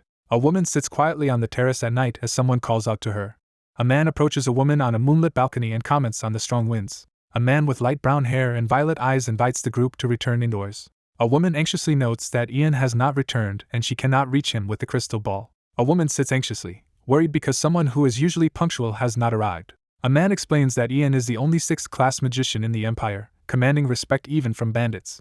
She reassures the listener that, despite everything, her son is still just a young boy to her. A startled woman sits upright as a young man suddenly approaches her in the grand hall. An anxious man hesitates as he struggles to express his feelings. A man bows and apologizes to a blonde woman on the balcony. A remorseful man admits he was inconsiderate of the other's feelings. A woman calmly grants forgiveness to someone who seeks it. A woman reflects on how someone she knows has always carried too much burden. A cloaked figure stands alone before a magical gate, burdened by the pain of always facing challenges without help. A young woman struggles with frustration as she feels powerless to help her family member, and can only wait anxiously. A man gently reassures the woman on the balcony as she sits in silence, weighed down by guilt. A man explains that Ian's strength comes from having family waiting for him. Reflecting on a past struggle with mana poisoning, the speaker reveals that support from family gave them the will to survive. A woman sits in quiet contemplation, hoping her presence brings stability to her family. A man reassures a worried woman on the balcony that waiting for someone's return is meaningful. A man asks for permission to stay by someone's side. One character suggests waiting together until another returns, while the other stands nearby in quiet support. A young woman stands on the balcony at night, sharing a gentle smile. A calm night settles in as the clear sky reveals a bright full moon above the treetops. Two people quietly discuss the unusual absence of security patrols in the area. A man stares in shock as he reacts to a sudden revelation. A man urgently tells a woman to go inside because he senses something is wrong. A man quickly turns toward the source of a sudden crash, his body tense with surprise. A man and a woman spot someone unexpected on the balcony and react with alarm. Three figures move quietly through the grass at night. Two cloaked figures abruptly tense as they sense imminent danger in the dark forest. One character commands the hooded intruders to stop as tension escalates on the balcony. He realizes his urgent warnings are being ignored. A tense moment unfolds as a figure warns of dire consequences if anyone crosses the glowing magical boundary. A man is stunned as he suddenly realizes something shocking. Someone cries out desperately while reaching across the wooden surface as sparks fly. A man urgently shields a startled woman and orders her to lie on the ground. A massive bolt of lightning crashes into the building, unleashing a surge of destructive energy. A massive lightning bolt crashes down onto the city, causing a powerful explosion. Two young men on the street look up in shock after being startled by something unexpected. Two young men are startled outside as lightning and thunder crash unexpectedly. A young man hesitates on the street and urges a return to the Imperial Palace, sensing something is wrong. A frustrated young man protests that the event is ending before anything has happened. Determined to continue the secret journey, the young man refuses to return after courageously securing permission from his father. On a quiet medieval street, one man respectfully asks the captain for permission to pose a question. A nervous young man hesitantly begins to speak, touching his cheek as he tries to start a conversation. A character asks if they can learn sword techniques. A young man silently places his hand over his heart, making a solemn vow. A young man smirks and reacts playfully to the mention of sword techniques. One boy anxiously asks if self-defense training will be very difficult, while the other listens in silence. A determined young man suggests that simply copying the postures could be effective. A character boasts about unsheathing their sword impressively. A young man draws his sword, ready to take action. A nervous young man hesitantly clarifies his request to the royal figure. One character steps forward with a drawn sword, preparing to shield the surprised companion behind him. A figure raises an ornate sword and declares allegiance to the Second Imperial Knight Order. Several figures rush across the stone floor to defend the royal target. Four young men tense up as one quickly draws his weapon, sensing sudden danger in the evening. A swordsman stands ready and commands the hidden presence to reveal itself. A cloak shifts, revealing something hidden beneath. A swordsman stands alert in a deserted street, preparing to confront a mysterious hooded figure approaching him. Ian turns sharply, recognizing someone important with suspicion. A lone figure with long red hair and a staff enters the town, moving with quiet determination. A high-ranking magician from the ivory tower, Helene, is introduced. A sword-wielding man confronts a cloaked woman on the street, demanding to know why she reappeared after years of absence. A tense standoff unfolds in the village square as one figure raises a sword, preparing to confront the cloaked opponent. A young man urgently demands to know the other person's objective. A young man with a sword confronts a red-haired figure holding a staff in the village square at dusk. A red-haired figure stands silently under the dusky sky, mourning a loss. A young man braces himself for battle, gripping his sword with visible anxiety. A red-haired woman, tense and determined, vows to kill someone. An unspecified obstacle is being identified as a threat. The young man recoils in shock as something unexpected happens. A devastating blast erupts, scattering debris and energy through the area. Ian locks swords with his red-haired opponent in a fierce duel. A red-haired character calmly blocks an incoming attack with a wooden sword. A shadowy figure darts toward Ian, forcing him to react defensively with his sword. A red-haired mage blocks a fierce magical attack with her staff, sending energy and debris flying. An intense gaze signals the start of a powerful spell as the character begins the incantation. A red-haired mage releases a massive burst of fiery energy, overwhelming the area with destructive force. Ian stands firm with his sword as a massive fiery explosion threatens to engulf him. A young man raises his sword, surrounded by a golden glow, as he prepares to fight. A man braces himself with his sword as flames surge behind him. A figure brandishes his sword, unleashing streams of fire across the stone floor. A red-haired character freezes in shock, reacting intensely to an unexpected event. A violent explosion blasts through the wall, sending debris flying in all directions. A figure descends in a blaze of fire with a sword, while another braces below with a staff to defend against the attack. A fierce sword strike collides with a wooden staff as the two opponents battle intensely. A red-haired woman swiftly evades a sword attack. A man raises his sword overhead, preparing to strike down at the red-haired person in front of him. A male attacker slashes at a glowing barrier, while a red-haired woman defends herself with magic. A fierce attack collides with a glowing hexagonal barrier. A blue-haired man kneels with his sword ready as a red-haired figure raises a magical barrier between them. A young man prepares to test the mana barrier spell for the first time. A gloved character reveals an ornate sword, eager to present it first. A young man pulls off his black glove with his teeth, preparing for action. The protagonist decides to test the sword after a careful inspection. He admits he cannot release mana because he possesses only half a mana heart, gripping his blood-stained sword as energy swirls around it. A red-haired figure raises their hand, activating glowing hexagonal patterns as they demonstrate control over the mana in their blood. A mystical sword is drawn and briefly unleashed, its power limited to a short duration. A resolute figure readies a glowing sword, preparing to release its hidden power. A young man channels mana into his sword and unleashes a powerful attack. Someone makes a forceful entrance, stepping forward with determination. A powerful magical attack surges toward the red-haired character as the confrontation escalates. Shards slice across the character's face, leaving a thin red line as they reel back in shock. A young man charges forward and swings his glowing mace at his opponent. A woman is struck by a glowing sword, leaving her gravely wounded and in shock. A man drives a glowing sword down as a woman struggles beneath the surge of energy. A young man threatens his captive, demanding to know who ordered the attack on the prince. A menacing warning shatters any hope of a peaceful death. A startled man in the stone-walled room reacts in disbelief to unexpected news. The older man demands to know what the cloaked figure intends to do. A long-haired figure in a blue cloak calmly states he has learned to trust others through his experiences over the past 5 years. A young man confidently mocks the older mage, declaring that victory is impossible for him. A composed man in a blue cloak confronts someone about sending suspicious people to his house during the Demeter negotiations. An older man, sweating intense, declares that a repeated tactic will not succeed against him. The infiltrators are likely caught or eliminated by the mana traps. The negotiations end as the speaker decides there is nothing left to gain. The blue-cloaked figure declares that a trial and likely execution await the recoiling man. A long-haired figure in a blue cloak confidently vows to make his plan a reality as dusk falls. A determined man announces his plan to seize control of the ivory tower built over decades. A cloaked figure steps forward onto the wooden floor with purpose. The young man decides to take action he hadn't originally planned. An older man freezes in shock as someone suddenly places a hand on his head. Two hands join as crackling blue magic surges between them, channeling the authority of the ivory tower. Blue lightning surges as one person collapses in agony while the other explains his reasoning for supporting the fifth prince. Blue energy crackles as one figure ruthlessly electrocutes another, who screams in pain. A furious figure unleashes overwhelming power, vowing retribution for the attack on their family. A piercing scream of pain echoes through the scene. A silver-haired man stands amidst crackling energy, warning that the king's wrath can strike anyone. The academy building stands tall as people gather at its entrance.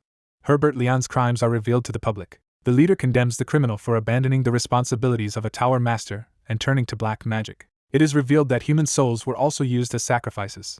Two magicians languish in a prison cell after being exploited in a cruel scheme. A furious figure slams his fist down and denounces the crime as unforgivable. A stern man on the throne delivers a harsh, unforgiving judgment. A formal decree announces that Herbert Leon is stripped of all titles and sentenced to a public execution, leaving the gathered officials tense and anxious. A stern official declares that the criminal's name will be eternally marked in the Empire's history, warning that any hidden relatives or accomplices will also be pursued. A resolute man declares that they will find their targets and eliminate them completely. A stern man in a military uniform announces that he will personally oversee the investigation into the black magic incident and anyone else involved. A commanding figure orders the assembled nobles to fully cooperate with the investigation, making it clear that no one will receive special treatment. A commanding figure announces that those unknowingly involved in the Tower Master's scheme are allowed to cleanse themselves of black magic and reclaim their former lives. A stern official announces that the punishment for the high-ranking magician who targeted the crown prince will be harsher than for the others. A man in a decorated uniform solemnly declares that attempting to assassinate the crown prince is an unforgivable crime, regardless of the circumstances. A commanding figure sentences a high-ranking magician to eternal imprisonment in a grand hall. An authority figure formally announces recognition for the two heroes who helped resolve the incident. Commendations are announced for those who thwarted the recent threats and are called to step forward. The investigation will officially recognize contributions only after the black magic incident concludes, as a determined figure strides down the red carpet. A young knight steps forward at a formal gathering, drawing attention as he is publicly recognized for protecting the crown prince from a powerful magician. A uniformed man is summoned before a stern elder seated on the throne. The stern officer commands the person before him to approach. The captain of the Second Imperial Knight Order steps forward and announces his rank. A regal figure praises the decorated knight before the throne for surpassing human limits and protecting the crown prince. A young man in ornate armor receives sincere praise in a grand hall, reflecting quietly on its significance. A uniformed man bows at the ceremony, formally acknowledging another's achievements. An authoritative man publicly grants Oliver Raywood command over all Imperial Knights and bestows upon him the title of Sword Lord. Three young men stand together, two appearing uneasy while the third remains calm as they face a tense situation. A stern man in a decorated military uniform announces that an important title has been vacant for a long time. For centuries, no one has received the title of Sword Lord because swordsmanship lost its prestige to the rise of magic. Someone declares that Oliver Raywood has surpassed the limits of swordsmanship and achieved a historic breakthrough. An official acknowledges a knight's long-standing loyalty to the Imperial family. The official asserts that the knight's loyalty to the Imperial family will remain unwavering. A young man in ornate military attire stands in the sunlit palace, smiling with quiet confidence. A uniformed man draws an ornate sword and formally announces the bestowal of the title. Sword Lord. A dominant figure orders the knight to kneel in submission. A composed man in a formal uniform steps forward, drawing everyone's attention. A uniformed figure kneels on the red carpet, showing deference to authority. A nobleman ceremonially taps a kneeling man's shoulder with a sword, signifying the bestowal of knighthood. A stern man in a decorated military uniform begins a formal proclamation outdoors beside marble columns. The authoritative figure formally bestows the title of Sword Lord upon the kneeling knight during the ceremony. A commanding figure formally offers the legendary title of Sword Lord to someone off-panel. A character makes a solemn vow, invoking the name of the Sword Lord. The man readies himself to speak, his expression calm and focused. A young man kneels on a red carpet and pledges to give his life to protect the Empire. A desperate voice echoes through the grand building at sunset, urgently calling for a father. The young man expresses his frustration, unable to make sense of the situation. A distressed man urgently pleads with an official to reconsider the execution, warning of severe consequences for the country. A well-dressed blonde man warns that executing the Tower Master would be equivalent to condemning tens of thousands of magicians. The young man warns that more problems are still ahead. A warning is issued that the Tower Master's execution will alert all nations, including the rival Coldwood Empire. A tattered flag waves over the barren land as the fate of the principality hangs in the balance after the coming cleanup. A worried man warns that the Empire is vulnerable to enemies if their strongest magician dies. A high-ranking official announces that Herbert Leon is no longer the strongest magician. A man in the ornate room acknowledges that the current strongest magician in the tower is the first human to reach the 6th class. A decorated man announces that the Tower Master position will soon be filled, assuring everyone there will be no issues. A tense figure demands a response about the future of the ivory tower, pressing the anxious man for an answer. The young man acknowledges that Ian Phage is expected to usher in a new era for the ivory tower. Two men discuss forming an alliance with a powerful magician to quickly elevate their empire's status on the continent. A plan is suggested for a young magician and an experienced magician to jointly lead the ivory tower and balance each other's power. A young man explains that the Imperial family can control the ivory tower from within, presenting it as the best possible outcome. The stern man in the military uniform acknowledges the other person's point. A young man hesitates and stops mid-sentence, visibly anxious in the ornate room. One man accuses the tower master of conducting forbidden black magic in a tense confrontation. The atrocities of the ivory tower's master are revealed, exposing his use of magicians and innocent commoners as sacrifices for black magic. A man in formal attire reacts with shock as he witnesses something unexpected.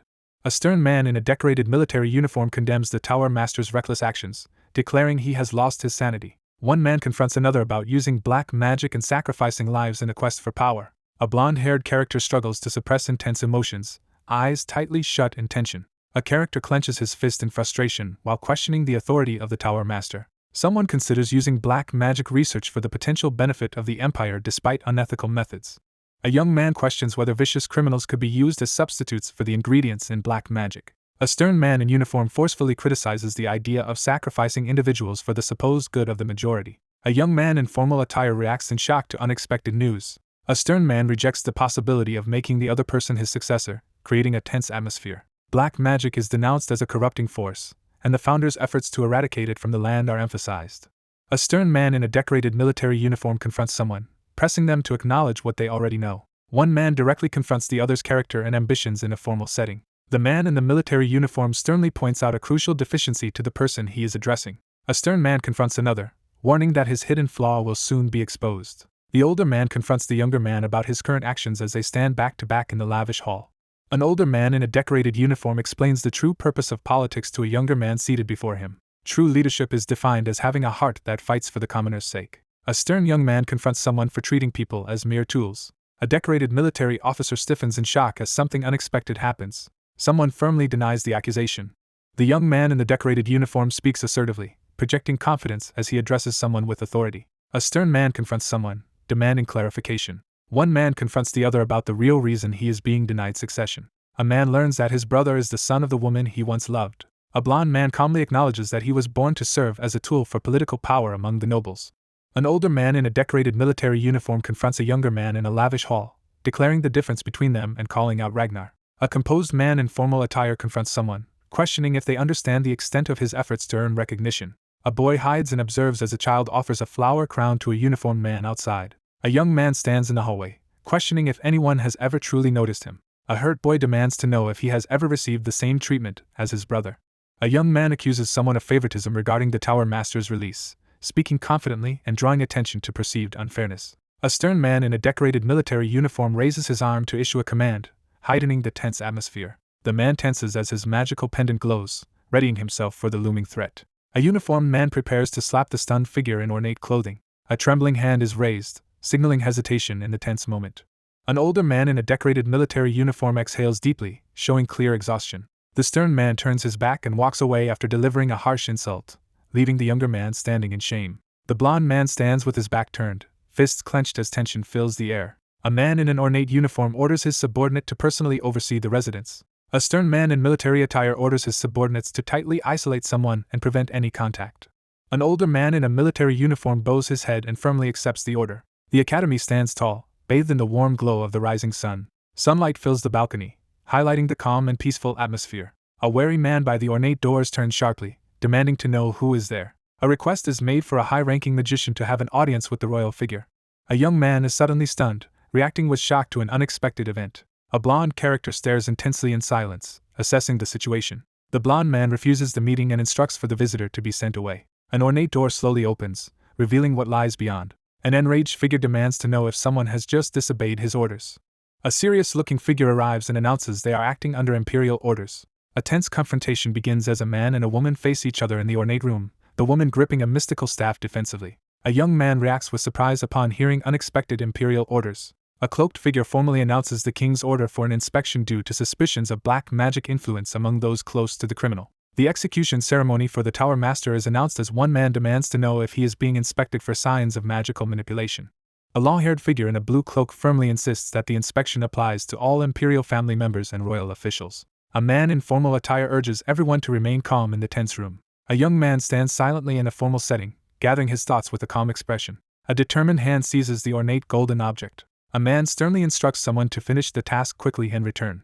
The cloaked figure assures the seated man that the task will be completed quickly. A long-haired man in a blue cloak calmly explains that dizziness or nausea means the person has not been affected by black magic. A silver-haired mage unleashes a powerful dispelling spell on the man seated on the throne. A blond young man struggles to withstand a surge of pain as a strange light envelopes him. A man in a blue cloak approaches the trembling figure and checks if he is all right.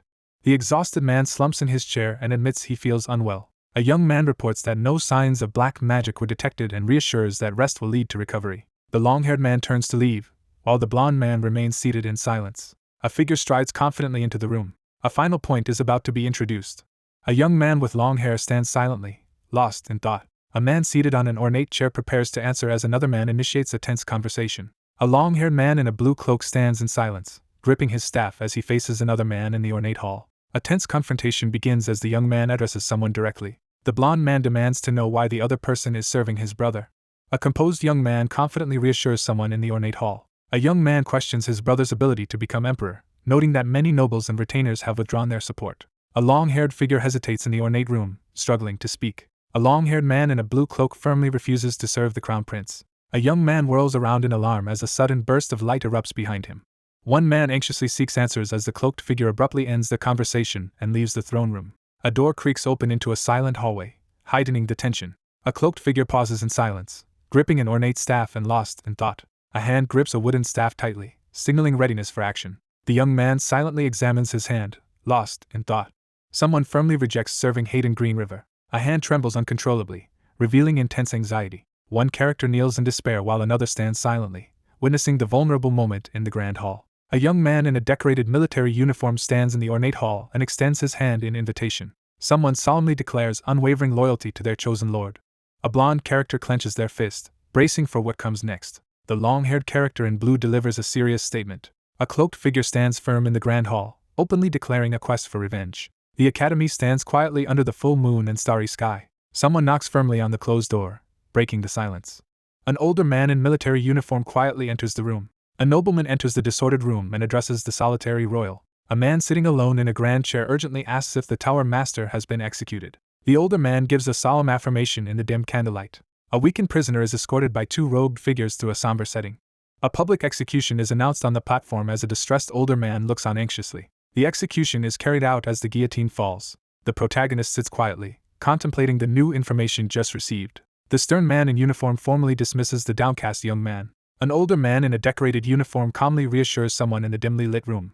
A blond young man mocks someone from his ornate chair, his tone laced with sarcasm. A character steps forward onto the tiled floor with determination, entering the scene. An older man in military uniform confronts a wary young man in a dim, elegant room. A hand reaches for the stack of cards on the ornate table. The young man notices something unusual and looks up with curiosity. The older man in the military uniform formally announces his departure and prepares to leave the room. A solitary man sits in silence at his desk, lost in deep thought. A hand reaches out to take the sealed letter from the table. A blonde character quietly reads a letter in the dim light. A young man starts to deliver an important message under the tense night sky. A confident man offers an opportunity as he sits beneath the night sky, holding a folded letter. The scene shifts to reveal the grandeur of a majestic hall, its golden ceiling and ornate walls dominating the view. Two men discuss how survivors are receiving care and testimonies are being collected for investigation. A young man reports that measures have been taken to recover all hidden assets for the treasury. They review the investigation results, confirming that no suspicious signs of dark magic were detected among those examined. A stern man praises someone's hard work while seated on an ornate couch with a teacup in hand. A shocked person grips a teacup tightly after hearing unexpected news about Herbert. An older man in a military uniform sits in a lavish room, admitting his responsibility for not noticing suspicious activities sooner. A cloaked figure sits in a decorated room, reflecting on how no one suspected wrongdoing from someone known for their honesty and modesty. A character reflects on discovering a hidden, possibly deceptive side to someone they once trusted. A uniformed man formally updates his superior on the ongoing investigation of the Ivory Tower and the status of black magic tests. A man in a decorated military uniform asks for permission to pose another question as the atmosphere grows tense. The calm figure by the fireplace encourages the king to speak openly. A stern official demands to know the intended actions concerning the crown prince. The young man sits in silence, deep in thought as he faces forward. The seated man firmly rejects the question posed by the stern figure in the ornate hall. A stern older man delivers a pointed warning in the ornate palace hall. Two men sit in tense silence, each waiting for the other to make a move. The long-haired character pauses, hesitating to speak. A young man firmly refuses to pledge allegiance to the crown prince. A stern man in military attire questions someone's loyalty, creating a tense atmosphere. A man firmly agrees to support the crown prince's safe succession as the two continue their discussion in the lavish room. A composed man pledges to do everything he can to support and guide the future king.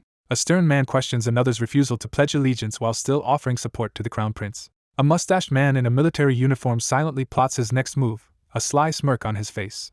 The man on the couch ends the discussion, signaling that the meeting is over. A stern man orders a servant to open something as the servant enters the room. Two uniformed men carry a large box through an ornate hall. Two attendants present a long case containing a recovered staff to the seated officials. The process of choosing a new ivory tower master is being discussed as the ceremonial staff lies on display.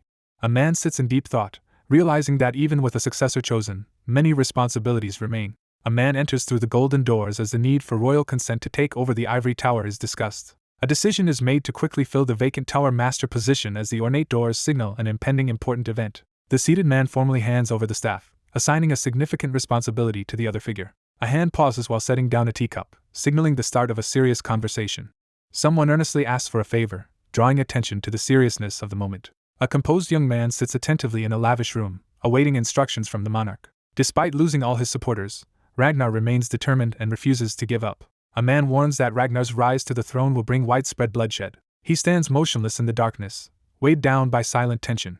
A stern man admits to the young man that he has already caused him lasting harm. A man in uniform quietly admits that he expects to be resented for the rest of his life as another person listens in silence. A man in a military uniform urgently asks someone to intervene and stop another person. A stern man in a military uniform questions the suggestion that someone would act on his behalf. A hand grips a wooden stick tightly, ready for action.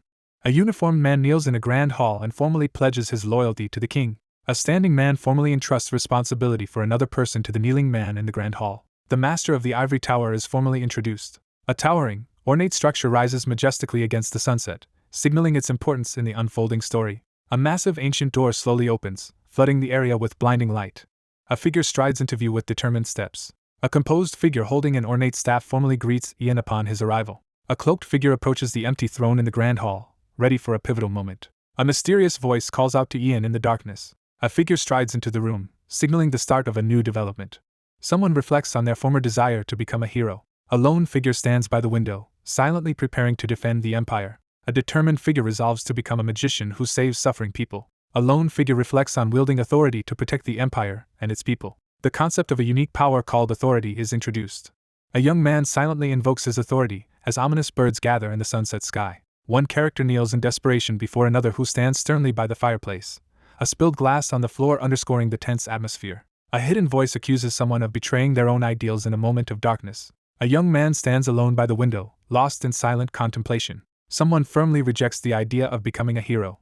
Someone makes a firm declaration of their desire. A determined figure silently contemplates the grave mission to kill the person known as Ragnar Greenriver. A young man silently watches the sunset through the window, lost in thought. A character solemnly declares their intent to take revenge. A lone man sits in a grand chair by the window, silently lost in thought.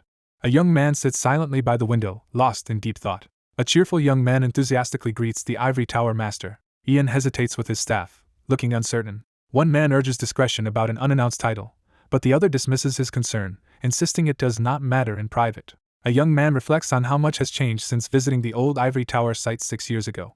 A composed young man is announced as the new ivory tower master. A blond man openly praises the long-haired figure's progress, visibly moved by emotion. A long-haired man in dark clothing informs a royal figure that he is too busy with black magic tests to meet. A blond young man in formal attire insists on meeting someone personally, urging them not to avoid him despite their busy schedule. A seated man questions if there are any issues concerning his well-being while another listens. Someone admits to feeling dizzy and nauseous all day. A long-haired man calmly informs someone that they are healthy. Someone internally acknowledges lingering suspicions. A character surveys the star-filled night sky with a wary, focused expression. 3 men discuss how the crown prince stands in the way of their political ambitions, and consider whether black magic is influencing his actions. The narrator considers how effortlessly the rival could have been eliminated by orchestrating their public humiliation and downfall. A young man smiles confidently, clearly amused by the situation. A deadpan man holding a staff mocks the intelligence of the other man in the ornate room. A young man holding a magical staff confirms that his sister is next. A blond young man initiates a conversation in the ornate room.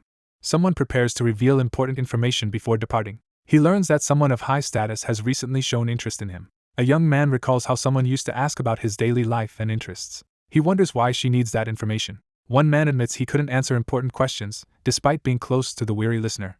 A young man asks someone to relay answers to Haley, believing she will appreciate the gesture. The large door slams shut with a sharp sound, heightening the tension. The man stands silently in the ornate room, gripping his magical staff as he contemplates his next move. A young man quietly considers his own growth. The Crown Prince's development is acknowledged. The young man shows clear signs of personal growth as he stands confidently among the flowers. A calm man considers the potential of a future ruler and invites someone into the grand hall. A poised figure in a white dress steps forward, signaling the start of an important action. A blonde woman in a pink dress warmly greets someone after a long separation. A man holding a staff formally greets a woman in the ornate palace room, expressing gratitude for her well-being. A long-haired man with a magical staff invites a guest to sit in an elegant room. A woman sits in silence as a man approaches her with a staff, tension rising between them. A composed blonde woman sits on an ornate chair and commands silence. A long-haired man raises his magical staff with determination in the ornate room. A serious-looking man explains that he has cast a second-class soundproof spell over the area. She hesitates, nervously preparing to explain her progress when asked about reaching second class. A hand is raised, signaling the number 3. A man holding a staff questions a cautious woman about her magical class as she responds with uncertainty. A woman acknowledges someone's unexpected advancement to third class with congratulatory words. A character with a calm expression begins an important conversation. A composed man confronts someone in a lavish room, demanding to know their intentions after a silencing spell is cast. A blonde-haired character calls out to Ian with a serious expression. Sitting alone, the woman wonders what steps to take next. The young man asks for further explanation. An anxious woman hesitates, unsure how to begin speaking. A composed young man prepares to ask a question, shifting the direction of the conversation. A woman demands to know why the man concealed his identity as a magician. A character clenches their fists over their apron, struggling with sudden anxiety. The character falls silent, visibly troubled and lost in thought. The man firmly declares his intention to fulfill his father's wishes as the woman listens intently. At age 12, the protagonist remembers undergoing a mana reaction test conducted by a magician. A young man nervously reaches out toward the calm girl, initiating a tense encounter. A young man reveals to an authoritative figure that his magical abilities have been discovered. Instead of informing the ivory tower, the matter was secretly reported to her father. A uniformed man informs the kneeling figures that becoming a magician of the Empire requires giving up their former positions and joining the ivory tower. The stern man issues a firm proclamation that his decision stands, even against a member of the Imperial family. She reveals that her father wanted her to stay with the Imperial family instead of joining the ivory tower. Under royal orders, she kept her magical abilities secret and focused on her role as a princess. A young man pauses as he comes to an important realization. A woman admits she cannot suppress her longing for magic. A calm young man confronts another person about secretly learning magic. In the past, only a few people supported the Crown Prince. He reflects on how fortunate she was. She explains that she originally wanted to support her brother when he had no one else. The man in black robes firmly states that his motives have changed because both his goal and Sword Lord Oliver are now involved. A composed man evaluates another person's progress and questions whether they still have any goals. A woman confesses her fear that learning magic illegally might jeopardize her brother's future. A character with long, light-colored hair gives a subtle, knowing smile. The protagonist strides confidently across the decorated floor, dismissing the problem as simple. A woman in an ornate dress sits in shock after receiving unexpected news from the long-haired man. A man kneels before a seated woman and encourages her to live her own life. The man reassures the seated woman that she only needs to live her own life. The young man urges the royal figure to prioritize their own happiness over obligations to the Imperial family. A woman admits she doesn't know how to proceed. A reflective message fills the empty panel, emphasizing that no one is born knowing everything. She pauses in silence, lost in thought. A regal woman calmly advises a man in the ornate hall, warning that living by others' values leads to losing one's own life. A long-haired character warns that living this way for too long will cause someone to lose themselves. The figures warn that they will be left to wander in regret and emptiness. Someone urges the royal figure to take responsibility for their future decisions. A man reassures a young woman that she can pursue the life she desires. A blonde woman hesitantly calls out to someone. A woman seated on a throne-like chair challenges the man before her with a pivotal question about his purpose in life. A young man listens intently, visibly troubled by the news he has received. A long-haired character pauses in silent contemplation. The young man quietly admits that he does not have an answer. One woman quickly apologizes for her earlier comment, while the man responds calmly. She quietly admits that no one has ever said this to her before. A solemn woman sits motionless on the throne, feeling trapped by the burdens of her royal role. A blonde woman sits among yellow flowers and expresses her gratitude for the courage she received. A long-haired man smiles gently in the luxurious room. A woman seated on a throne-like chair encourages the bowing man to continue learning magic for his own benefit. Someone receives praise for their rapid improvement and potential for future growth. A nervous woman in a pink dress hesitantly asks for a favor. He notices something unexpected and looks confused. Someone clutches a piece of white fabric, calling out anxiously. Haley earnestly asks to be taught magic. Caught off guard, the man freezes in surprise at the unexpected request. A young woman hesitantly explains that her magic teacher has nothing more to teach her, prompting a discussion about finding new instruction. A chibi character bows and apologizes to the royal figure. A blonde woman desperately begs for help with her hands clasped and eyes closed. A young man steps forward in the grand hall and urgently asks to be taken on as a student. A worried young woman hesitates as she contemplates her next move. The princess is recognized for her natural talent in magic, which cannot be achieved without innate ability. Their potential is being compared to that of the last Imperial family magician, a fifth-class magician. He considers the possibility that the princess's latent magical abilities could benefit her as she becomes a high-rank magician. A surprised woman clasps her hands as she receives unexpected agreement. The man asserts his willingness to cooperate but insists on setting his own conditions. A woman formally asks the man for assistance when she needs it. Haley pledges to offer her support in gratitude for the favor she received. A man holding a staff questions another's eagerness to help without knowing the request. A blonde woman sits calmly and assures the other person of her trust. A long-haired man stands silently, gripping his magical staff as he prepares for what comes next. A character hesitates in silence, visibly uneasy. A blonde woman agrees to proceed as she stands near the ornate gate. The man asks to begin the inspection, and the woman agrees. The inspection ends as the diagnosis confirms there is no black magic influence. A weakened woman slowly rises from her seat with careful support from a staff-wielding man. Haley quickly turns to assess the threat, her face tense with worry. A tall man gently embraces a seated young woman, offering her comfort as soft light and floral patterns surround them. A young man leans forward to check if the distressed woman needs assistance, offering to call for a servant.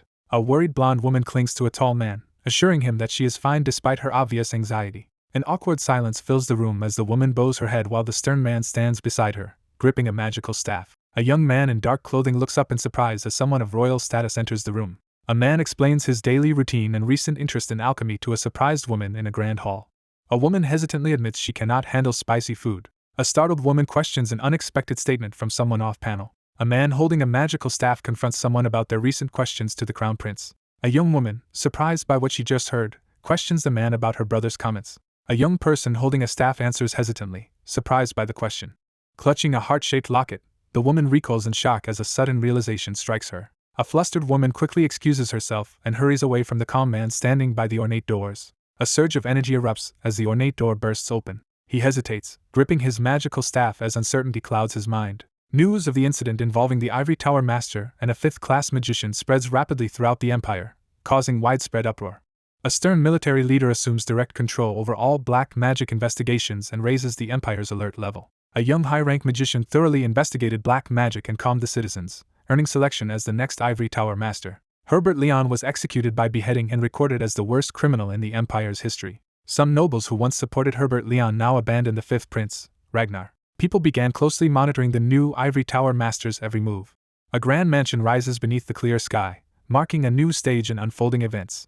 A young man abruptly reacts to an unexpected situation while sitting with a teacup in hand. A stack of sealed invitation letters is presented, each meant for the recipient. One man reflects anxiously on the unresolved black magic incident, while another listens in the ornate room. One person declines an invitation and shows no interest in reading the letters offered by the other. One man hands over documents while the other, curious, asks about them. A person spits out tea in shock after learning the letter is a marriage proposal meant for them. A character receives an unexpected proposal to become engaged to a count's 12-year-old daughter, with the marriage planned for 5 years later. Someone is shocked and outraged after learning that the girl is only 12 years old. A man mentions that reaching adulthood means others will begin discussing marriage. A young magician reflects uneasily on how nobles are using marriage proposals to gain political power. A young man reacts with disbelief and concern upon hearing about a political marriage involving a 12-year-old girl. A man calmly agrees that finding a suitable marriage partner should happen naturally. One person offers to help reject the invitations, and the other gratefully accepts the assistance. A cheerful character offers to help with the black magic investigation to contribute to the group. He sits in silence, his expression unreadable. A character pauses to express overdue gratitude while holding a cup of tea. A man on the sofa reacts with confusion to something unexpected. A young man thanks an ally for protecting his mother. Two characters sit in tense silence, watching each other in the lavish drawing room.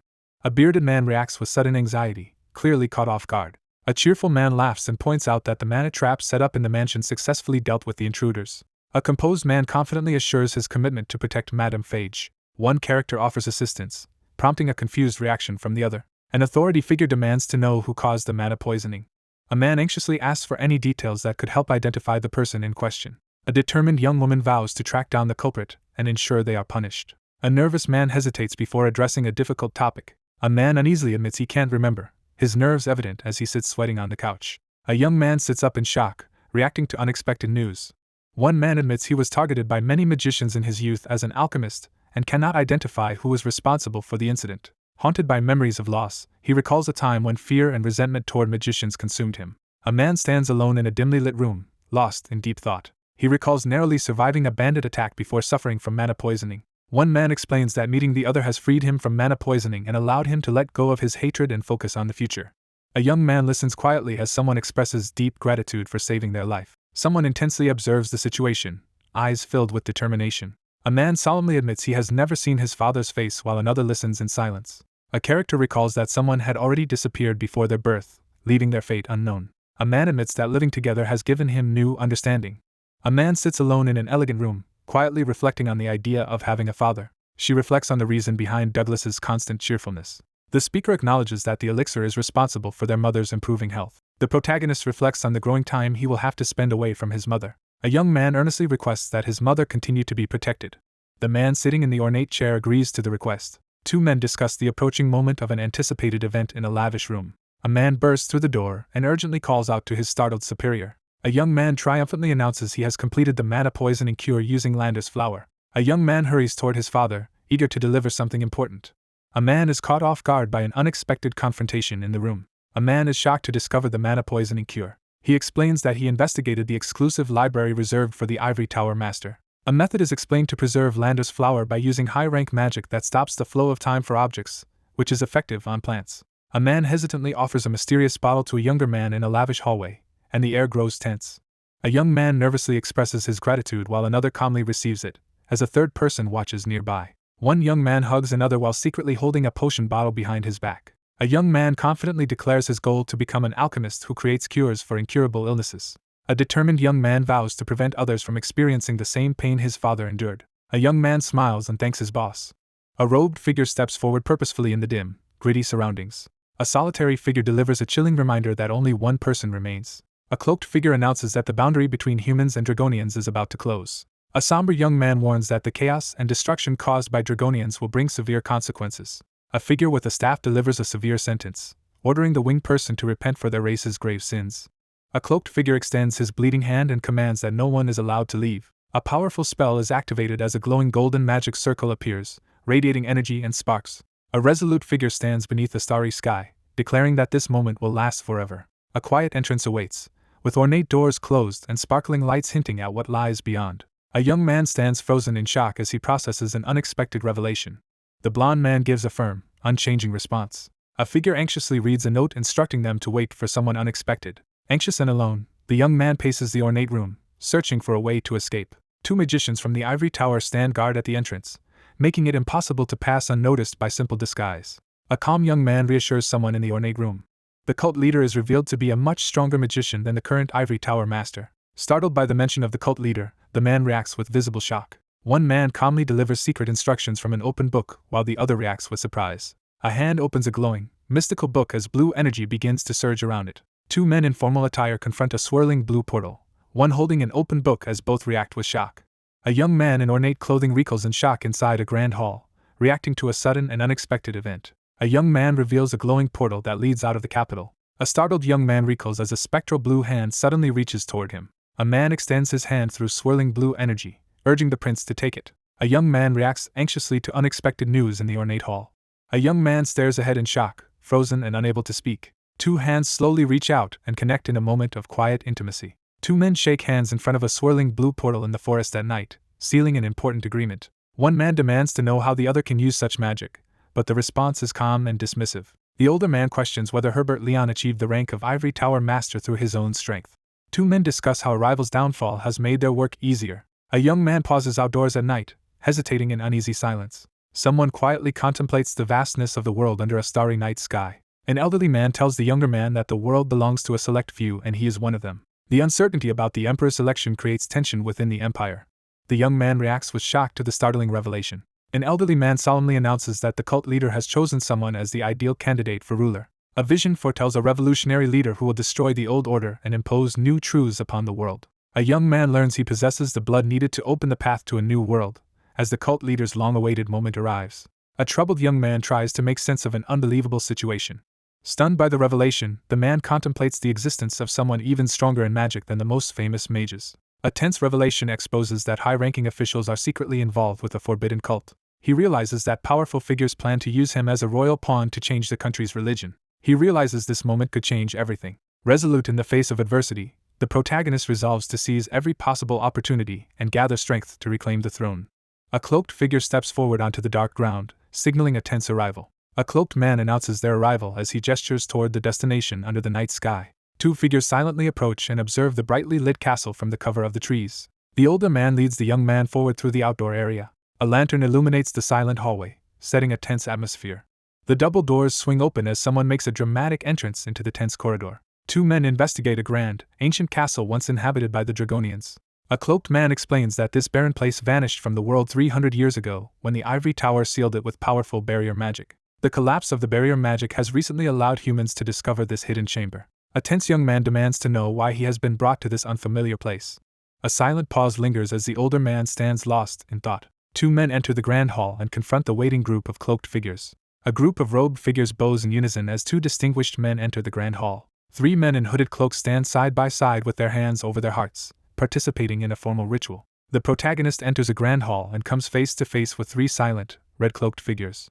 A blond man surveys the assembled nobles and acknowledges several familiar faces among them. An older man addresses a select group of top-ranking members in the capital to announce the beginning of a new era of truths. The well-dressed man demands that the hooded group reveal their true purpose and allegiance now that he has joined them. An older man with white hair and a mustache delivers a cryptic warning about what is to come. Two men approach a massive, ominous door as hooded figures watch, preparing to enter where the cult leader awaits. Massive doors swing open, flooding the area with bright light.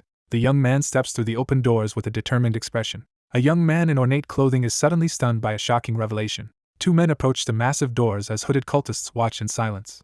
The grand doors swing open, flooding the space with intense light.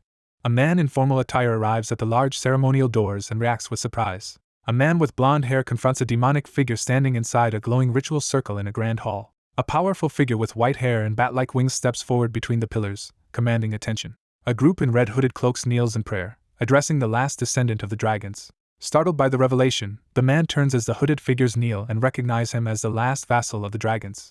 A blonde-haired man realizes in shock that the cult leader is present. A young man begins a tense conversation, hinting at hidden motives and inviting questions in a lavish, firelit room. A winged figure reveals himself as the last dragonian to the cautious man kneeling before him. The startled man realizes that dragonians were believed to have been exterminated 300 years ago. A powerful being who matches the legends of dragonians commands demonic beasts beneath a stormy sky. A question arises about whether this is the legendary last descendant of the dragons. A long-haired character calmly points out someone's confusion.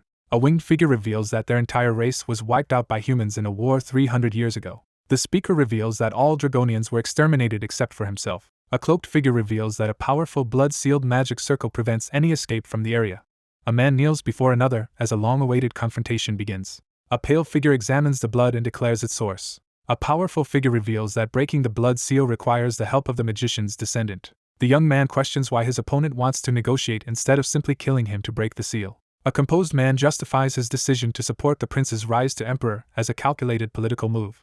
A dark figure with wings proclaims a plan to overturn the world's old truths before a glowing magic circle. A white-haired man declares his goal for dragonians and humans to live together in peace. A blond young man slumps near a pillar as he realizes he is being used as a tool by the cult. A tense confrontation unfolds as the anxious man calculates the deadly consequences of refusing the demand, aware that his replacement waits nearby. The calm man presents an ultimatum, warning that refusal will result in memory erasure and a forced return to the bedchamber. A cloaked figure offers an irresistible opportunity to the person within the magical summoning circle. The young man stands silently, lost in thought as tension fills the room. A character clenches their fist and urgently asks for a promise. A young man in ornate clothing firmly states his conditions for loyalty and power. The resolute character makes a solemn promise with unwavering confidence. The younger man accepts the ceremonial dagger from the older man, signaling the start of a critical task. A determined figure in ornate clothing unsheathes a shining sword, ready for action. A young man seals a deal by gripping a dagger and accepting with resolve. A blood ritual is activated as the magical circle glows on the floor. A man grips his dagger and confronts a winged entity emerging from a glowing magical circle. A figure suddenly reveals large dark wings, escalating the confrontation.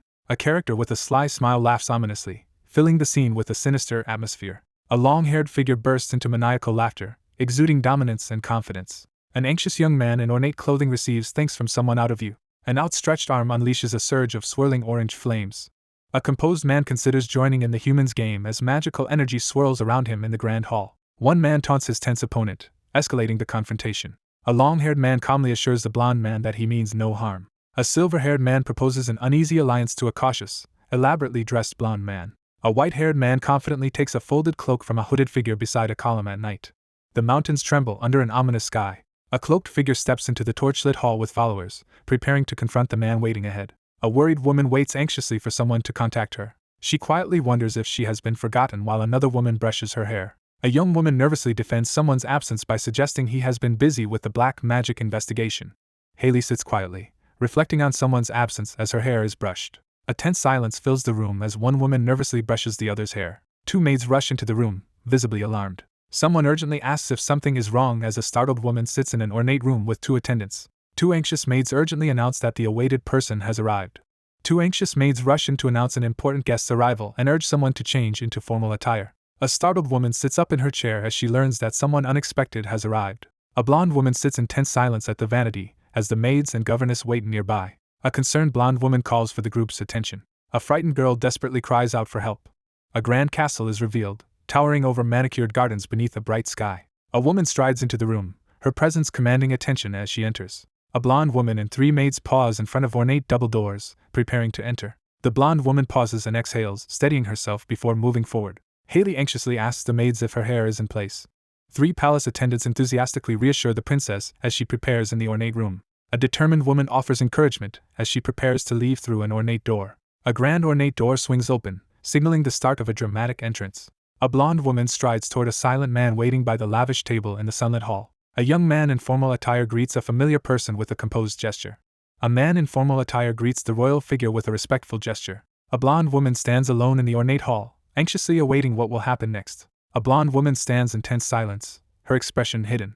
A woman confronts a man about something she believed he had forgotten. A well-dressed man apologizes to royalty for his recent absence. A woman in a formal dress expresses gratitude to a man in an ornate hall. One character nervously compliments the other on their formal attire, and the compliment is graciously accepted. A composed man in formal attire announces they should move to a more suitable place for learning. One character expresses concern about being seen together, and the risk of rumors spreading in the palace. She reluctantly agrees to go along with the social expectations of the high society gathering. Someone prepares to escort another to a suitable location for lessons. A well-dressed man stands among blooming flowers and extends his hand in invitation. A woman pauses by the ornate door, steeling herself before proceeding. She reacts with surprise and questions what she just heard. One character nervously reacts as the other prepares to teleport them by reaching out for their hand. Haley recoils in shock, startled by something unexpected. Haley recognizes the use of translocating magic and reacts with amazement. A nervous woman slowly extends her hand to cautiously give something to another person. A calm young man warns that dizziness may occur. A warning is delivered, urging caution. Two hands meet in a gentle, tentative touch. A blonde woman and a tall man with long hair hold hands in a glowing atmosphere, sharing an intimate moment. A mysterious green energy begins to radiate from the rocky ground in the quiet mountain meadow. A startled young woman is pulled forward by a calm young man under the bright sky. A startled girl arrives in an unfamiliar place and looks up in shock. A young man surveys the quiet hills on the outskirts of the capital, noting their isolation. A man explains the limitations of teleportation magic as he and a woman arrive in an open meadow to begin a lesson. A woman pauses to contemplate in silence beneath the bright sky. A young man in formal attire freezes in shock as he recognizes someone of high status approaching. A young woman steps into the outside world for the first time, accompanied by a well-dressed man. The character gazes upward, realizing that what was once only a dream is now within reach. White doves soar across the bright sky, symbolizing the sudden realization of long-held dreams. A blonde girl smiles under the sunny sky, expressing her amazement at magic. A man and a woman stand silently facing each other beneath the open sky. A young man stands in silence, gazing thoughtfully at the bright sky. A woman sits alone in silence by the window, lost in thought as flower petals drift past. A woman with braided hair sits in profile, gazing intently as she assesses the situation. The long-haired character pauses in silent contemplation, gazing forward beneath the bright sky. A serene woman calmly agrees with the person she is speaking to. He stands outside beneath the bright sky, calmly admiring the wonders of magic.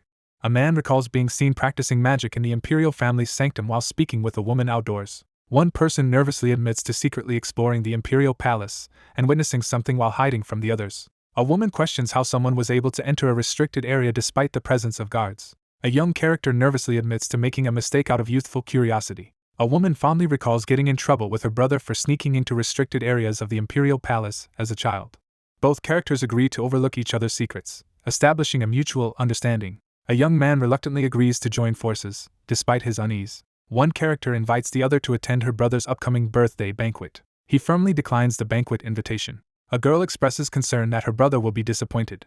Two figures discuss the challenges and risks of attending the Crown Prince's exclusive birthday banquet due to concerns about noble prejudice. The former master's powerful forces remain vigilant, determined to prevent any shift in control over the Ivory Tower. He states his intention to concentrate on his responsibilities as the Ivory Tower Master until the Crown Prince secures his position and ascends the throne. One character quietly listens as the other shares a realization while looking away. A woman arrives, her white dress and blue heels visible as she steps onto the grass.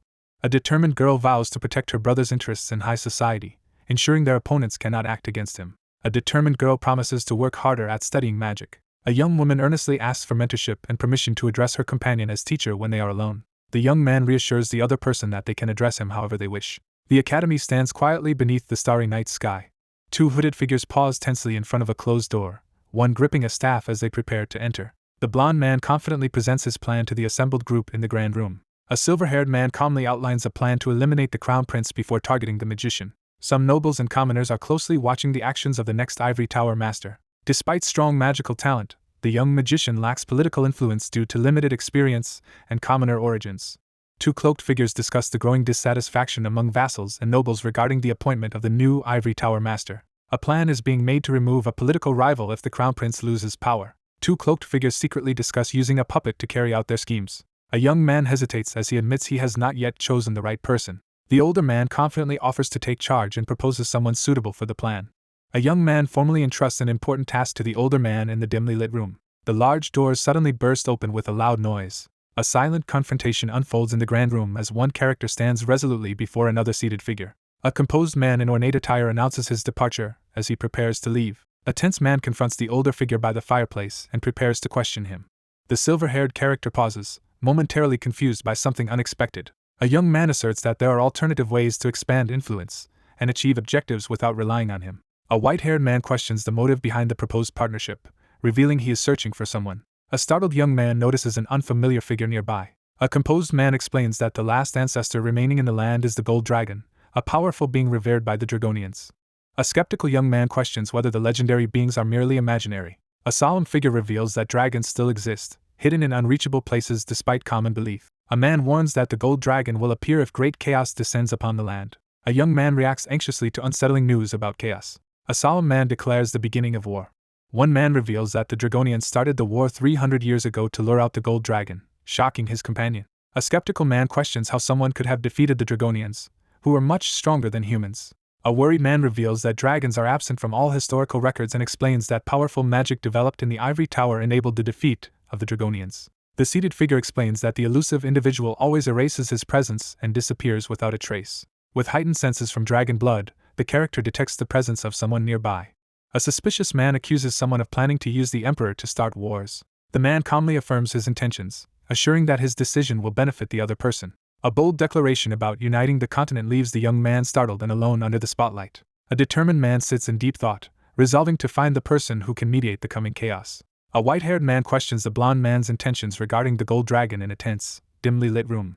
The silver-haired man signals that the conversation is over. A white-haired man bows respectfully and pledges his loyalty to the blond man in the ornate room. The composed figure agrees to cooperate with the plan. A grand cathedral stands imposing under the bright sky, guarded and adorned with banners. A young man in a decorated uniform reacts with shock to unexpected news. A uniformed knight informs the vice captain to report immediately to the first Imperial Knight Order captain's office. A uniformed man anxiously wonders why he has been summoned as he slumps over a desk in a grand office. A uniformed man receives a message, thanks the messenger, and quickly heads out. The room remains silent as two closed doors stand undisturbed. The young man surveys the devastated battlefield in silence, lost in somber reflection. A figure in a white cloak steps forward with determination. A lone figure in a white cape approaches the ornate door and prepares to enter. A young man in a decorated uniform exhales deeply, preparing himself for what comes next. An older man in ornate armor sits behind a desk and allows someone to enter. A knight enters the elegant room and approaches the captain for a private discussion. One man informs the other that high-rank magician Helene attacked the crown prince because she was under the influence of black magic. A uniformed man confirms that increased security measures are working without any problems. The Knight Order has tightened security around the crown prince, emphasizing his safety as a top priority. Two people begin a more personal conversation in the grand hall. Two uniformed men discuss the recent appointment of the vice captain in an ornate hall. Someone wonders if they have caused offense during an off-screen conversation. A young man in a military uniform nervously expresses his gratitude for being summoned in the grand hall. The elderly man smiles calmly, expressing relief at the news. One man acknowledges the other's impressive swordsmanship, ranking it just below that of the renowned Captain Oliver. An older man in a decorated uniform acknowledges the younger man's exceptional talent and recognition by high-ranking officials. A young man in a decorated uniform admits that he still has many shortcomings. An authoritative elder explains that the promotion to vice captain was earned through recognized abilities. Someone recalls how Captain Oliver recommended an orphan and commoner from the northern borders. The vice captain of the 2nd Imperial Knight Order steps forward and asserts his rank. A young man in a military uniform stands frozen in disbelief, overwhelmed by unexpected events. An older man challenges a younger knight's qualifications for joining the Imperial Knight Order. An older man vents his frustration about an unworthy candidate being admitted to the Imperial Knight Order. A man in a decorated uniform spins around in alarm as the door bursts open behind him. The older man delivers a decisive statement, while the younger man turns away in frustration. A startled young man spins around with his sword drawn, confronting an unexpected intruder. The young man freezes in panic, unable to move as he clutches the glowing dagger. A man drops to his knees, overwhelmed by dark energy as two others look on sternly. A character recoils in shock as they are commanded to become part of something unknown. A determined man in military attire declares his intent to build a powerful empire. A piercing scream echoes across the sky, breaking the calm over the trees. A blond young man struggles to block a powerful sword strike, barely holding his ground. Two young men fiercely clash swords in the middle of a grassy field. A serious young man gives precise instructions to maintain posture and balance during training. A young man urgently swings his sword and shouts for the captain to wait. A startled figure quickly seizes the sword's hilt in response to sudden danger. One young man raises his arms defensively as the other aggressively points a sword at him. The exhausted trainee ends the session as the instructor signals a stop to their training. A young man sits on the grass, feeling discouraged as he admits he may not be suited for sword training. The young man reassures the other person that they are more skilled than most. A young man reacts in shock after being told he is improving faster than the Ivory Tower Master. A man explains that he spent 5 years training and sparring with Ian. The training session ends as the exhausted girl lowers her sword, unable to match her calm opponent's magical skill. The man awkwardly admits that the boy has no talent for swords. A boy asks someone to keep his involvement in teaching swordsmanship a secret. A blond young man laughs outdoors, teasing someone about their unexpected flaw. A young man realizes he excels at something more than another person while reflecting in the garden. The young man declares his determination to train harder and surpass the swordsman. A young man suddenly looks up, startled by something unexpected in the sky. One man stands alert in a forest clearing while another watches him cautiously from behind. The young man in uniform stands alone, deep in thought. A blond young man approaches the captain and asks if something happened to the vice captain. Someone notices a change in another person's behavior and expresses concern about it. A young man instructs someone to keep watching for another person, his expression tense with concern. One character advises another to be considerate of their followers' feelings, and the advice is respectfully accepted. A young man stands outside, silently lost in thought. A solitary figure stands in the middle of a quiet, sunlit forest clearing. A majestic building stands under the clear sky, introducing the scene. Sunlight streams into the grand hall, highlighting the opulent chandelier and lavish decor. Servants hurry through the lavish ballroom, getting everything ready for the upcoming event. A young man in royal attire announces that the banquet is about to begin. A young man in ornate military attire acknowledges the order and prepares to follow it. A young man admits feeling nervous as he closes his eyes at the banquet. A stern man urges the two younger men to rely on their own strength, while one of them sighs in resignation. A young man in formal attire receives encouragement to confidently take the spotlight at the banquet. A blond young man reassures his ally that the nobles are the ones who should be nervous. The young man responds with calm confidence, confirming his answer. One character proudly boasts about having a reliable swordsman ally by his side. One young man calls out to his brother in surprise as they stand together in the ornate hall. A woman in a blue gown warmly greets a new arrival. In a lavish hall, a young woman in a blue dress gratefully accepts a compliment from two young men as she explains she dressed up for the birthday banquet. A man in ornate military attire comments on someone's absence with a wry smile. A character reacts with embarrassment after receiving an unexpected compliment in an elegant setting. One character angrily confronts another for revealing a private question to someone else, feeling embarrassed. A blonde woman pauses and exhales in relief by the sunlit window. A woman in a blue dress warmly congratulates her brother on his birthday and expresses her pride in his hard work. A woman in a blue dress asserts that she will protect her companion from the harsh gossip of high society nobles. A smiling man in ornate attire expresses his gratitude with a laugh. Two well-dressed people prepare to enter a formal event together. A gloved character quickly pulls aside a blue curtain and steps forward with resolve. An announcer formally introduces the imminent arrival of the crown prince and princess to the assembled guests. Four people bow in unison inside a lavishly decorated room. Two figures pause before an ornate golden door, preparing to enter. The pair enters the grand event arm in arm, drawing attention with their elegance and confidence. A man in formal attire raises his baton to begin the performance in the grand hall. Two musicians begin playing their cellos as the performance starts. A blonde man and woman enter a lavish ballroom as a crowd congratulates the birthday celebrant. A gracious host welcomes the guests and expresses hope that they will enjoy the banquet.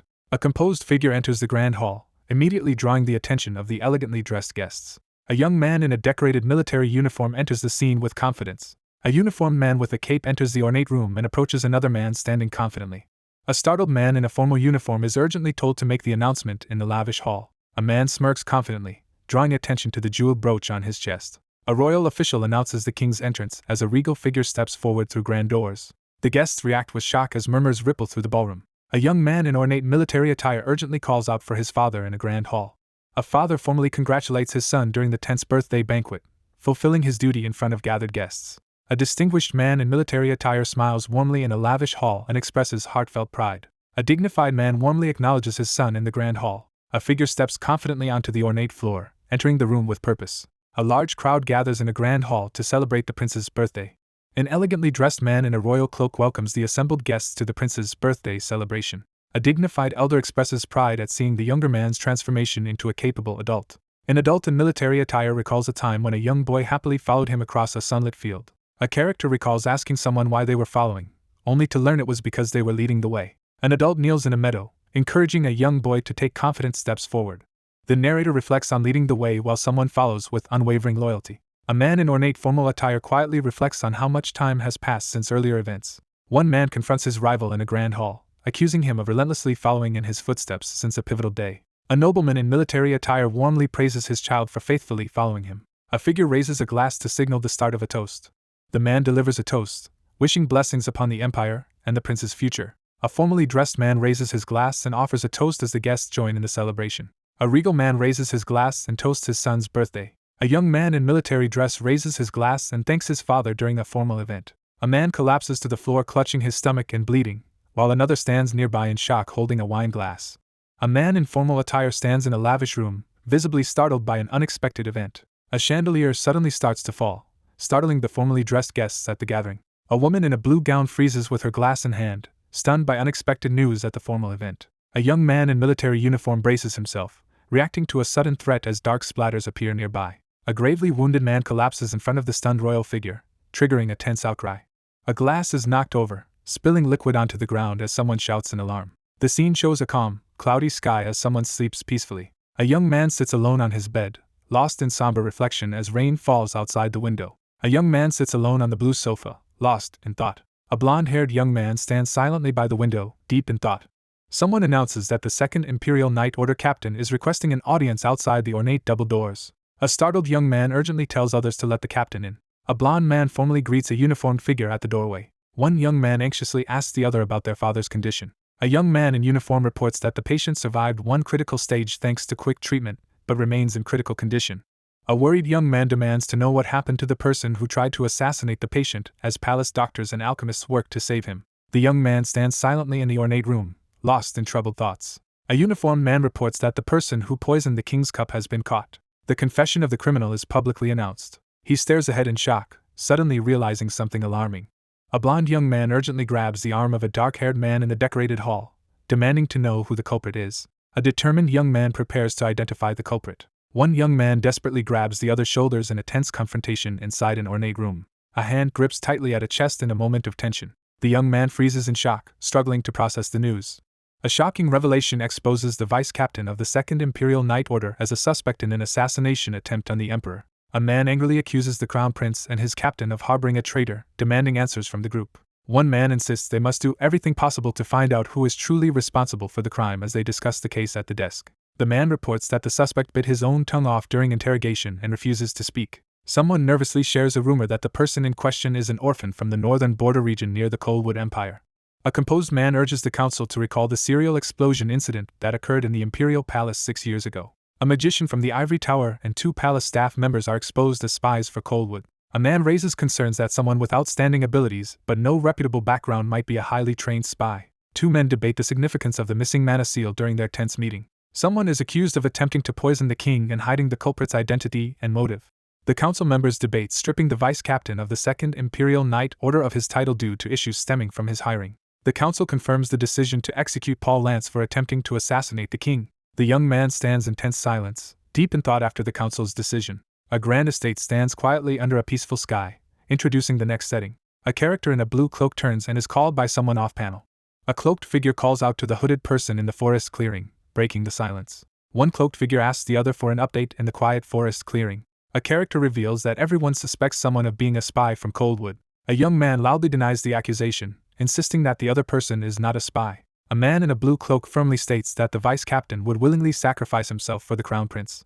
A knight is honored for his loyalty and integrity, regardless of his origins. The young man firmly asserts his trust in Paul Lance's character. The woman announces that the execution has been decided, leaving no justification for the man's actions as the other person listens in shock. The suspect refuses to reveal who ordered the assassination or his motive for targeting the king. They discuss the need to uncover the reason behind the mysterious actions.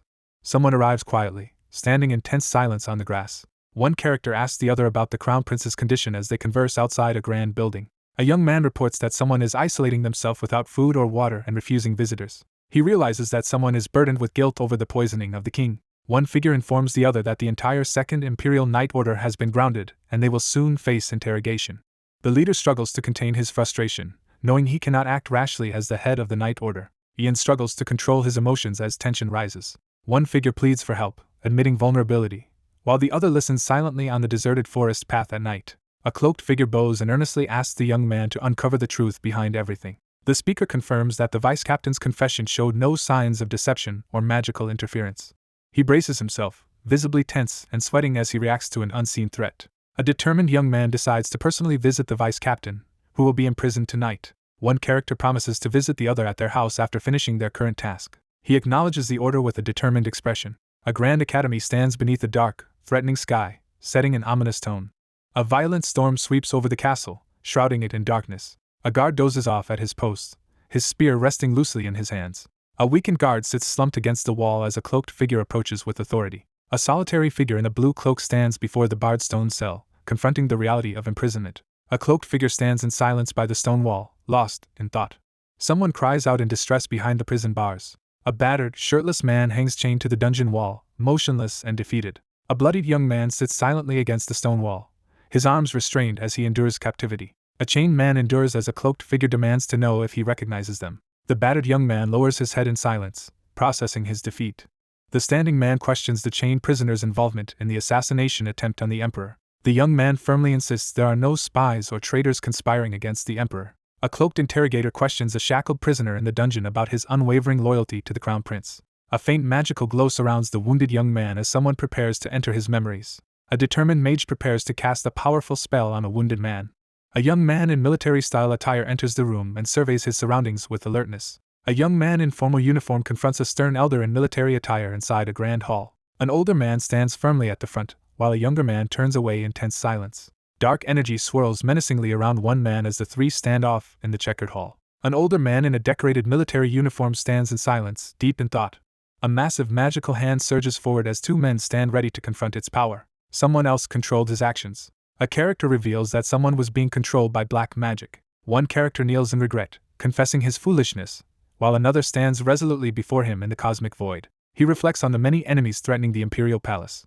A young man urgently calls out for the vice captain, his face tense with worry. In a shadowy chamber, one man confidently welcomes the other, signaling a long-anticipated confrontation. A long-haired mage prepares to dispel the black magic affecting someone. Someone forcefully grabs another person's wrist, causing a startled reaction. One man anxiously asks the other about the crown prince's condition. One character assures another that finding the culprit behind the black magic will clear his name. A troubled young man lowers his gaze, blaming himself for the worsening situation. One man confesses to poisoning the king's wine while another listens in silence. A desperate figure urges another not to give up, warning that stopping now will forever brand them as the traitor who assassinated the emperor. A young man in uniform confesses his deep regret to a cloaked figure, stating that his own disgrace means nothing compared to the pain he caused his liege. Someone warns that any enemy targeting the king will also pursue the crown prince. A solemn figure pleads for the conflict to end with him, hoping to spare others from further suffering. Someone admits reluctance to interfere with the crown prince any further. A distressed young man demands an explanation from the vice captain. A young man quietly asks for a message to be delivered to the crown prince and Captain Oliver. A young man in military attire quietly expresses both regret and gratitude under the night sky. A loyal protector steels himself for a final act and urgently calls out to the vice captain. One character entrusts the responsibility of guarding the prince to another before stepping away. One man unleashes a powerful magical attack as the other braces himself in the midst of a tense confrontation. Bathed in ethereal light, Ian stands tense and startled by an unexpected phenomenon.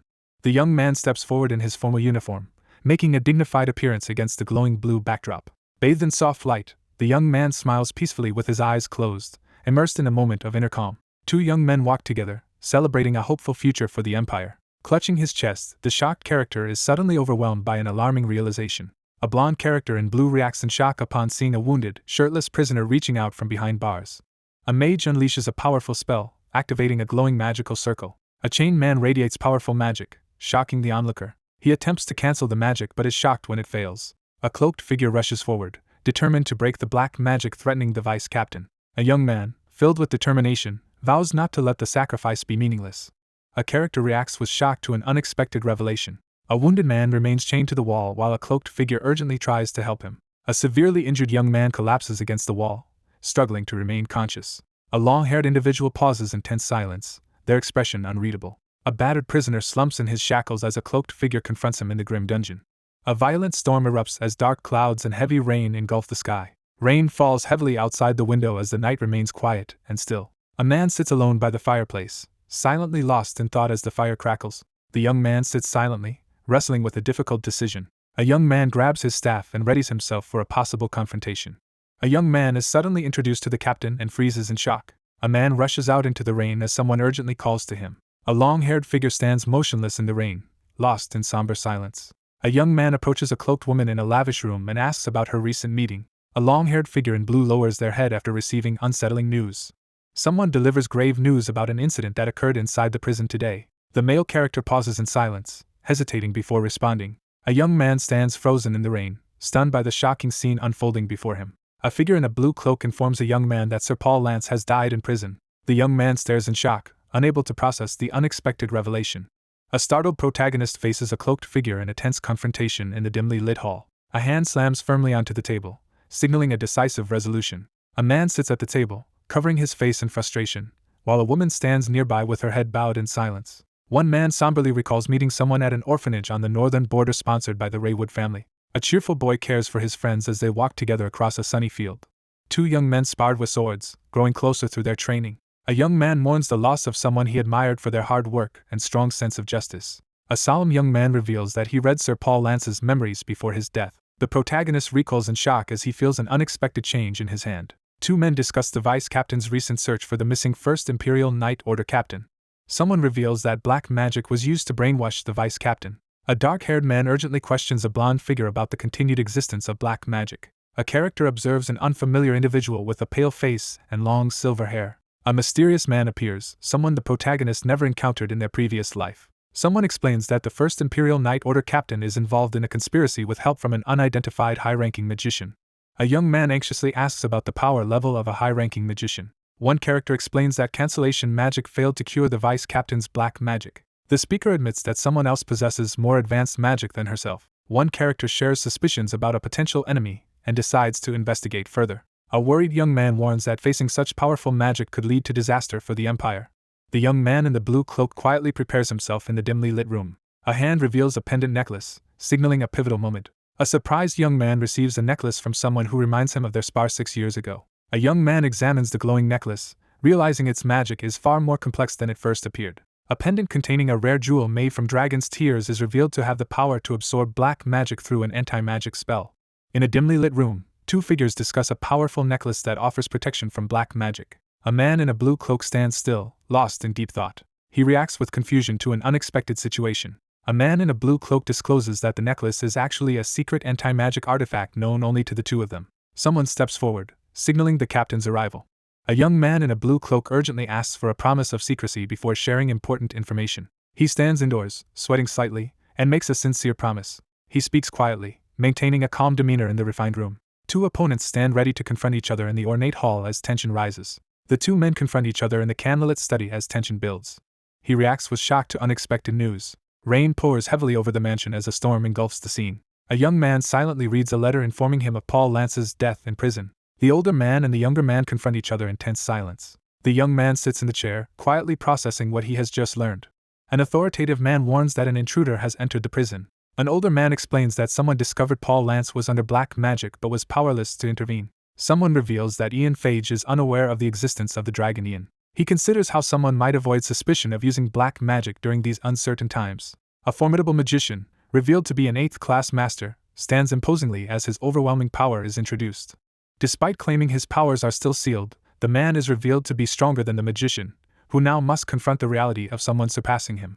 An older man in a decorated uniform doubts someone's resolve, questioning if he would just abandon everything and flee. A blond man sits back in his chair, confidently dismissing the idea of his opponent making a foolish move. He admits he has no idea what Ian Phage is thinking. 6 years ago, after joining the Imperial Palace as an aide, he refused to serve the Crown Prince. A tense figure reflects on how their concealed identity may have been uncovered. A mage stands before the man on the throne, sensing an uncanny familiarity between them. A hand lifts a teacup from its saucer. A man sits on a luxurious sofa and decides they should watch the other person's actions before making a move. A grand mansion stands prominently amid lush trees under a bright sky. A man behind a desk urgently hands a letter to an attendant, instructing its swift delivery to the east. An attendant reports that the letter to the northern estate will soon arrive, as it was entrusted to a reliable and swift courier. A long-haired man listens and calmly acknowledges the information. An older man in formal attire receives an important envelope from someone in a lavish hall. A hand hands over a merchant guild authorization document, instructing the recipient to disguise themselves as a merchant and leave the capital. The older man delivers a pointed remark, making his intentions clear to the attentive listener. Instructions are given to gather all the servants and escort them, along with the speaker's mother, to Moglian once the packing is finished and evening approaches. He informs the group that heading north will secure Lord Moglian's support, as their letter has already arrived. Someone acknowledges Ian's command with resolute acceptance. Someone in a dress rushes into the scene. An older man urgently calls out, startling the young man standing behind the desk. A blonde woman stands anxiously, catching her breath. A woman demands to know why she is being told to leave as the staff and a man at the desk look on. A young man warns that the capital is dangerous and reassures everyone that safety measures have been arranged. A determined woman insists on staying rather than leaving someone alone. The young man reassures the woman that she no longer needs to worry about him. A long-haired magician confidently asserts his ability to protect himself. A distressed woman desperately pleads with her son not to take a risk. A woman urgently confronts a man about repeatedly risking his life, insisting she can no longer stand by and watch. A young woman desperately pleads for her mother to stay with her. A woman stands frozen in shock as she processes unexpected news. A long-haired young man begs desperately to be heard in the ornate room. The character warns that if things go wrong, there is a risk of causing harm. A man reaches out to steady a tense woman as she trembles. She struggles to hold back tears as she gazes upward in silence. A male character gently pulls a female character close, holding her protectively by the waist. A young man asks another to take care of his mother while a woman stands by in a somber atmosphere. He firmly instructs that, no matter what happens, no one should reveal his mother's location to him. A composed man agrees to send a letter to Lord Moglian when instructed. A male attendant volunteers to stay behind as the group gathers in the grand hall. The young man earnestly offers his support, assuring the other person of his loyalty. One man urges his companion to leave with the others, warning that the situation is more dangerous than it appears. A young man silently unveils a vial of red potion, raising the tension in the room. An urgent warning is issued against falling into the hands of a dangerous enemy. Someone steps confidently onto the tiled floor, entering the scene with determination. The man behind the desk informs the group that he will erase part of his memories after everyone leaves the mansion, ensuring he cannot reveal their destination.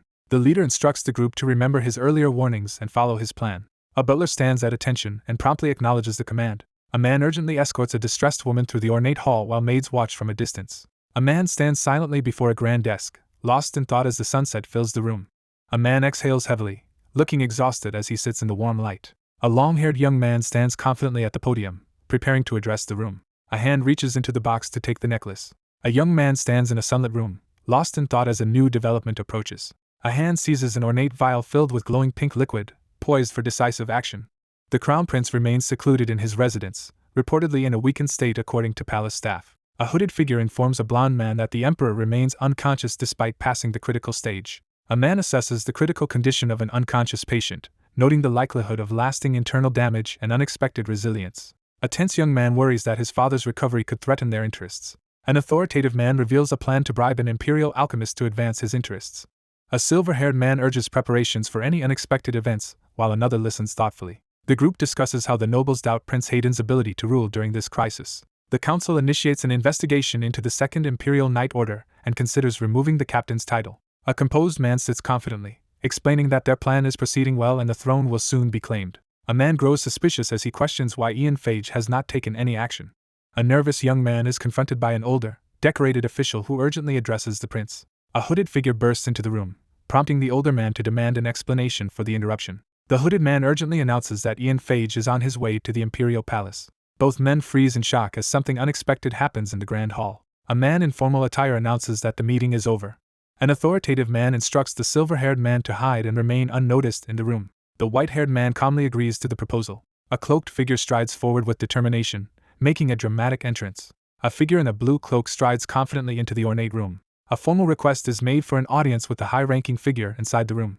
The serious man grants permission for someone to enter the room. A figure in a dark outfit and blue cape steps purposefully across the tiled floor. Two characters reunite in a tense atmosphere as one initiates conversation after a period of separation. A formal hall announces the arrival of the Ivory Tower Master, establishing his authority as he enters with determination. Two men confront each other for the first time since a significant execution, setting a tense atmosphere. Two men confront each other in the Grand Hall as one brings up the recent troubles. Overwhelmed by grief and confinement, the young man agonizes over his father's critical condition. A serious young man asks why he was sought out. Two men confront each other in the Grand Hall as tension rises during chaotic times. A long-haired character demands to know what the other person is planning. A blonde man anxiously denies any knowledge of the accusation directed at him. Black magic was used against a knight after he met with the captain of the First Imperial Knight Order to protect the Crown Prince. A hooded figure confronts royalty, revealing knowledge about the Dragon's Order as magical swords hover ominously nearby. The truth is revealed that the Order and those under black magic's influence are always close to the protagonist. One man directly accuses the Fifth Prince of orchestrating a scheme as they face each other in a tense confrontation. The man in the ornate suit angrily denies the accusation as he faces his confrontational opponent. A young man confronts the investigator, arguing that responsibility for the assassination lies with the one overseeing black magic cases. A blonde man questions the long-haired man about the mysterious group called Dragon's Order. Confined in the elegantly decorated hall, the accused defends himself against allegations of collaborating with an unknown group, insisting his every move is monitored and he has not left due to punishment. A stern figure confronts the young monitor, pressing him to acknowledge his responsibility over the princes. A young man confidently reveals his ability to detect lies using magic. A figure steps forward and reveals knowledge of a secret alliance involving the Dragon's Order and a practitioner of black magic. A character deduces that the leader of the order is likely involved. Two young men stand face to face in a silent standoff, tension rising between them. One character challenges the other's decision, intensifying the tension in the room. The young man stands silently, lost in thought. A man in formal attire sighs heavily, showing clear exhaustion. A composed man issues a sharp rebuke, calling the other person more foolish than expected. One man challenges the other to admit his involvement, refusing to show fear or confess. One man demands proof from the other in the Grand Hall, escalating the confrontation. The man announces that the would-be assassin of the Emperor is dead and that his confession was verified as true by lie detection magic. Someone bit off their own tongue to avoid revealing any information. Two young men confront each other in an ornate room as one mocks the other's decision to approach him. One character confidently announces their victory and chosen status while facing their silent opponent. Someone formally addresses Sir Avantis. A tense confrontation unfolds as a stern man in red observes while a troubled man in blue faces the situation. A long-haired figure in a blue cloak spins around, visibly startled by an unexpected shock. A mysterious man appears in a swirl of black smoke, immediately recognized from Paul's memories. A composed man expresses curiosity about the person addressed as Ian Phage. A long-haired man clutches his chest in pain as dark energy surrounds him. A character recognizes the mysterious robe worn by the figure with bat-like wings. A dark, winged figure reaches out to a wary young man as black energy swirls ominously between them. A young man realizes the enemy has transformed into a dragonian. A figure wielding dark energy asks the prince if he still wants the incapacitated man to serve as his right hand. A tense standoff unfolds as one figure insists on keeping another alive despite the looming threat. A hand snaps its fingers with force, signaling the start of an important action. A long-haired figure in a blue coat struggles to breathe as dark energy constricts their neck. Blood splatters as the wounded figure reels back, eyes burning with pain. A clenched hand crackles with swirling dark energy, signaling the release of a powerful force. The long-haired figure in the blue cloak stands in silent reflection, weighed down by recent events. Two men stand in the grand hall as one anxiously confirms with the other that the conflict has ended. A man observes that nothing appears different, and is met with a frustrated response about his constant suspicion. A white-haired character with pointed ears addresses Ian. An ominous command echoes through the empty panel, intensifying the sinister mood. A blond young man recoils in shock after hearing unexpected news. A long-haired mage calmly summons a glowing ice spear as someone shouts in alarm. A hand seizes the crackling blue magical blade as energy surges around it. A blond young man steps forward in the rain and desperately shouts for everything to stop. Three figures face off in a lavish room as one reveals dark wings, escalating the confrontation. A long-haired character presses a glowing, blood-stained dagger to his own neck, creating a tense standoff. The young man hesitantly agrees, his anxiety evident as he sweats. A composed man in formal attire commands someone to begin executing the plan. The tall figure announces his intention to rest and turns to leave, while the blond young man watches silently from behind. Two figures stand tensely in a grand room as dark smoke ominously swirls across the floor. Two figures stand silently in a tense standoff in the ornate hallway. A serious young man with long blonde hair is introduced in the shadowy room. One man demands to know whom the other serves as they face each other before a grand window. A character kneels on the ground, demonstrating a formal pledge of allegiance. A character formally announces the fifth prince's rise to the highest position in the empire while bowing before him. A young man in formal attire stands alone, nervously reacting to the situation. A figure hesitates at the door, raising a hand to knock. A formally dressed man instructs the crown prince to prepare for the afternoon assembly. A young man sits in thought, preparing for the assembly called by the tower master. A man sits anxiously, worried about reuniting with someone after a long time apart. A young man asks for help dressing up, and the older man agrees to assist him. A grand academy rises amid manicured gardens and a central fountain, establishing the setting. Guests in elegant attire gather in the ornate ballroom as the formal event commences. Three people discuss the ivory tower master's decision to summon an assembly that includes the crown prince and the fifth prince. Two men begin to discuss a secretive topic in the ornate courtyard. A stern man demands critical information in the ornate hall, heightening the tension.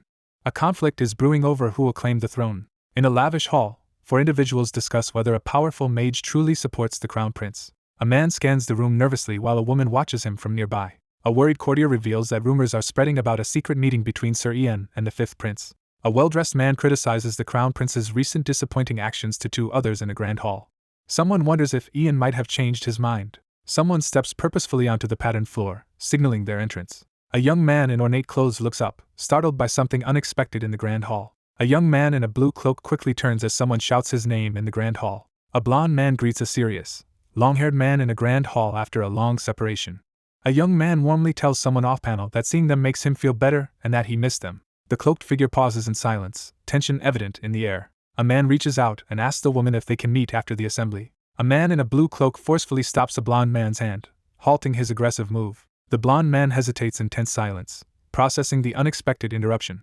The young man freezes in shock as he processes the unexpected situation. A long-haired man in a blue cloak stands frozen in shock as he recognizes Ian's presence in the grand hall. A man in a blue cloak formally excuses himself from the blond man after the assembly, citing other obligations. The young man acknowledges the unexpected news with a hint of nervousness. One man tries to arrange a meeting, but the other interrupts by asserting his authority as the ivory tower master. A uniformed attendant motions for the long-haired character to enter the assembly hall. Three men in formal attire face each other tensely in a grand hall, preparing for a confrontation. A character strides purposefully down an ornate palace hallway toward another who waits ahead. A man in an ornate uniform stands silently in the lavish hall, visibly uneasy. A grand room with tall windows and a chandelier is revealed. A young man in ceremonial attire formally welcomes the council and nobles as the assembly begins. A speaker addresses the assembly, announcing that the empire has suffered a great tragedy. A young man receives grim news that the emperor remains unconscious 15 days after the assassination attempt, with no certainty of recovery. Three men prepare to make a crucial decision in a tense chamber. A solemn figure announces the devastating fall of their pillar, casting a shadow over the group. The empire faces a dire crisis as chaos spreads across the land and enemies threaten its borders. A composed man addresses the group, stressing the need to face reality calmly amid the empire's instability. A throne and crown are displayed in a bright light as the process to select the rightful ruler begins. A man in a blue cloak warns that appearances alone will not secure the empire's future. A speaker urges the assembly to find a leader capable of resolving the crisis and restoring stability to the empire and its neighboring countries.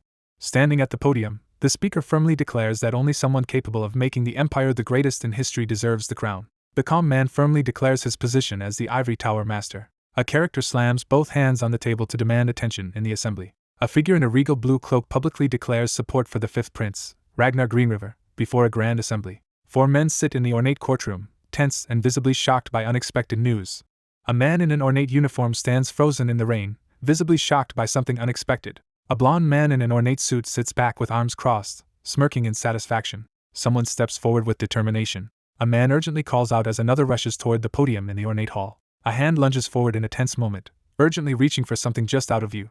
In a tense confrontation, one man angrily grabs the crown prince by the collar in the grand hall. A furious man confronts another, shouting in outrage. One character forcefully grabs another by the collar, escalating the tension. A blonde-haired character punches a long-haired character, sending them stumbling backward. Two men restrain the crown prince as he desperately struggles to break free.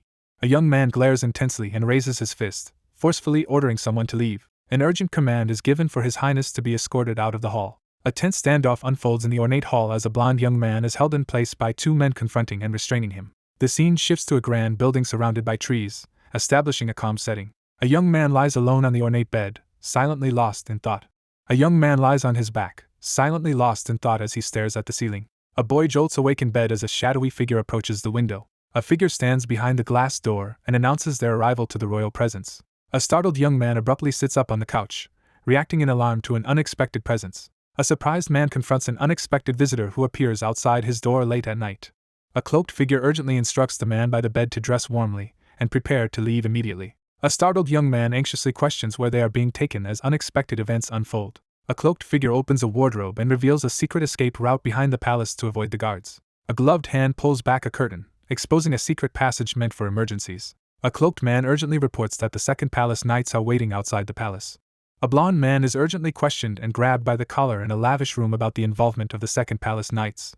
A character drops to one knee, visibly defeated and submitting in the tense atmosphere. A cloaked man urgently urges the prince to leave. A young man in a blue cloak freezes as someone confronts him in the grand room. The young man stands frozen in shock, sweat beading on his face as he processes the situation in silence.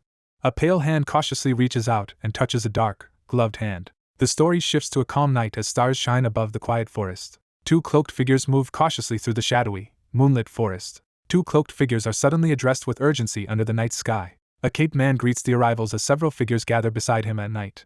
Startled in the forest, he reacts anxiously to an unexpected arrival. A surprised blond boy is warmly welcomed by three enthusiastic young men in uniforms. A confused young man urgently questions the captain about why everyone has gathered. A young man urgently warns that the palace and capital are no longer safe. A cloaked figure urgently informs the other that the second palace knights will escort them to Pyrex territory for protection. A worried young man questions whether the territory ahead belongs to the eastern ally with whom an important contract was made. A cloaked man urges the group to follow him quickly, promising to explain on the way. A blond young man urgently warns the group that acting recklessly could have severe consequences. A young man urgently warns that defying orders could lead to execution for treason. One young man demands to know who gave the orders, while the other reacts in confusion. A determined knight firmly declares that only the rightful ruler can command the second palace knights, challenging anyone who tries to overstep. A determined young man insists on protecting the king regardless of the enemy's strength. Three cloaked figures kneel and vow to fight and protect their leader. Under the night sky, a group of cloaked figures bow deeply before a blond young man, solemnly requesting permission to renew their oath of loyalty. A young man in a blue cloak stands under the night sky, overcome with emotion as he addresses the others. A frustrated man reluctantly agrees while another waits patiently under the night sky. A serious young man insists that the captain explain the situation while they move. The young man places his gloved hand over his chest in a respectful gesture, remaining calm. A grand mansion towers over the landscape, introducing a new setting. A figure strides decisively across the tiled floor, signaling a determined entrance. A stern man in military attire enters the ornate office and urgently informs the two seated figures of a problem. A man on the throne receives urgent news that the prince has disappeared at dawn along with armed knights from the second palace. A worried man in ornate clothing urgently asks if anyone has discovered the whereabouts of the missing individuals. An older man in uniform reports that, according to the witness, the group moved east. A calm man at the desk rejects the idea of sending more pursuers, believing the targets are likely heading toward Pyrex territory. The path to Pyrex territory is treacherous, filled with monsters, and only well-trained fighters stand a chance of making it through safely. An older man hesitates, appearing tense as he prepares to speak. A composed man sitting on a throne orders the others to prioritize searching for Vanessa Phage over pursuing the prince. A young man realizes his rival has hidden his mother to avoid being caught using black magic. A man receives troubling news that the suspect refuses to reveal her location. One man reveals that Ian has erased his own memories, dismissing the possibility of brainwashing. An older man in uniform questions the reason for seeking the Ivory Tower Master's mother. A suspicious man analyzes Ian's decision to willingly fall under black magic, suspecting someone is his weakness. Suspecting a hidden plot, One man insists they locate Vanessa Phage to prepare a countermeasure. The officer solemnly accepts his orders. A tense silence fills the ornate office as one man sits behind the desk while another stands before him, bracing for confrontation. A blond young man exhales in relief inside an ornate room. Despite everything proceeding smoothly, the protagonist feels a persistent sense of anxiety. Someone urgently questions what Ian Phage is planning. He stands alone, silently reflecting on recent events. A grand fortress city stands tall at sunset, its banners and stone towers signaling an important news setting. A young man steps onto the balcony and addresses the prince, initiating a private conversation. One character asks the group if anyone feels uncomfortable as they gather outside the stone building. A polite young man sincerely thanks his hosts for their warm hospitality during his unexpected visit. A red-haired man expresses heartfelt gratitude and welcomes an important guest outside the stone building. A man admits he was very surprised when he received a letter from Sir Ian. Two men discuss the emperor's unfortunate condition and express hope for his recovery. A member of the Eastern family formally pledges their support and protection to the group in front of the castle. 5 figures quietly gather on a sunlit stone balcony inside the grand castle. One young man praises Lord Pyrrhic's considerate and magnanimous nature while the other listens. A young man reveals that he is distantly related to Lord Pyrrhic, who taught him swordsmanship as a child. One man acknowledges that everything has already been planned out. A blonde-haired man calls out to the captain as the sun sets. A cloaked young man reacts with shock after hearing that someone may have been caught by black magic. A man speculates that someone may have betrayed them by joining the fifth prince. Ragnar is acknowledged as being superior in every way since childhood, leading others to believe he is more deserving of becoming a ruler. He stands outside at sunset, lost in silent reflection. A man in royal attire stands outside the castle, anxiously denying the prince's claim. One character recalls training with a mentor 6 years ago. A young man firmly declares his refusal to support the fifth prince. One character urges the other to trust Ian as they talk outdoors at sunset. Someone anticipates that he has already made preparations. Thunder crashes as a heavy rainstorm batters the building. A nervous man asks the taller figure to repeat what was just said. The young man announces his plan to seek out Ragnar for black magic and urges secrecy from the crown prince. A worried young man urgently warns someone not to get involved because it is too dangerous. One character asserts that Ragnar will keep him alive for his usefulness rather than kill him immediately. A high-ranking magician asserts his political influence, revealing that his position will be used to secure Ragnar's succession to the throne. One character hesitantly considers infiltrating an enemy's circle to uncover critical information, despite the personal risk. One man proposes supporting Ragnar in exchange for bringing the crown prince to the east for protection.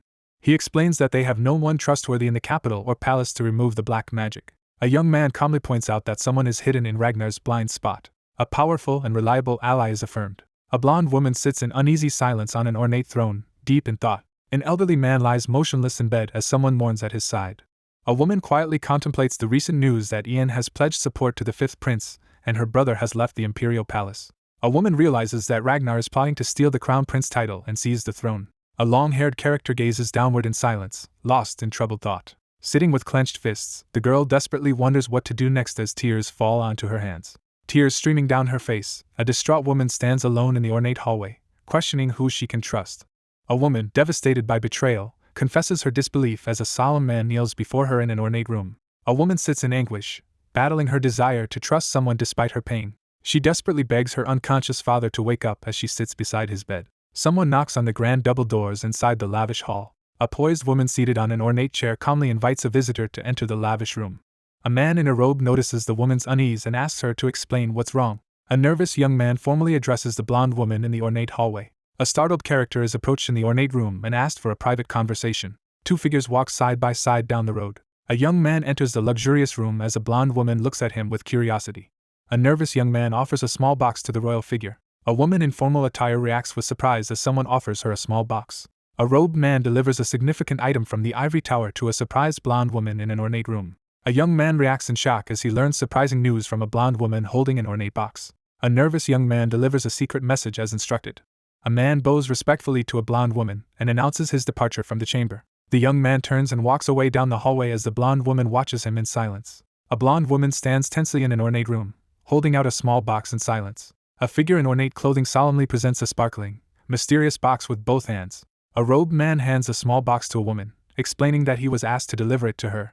A startled young man questions a blonde woman about what Ian has done. A young man nervously delivers a secret message in the grand hallway. A man bows and prepares to leave after addressing the blonde woman in the ornate room. A woman stands alone in an ornate room, silently holding out a small box with a somber expression. A woman quietly opens and reads a letter at a sunlit table.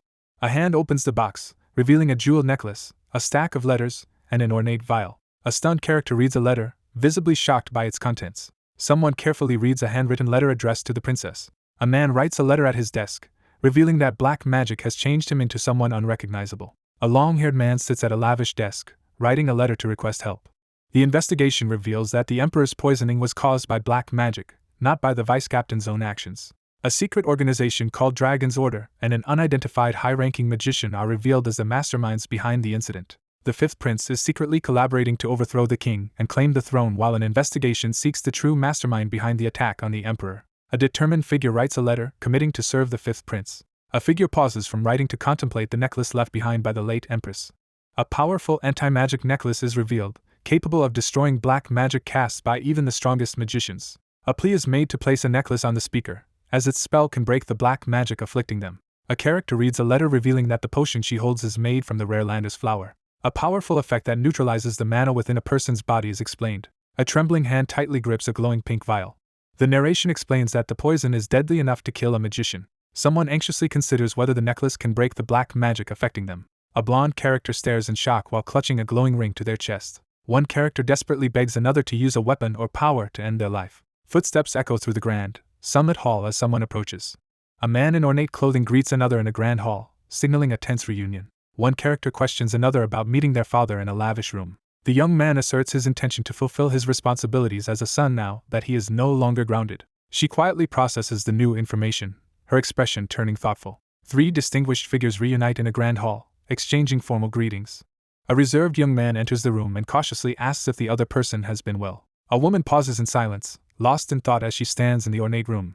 A woman formally asks for permission to speak privately with another man in the ornate room. The young man calmly agrees to the request in the lavish room. One character commands another to come to the palace immediately after their conversation ends. Three men confront each other in a lavish, gold-lit hall, each tense and prepared for what comes next. A formally dressed woman guides a long-haired man through an opulent hall. One figure moves toward the ornate doors, leaving the other standing behind in the lavish room. Two figures stride toward each other in the vast hall, silent tension building as they prepare to confront one another. A blonde woman quietly admits her longing and uncertainty as she faces the man in the sunlit room. A solemn figure reminds someone about a previous request, intensifying the tension in the room. A character prepares to return an important item in a formal setting, requesting the other to bend down. Two figures in ornate blue attire face each other in a lavish, sunlit hall, signaling the start of a formal meeting. A character carefully fastens a pendant around another's neck in a solemn ceremony. A long-haired character lowers their head as another person's hands reach toward them in a tense moment. A blonde woman anxiously faces a cloaked figure, raising her hand to her chest in alarm. A figure with glowing red eyes activates a magical pendant, causing it to emit a bright light. A woman recoils in shock as a cloaked man collapses, overwhelmed by sinister black energy. Ian collapses to his knees, gasping for air and clutching his neck in exhaustion. A bloodied character reels from a powerful attack, struggling to remain conscious as ominous black energy swirls around them. A blonde woman gasps and covers her mouth in shock. A pendant around the character's neck suddenly begins to glow intensely. A worried woman rushes to check on a weakened man as he struggles to recover inside the ornate room. A long-haired figure in a blue cloak hunches over, clutching their chest and struggling to catch their breath. The long-haired character in the blue cloak stands hunched over, struggling to catch his breath after a tense ordeal. A woman freezes in shock as she unexpectedly encounters the princess. A tearful woman rushes forward and embraces the long-haired man in a relieved reunion. A young man is stunned as a blonde woman suddenly hugs him tightly. A tearful woman clings to a man, desperately denying any intent to harm him. Startled, the young man freezes as he and the girl spot a mysterious vial filled with purple liquid. A man kneels and confesses his willingness to risk his life so his words will be believed. The successful destruction of the black magic is confirmed, leaving one character relieved and the other shocked by the admission of earlier doubts. A frustrated woman confronts a man about his reckless decision to use an untested enchanted necklace. A calm man reflects that sometimes reckless actions can lead to miracles. A long-haired figure reflects on his existence while examining a rune-engraved sword in a dark, glowing setting. A tearful woman expresses her gratitude as someone gently wipes away her tears. A long-haired man smiles warmly and extends his hand invitingly toward the princess. A man kneels before the princess and expresses his gratitude for her trust. A tearful woman welcomes back the person in the blue cloak, relieved at their return. A character kneels and earnestly asks another for answers, signaling the start of an important conversation. A cautious young man reveals that Dragon's Order is a much larger force than he expected. The previous Ivory Tower master held an executive position within the order. A secretive group of elite royals stands together, revealing the scale of their hidden influence. The knight captain who had loyally served the Imperial family for decades is revealed to be involved in the conspiracy. A woman clasps her hands over her mouth in shock after hearing troubling news about Sir Damphel. Two robed figures discuss the shocking revelation that the Dragon Order's leader may be a dragonian, a race thought extinct for 300 years. A mysterious figure reveals that someone can transform into a human and wield 8th class magic. The 5th prince formed an alliance with the last dragonian after freeing him from a magical seal. A woman reacts anxiously after hearing about Ragnar's dangerous actions. A serious figure reveals that the Order has been plotting not only to seize the royal succession but also to provoke a war with the Empire's military to conquer new territory. The royal palace has fallen to the 5th prince, putting the princess in even greater danger. A cautious warning is given to remain vigilant and stay close to His Highness. A blonde woman in a royal chamber anxiously asks a man about his situation. One character reveals a plan to pretend to be controlled by dark magic in order to remain close to the 5th prince, shocking the other. A determined figure searches for the legendary method Mitchell Greenriver used to defeat the dragonian, but finds no clues in the library. A woman in noble attire considers the risky possibility of success at the royal palace. A blonde character hesitates before addressing Ian. A blonde woman invites a long-haired man to follow her into the luxurious hall. Two elegantly dressed figures enter a lavish study and stand facing the window and bookcase. Two figures in ornate blue robes confront each other across a grand desk in a tense atmosphere. A pair of hands reveals an ornate book with a sun symbol, signaling its importance. A royal treasure is revealed in the lavish room, stunning those present. The group examines a relic believed to be the journal of the royal family's first mage, prompting surprise and questions. She reveals that nobody has managed to break the seal on the relic. A figure states that the records list Sir Mitchell Greenriver as a 5th-class mage. The sealed magic book is examined, revealing that its seal is made with advanced magic. The young mage agrees to attempt breaking the magical seal. Magical symbols swirl as someone attempts to analyze the techniques. A pair of hands activates the magic within a glowing, ornate spellbook. A sudden magical phenomenon leaves the startled magician frozen in disbelief. A character's eyes widen in shock as they suddenly realize something crucial. A magical symbol glows on the ancient book as a hidden language is revealed. A young man with long silver hair carefully presents a glowing, ornate book in a magical setting. A powerful surge of magical energy erupts from the ancient spellbook as it is activated. The seal is broken, and the group prepares to read the contents of the ancient book. A character examines an old journal and realizes its first entry was written just after the war with the Dragonians ended. Two people review a book detailing memorial plans, rebuilding efforts, and magic research. That night, the young man stands alone, lost in thought as he recalls a significant event. A glowing light reveals a clue in the open book. A character discovers their father's name written in the book, causing confusion and concern. That night, someone came looking for the narrator. One figure senses this is the last time they will see the other as they prepare to part ways. A figure kneels in quiet determination, reaffirming a vow to honor a promise until death. A hooded figure records someone's final words in a journal under the night sky. A cloaked figure stands beneath a glowing magical inscription, silently observing it. A chandelier shatters as a surge of magic blasts through the room. Two characters stand in silence by the window, both lost in thought as sunlight streams in. A long-haired man reacts with confusion while standing beside a woman who keeps her eyes lowered. A woman in ornate clothing calls out anxiously for the princess while standing in front of a bookshelf. Sunlight streams into the silent hallway, highlighting a grandfather clock and a chandelier. A long-haired man in a blue cloak freezes in place, visibly shocked by what he sees. A character in a blue cloak stands alert as a glowing line of light suddenly appears from the closed double doors. A figure in a blue cape opens a large, glowing door and steps into the mysterious room. A hand pushes open the double doors, letting bright light flood into the room. A solemn figure steps through ornate doors into a misty realm filled with massive clockwork gears. A young man looks up in shock as he realizes something important. A cloaked figure waits on the rocks as a white-haired person steps through the ornate door and reacts in shock. A young man notices an unfamiliar figure in the distance. A character steps onto the grassy field, hesitating nervously. A solitary figure is approached as someone calls out to initiate a conversation. A hooded figure stands alone at sunset, lost in contemplation. The hooded figure quietly arrives, hidden by the fading light. The protagonist confronts the hooded figure and demands to know their location and identity. The hooded figure calmly reveals that they are in the time repository, a dimensionless space. He reacts with surprise upon hearing about the time repository. The hooded figure begins to explain a complex concept to the listener in the grassy field. A stunned figure learns that this place contains the entirety of the dimension's time. The young man confronts an unseen stranger, demanding to know how they are familiar with him. A hooded man hints at his true identity as the sun sets behind him. A cloaked figure presents two momentous options to the person standing before them on the misty field. With unwavering focus, the character prepares for a critical action. A legendary gold dragon appears, commanding the flow of time. The first magician in human history discovered how to manifest magic. A shocking realization dawns as it becomes clear that both entities are actually the same being. Two cloaked figures discuss that someone named Mitchell has made a serious mistake by sparing the dragonian. A cloaked figure questions the reason behind sparing something significant in the current dimension. A solitary figure reflects on the complex motivations behind human emotions, questioning whether actions are driven by pity or revenge. A character urgently demands to know how the other person is connected to Mitchell Green River. A hooded man confidently reveals that he gave someone the power to exterminate the dragonians. A cloaked figure pauses in the field, preparing to ask a critical question.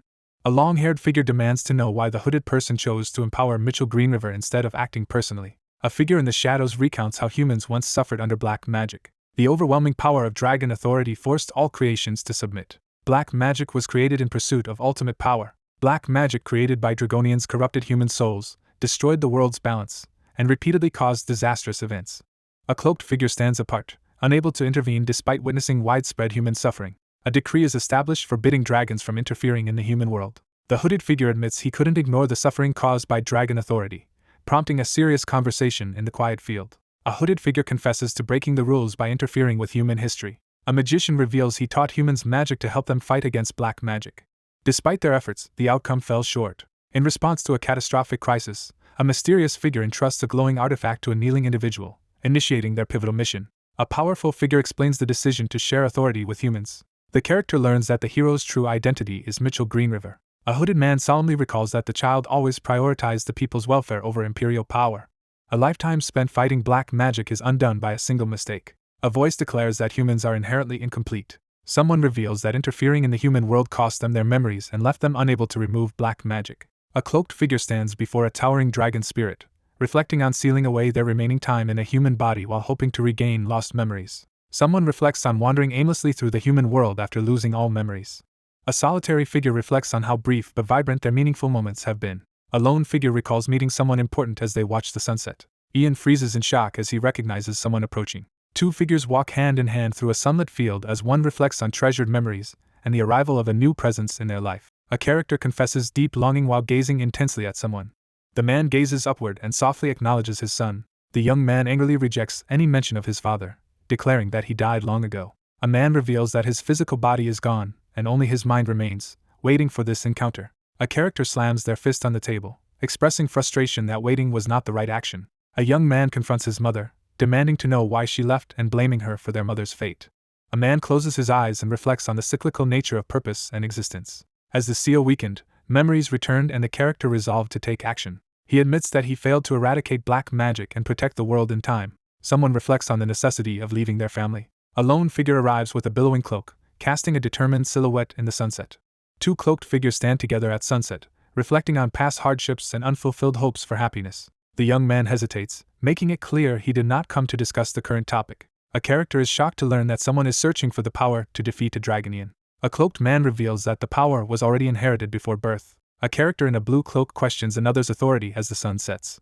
A kneeling figure is confronted about the true source of their ability to understand and use dragon tongue within a glowing magical circle. A solitary figure stands in the rain, questioning when everything began to change. Standing in the rain, the protagonist questions when he first gained the ability to use dragon tongue.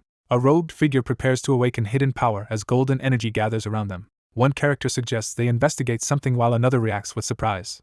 The long-haired character gazes upward in shock, witnessing something extraordinary. A cloaked figure prepares to awaken the younger character's hidden power under the glowing sky. The long-haired character suggests they should inspect the object first. A young man sits alone beneath a tree, lost in thought. A young man suddenly awakens outdoors, startled as he sits against a tree with leaves falling around him. A character steps into a magical forest filled with sunlight streaming through ancient trees. A disoriented man wakes up in a sunlit clearing, trying to remember how he arrived there. Three figures sit together in a sunlit meadow, quietly sharing a peaceful moment among the flowers. A woman in the meadow suddenly reacts to something unexpected. One character greets another who has just woken up as they stand together beneath a sunlit tree. A woman scolds a man for sleeping through their rare family picnic. A concerned man notices the woman's exhaustion and decides to confront his brother to prevent her from being overworked. One character hesitantly recognizes the other as the princess, creating a tense moment between them. The young woman struggles to contain her laughter while the young man looks embarrassed. Someone bursts into laughter as the scene fills with a joyful atmosphere. A woman laughs as she playfully teases a confused man in the sunlight. A woman stands in the sunlight, quietly reflecting on being called princess after a long time. Two people receive news in the forest that Joanna's father has regained consciousness. Someone urges another to give a warm hug. A young girl sits alone in a sunlit field of white flowers, quietly lost in thought. A young girl abruptly turns away, visibly startled by something unexpected. A young girl looks up and calls out for her father. A young girl runs excitedly toward two adults under a sunlit tree. A young man is caught off guard when a small girl suddenly hugs his leg in the sunlit field. The startled character tries to understand the sudden and confusing situation.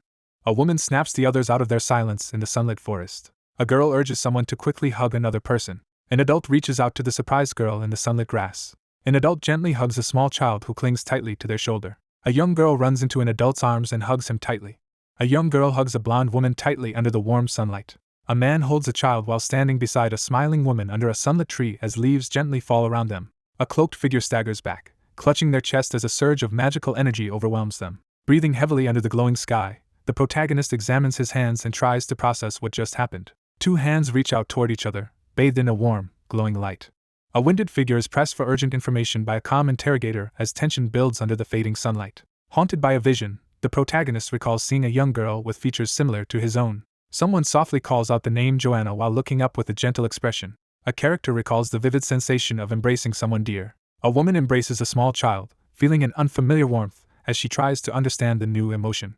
A calm man stands beneath the golden sky and declares a single word: love. One figure reveals that the spell they are discussing is both powerful enough to raise humans and deceptively ordinary. Someone finds strength and determination to protect the ones they love. A character quietly reflects on the desire for a normal life. The character hesitates, uncertain if a normal life is truly possible.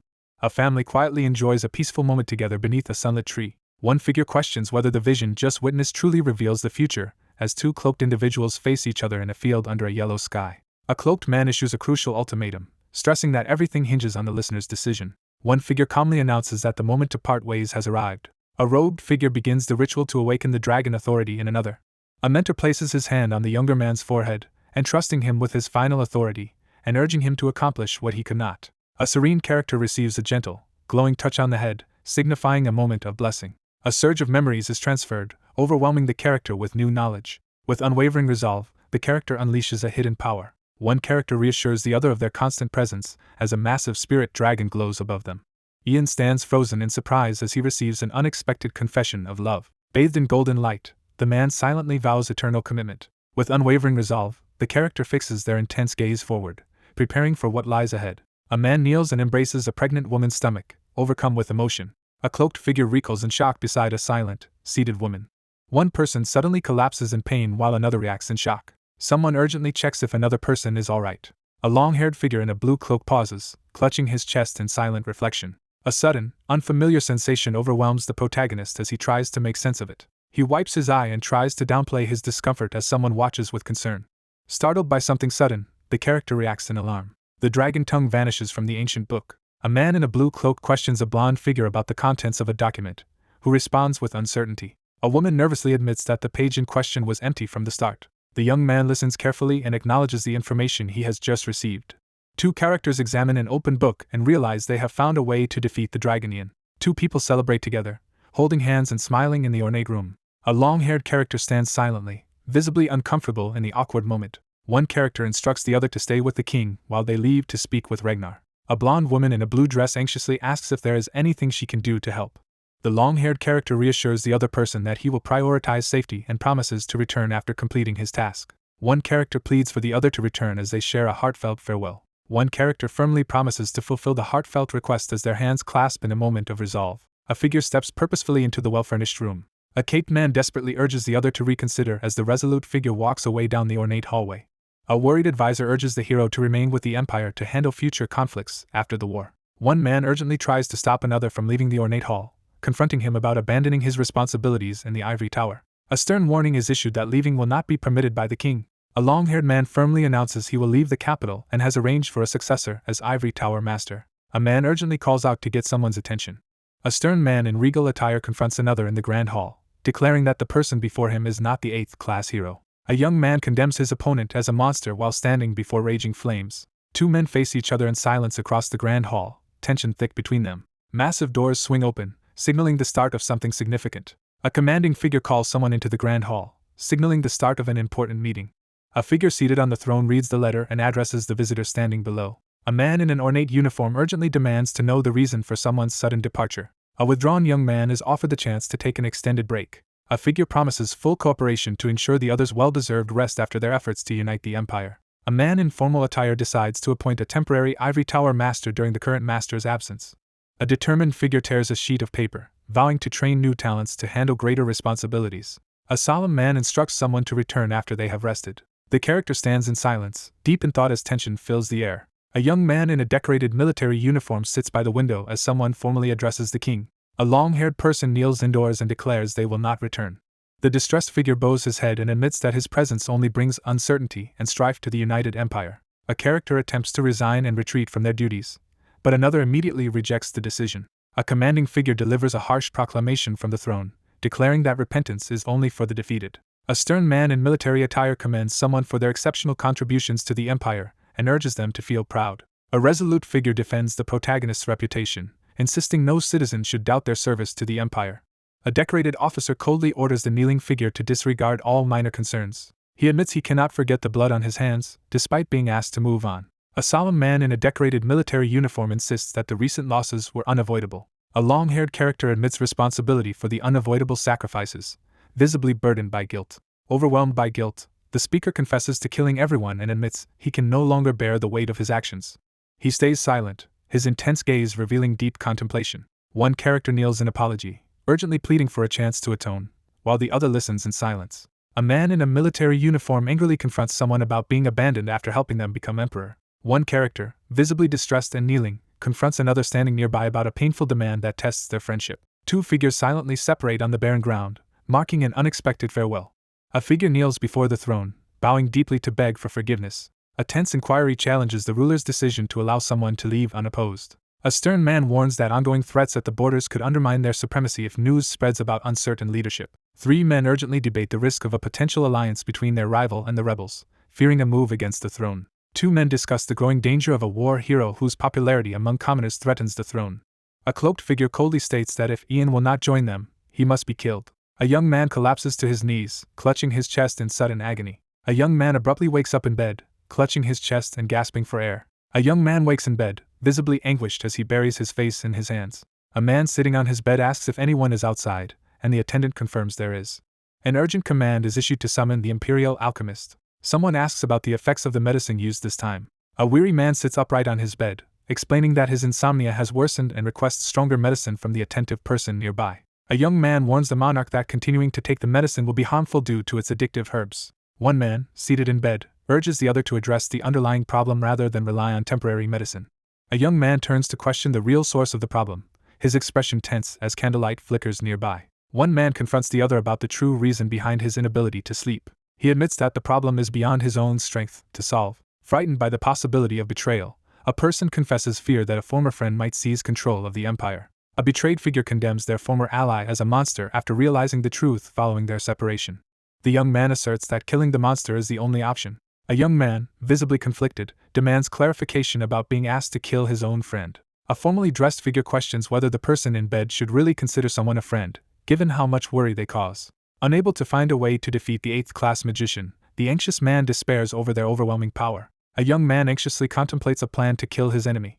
A blond young man recoils in shock, visibly startled by something unexpected. A young man announces he has created a poison capable of killing his target. A solitary cabin sits in the middle of a snowy, silent forest at night. A fire suddenly erupts, quickly engulfing the debris behind the railing. A blond character sits by the fireplace, reading an open book in silence. A long-haired person quickly looks up from the fireplace, startled by an unexpected knock. A young man is startled by an unexpected visitor arriving late at night. A long-haired figure cautiously opens the door to confront an unexpected visitor in the snow. A character with long silver hair is suddenly shocked as snow falls around them. A man stands in the snowy forest at night and addresses royalty with respect. A man in military attire arrives unexpectedly in the snow and asks to come inside. A startled figure stands in the snow, confronted by an unexpected arrival. A man in formal attire suggests they can still meet sometimes, despite having parted ways. One man firmly establishes that their relationship will continue only as friends. A long-haired character extends his hand and reassures the other person they are always welcome. A candelabra casts flickering light over a closed book in the dim room, hinting at secrets yet to be revealed. A long-haired person questions the uniformed man about bringing a wine bottle despite not liking alcohol. The uniformed man sits alone, pours himself a drink, and starts thinking about how his friend is doing. A hand offers a glass of red liquid to the wary young man in the robe. A character accepts a glass of red wine from another, expressing gratitude.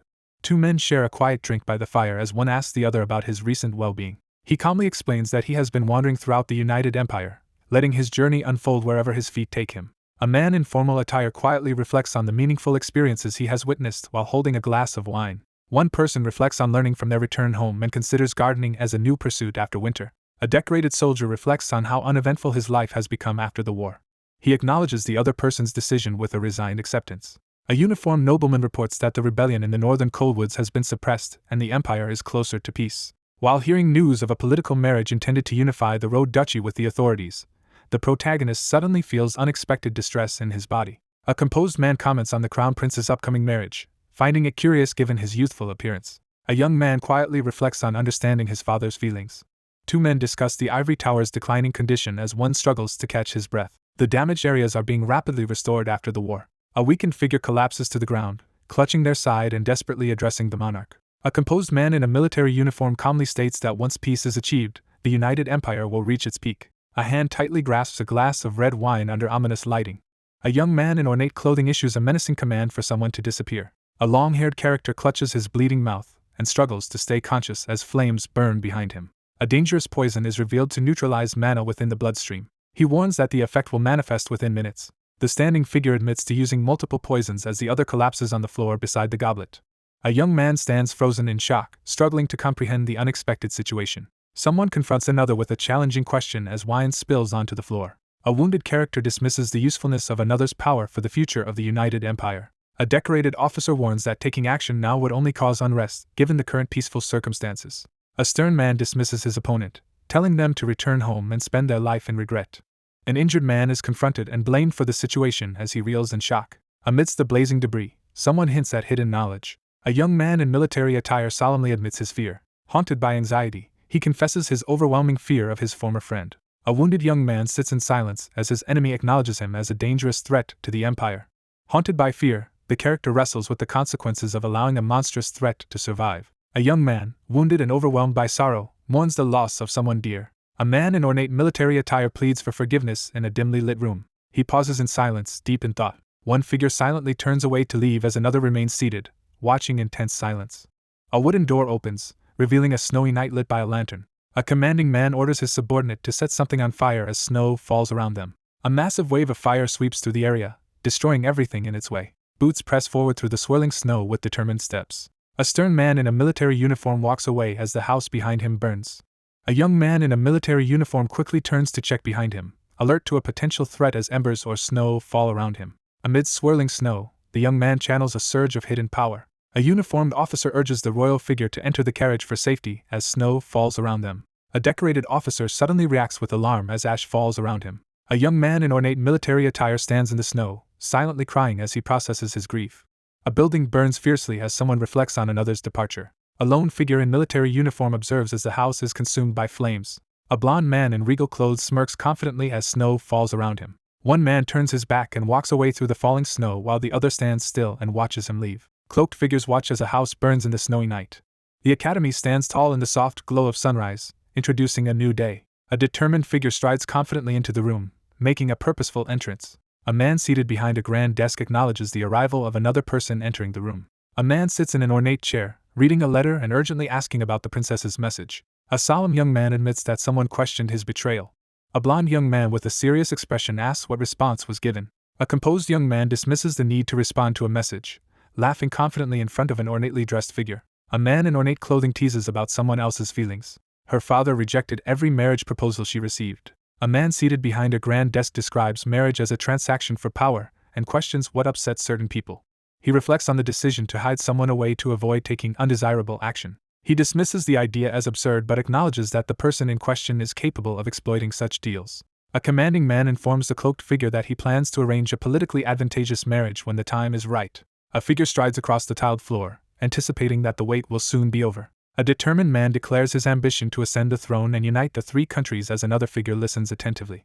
The confident blond man firmly announces his plan to the long-haired individual. One character earnestly asks the other to stay by their side during the empire's rise. A blond man asserts control over a cloaked figure, declaring their loyalty as his own. A character pauses in silence, lost in thought. A young man respectfully addresses the royal figure. One character calmly dismisses the other's concern by stating he has already seen the situation. The emperor stands before a massive crowd, celebrating the unification of the Green River Empire with a trusted advisor by his side. A young man, looking anxious, questions something he just heard. One man confides that he sacrificed everything for the empire and emperor, while the other offers silent support. A crucial realization is made in this moment. He quietly reveals his deepest wish for the life he truly desires. The stunned man confronts the cloaked figure after witnessing the black magic being dispelled. A young man in an ornate blue coat prepares to deliver bad news in an elegant room. A tense man stands in shock as he realizes a crucial truth about someone who exists across all time. A character kneels in reverence, expressing deep loyalty to the person who honored and trusted him most. One character kneels in defeat as another stands over them, radiating authority and deepening the sense of despair. A determined young man stands alone, urgently calling for someone to come find him. A man stands in golden light and confidently announces that he will be waiting at the old ivory tower. A blond man is suddenly surrounded by powerful golden magic, leaving him visibly shocked and tense. The young man hesitates, sweat beading on his brow as he reacts in anxious silence. A clenched fist trembles with barely contained anger. The young man freezes in shock, visibly distressed by the unexpected news. A mysterious black mark suddenly forms on the ornate white doors. A worried attendant urgently asks the prince what has happened. A commanding figure urgently orders his subordinates to assemble the knights, prepare the fastest horses, and locate Sir Avantis. Snow drifts over the abandoned ruins as the day fades into sunset. A solitary figure sits in silence on the cathedral steps as snow falls. A young man stands alone in the falling snow, silently contemplating his next move. The protagonist realizes that arriving at this place in a past life was not by chance. A calm figure confronts an unseen observer amid falling snow. A solitary figure stands in the rain at sunset, reflecting on a life filled with regret and aimless wandering. A solitary figure enters the ruined hall and approaches the abandoned throne, reflecting on the opportunity for a second chance. A magical book called the Dragon Tongue of Time Regression is revealed, glowing with powerful energy. Sitting alone in the snowy ruins, the protagonist realizes why he could understand the dragon tongue. A young man begins to speak, his eyes filled with determination.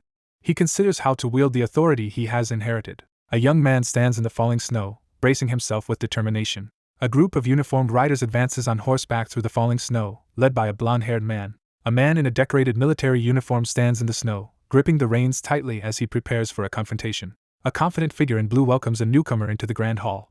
Someone calls out to Sir Avantis as snow falls quietly. Two men in military uniform stand in the snow as one orders the other to ensure an assassination is successful. A silver-haired man in a red cloak decides to swiftly attack the young mage he dismisses as weak. He notices that a new problem has emerged. He questions the situation, alert for any issues.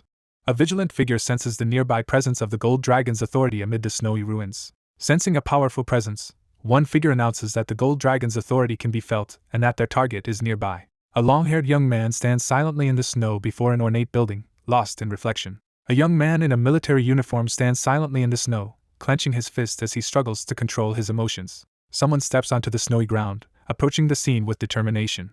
A calm figure with long blonde hair and a blue cape greets someone outside in the snow. A man in ornate military attire questions whether their relationship is close enough for first-name terms. A determined young man confronts another, declaring that his belief in the crown prince's ability to rule the empire was mistaken. On the palace steps, one man forcefully rejects his rival's claim to power. A man in a decorated uniform mocks his rival for relying on their father's affection despite being unworthy.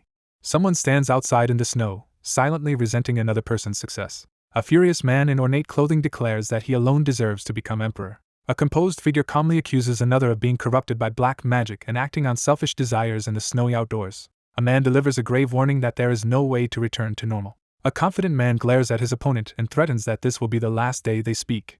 A young man in a military uniform formally addresses the imposing, winged figure beside him. An imposing figure with white hair and bat-like wings emerges from the swirling shadows and snow, revealing a dark transformation. The protagonist approaches the enemy's stronghold as energy crackles in the air. The protagonist steels himself for the next challenge, his determination clear as he stands in a dramatic close-up. A dragon-like creature crashes through the stone wall, scattering debris and snow everywhere.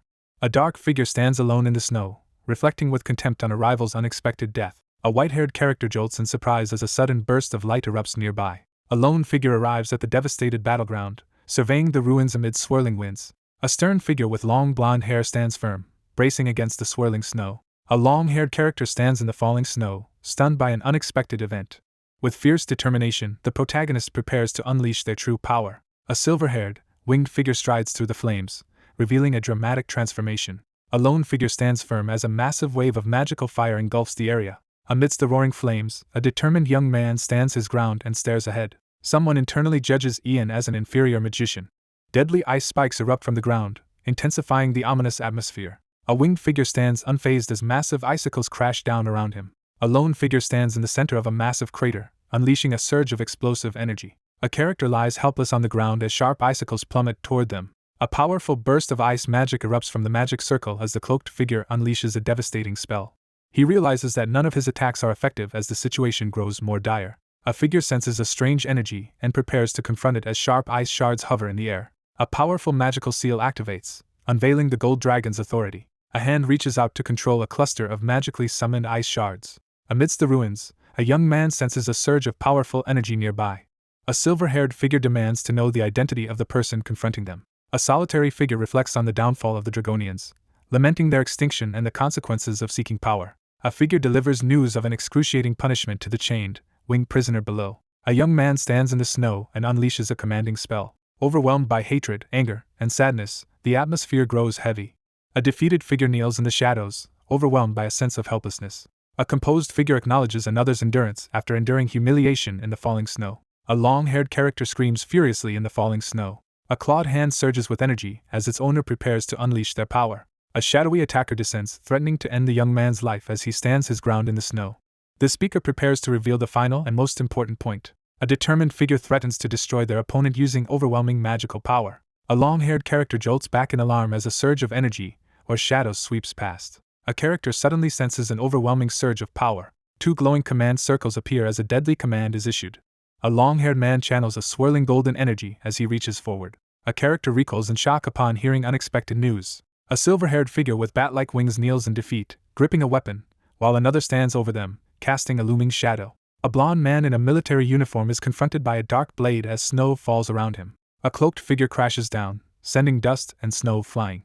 A mysterious figure demands to know if the other possesses a hidden power as tension rises in the snowy confrontation. A young man stands alone in the falling snow, deep in thought as dusk settles. Someone recalls a significant first encounter, while a stained book lies open in the darkness. An open book lies illuminated in the darkness, suggesting that a calculated decision has been made. Someone recalls how much it meant when a certain person approached.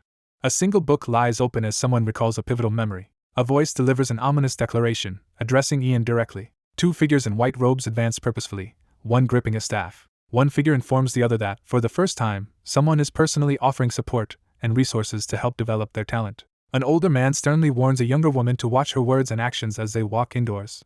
An older man reveals that the person they are about to meet is destined to become the next ruler, causing the younger character to react with surprise. Two robed figures wait in silence before a grand closed door. A young man in military dress grants permission for the ivory tower master to enter. A set of grand double doors swings open, revealing a flood of brilliant light from the other side. Two robed visitors approach the uniformed man who waits for them on the red carpet. The man in ornate military attire greets the arriving ivory tower master in the grand hall. The magician of the ivory tower is introduced as Ian Phage, drawing surprised attention. A man in a decorated uniform acknowledges another's remarkable talent and reputation at the academy. A character bows their head modestly in the elegant hall, feeling uneasy as they react to unexpected praise. A young man in a decorated military uniform pauses, deep in thought. A regal figure informs two cloaked individuals at the foot of a grand staircase that one of their mothers has recently passed away from illness. A young person stands in the ornate hall and quietly shares their understanding of losing a mother. A solemn man in a decorated military uniform offers his condolences in a formal setting. Someone ascends the carpeted stairs, entering the scene with purposeful steps. A uniformed man orders the bowing figure to raise his head in the ornate hall.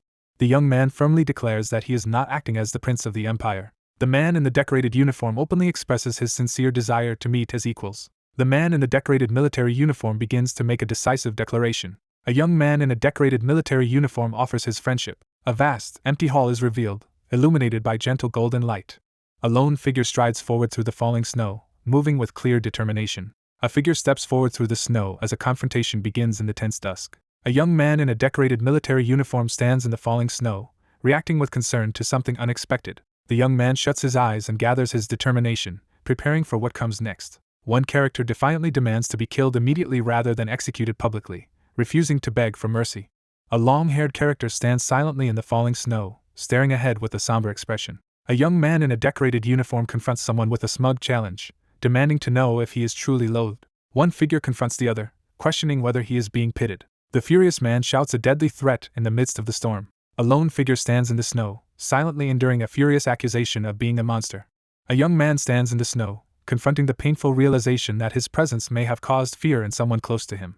A cloaked figure threatens a kneeling man with ominous intent as snow falls around them. A hand touches the head of a blonde-haired person as golden light begins to glow. The character stands silently, contemplating their true identity. A woman places her hand on the head of a kneeling man as light surrounds them.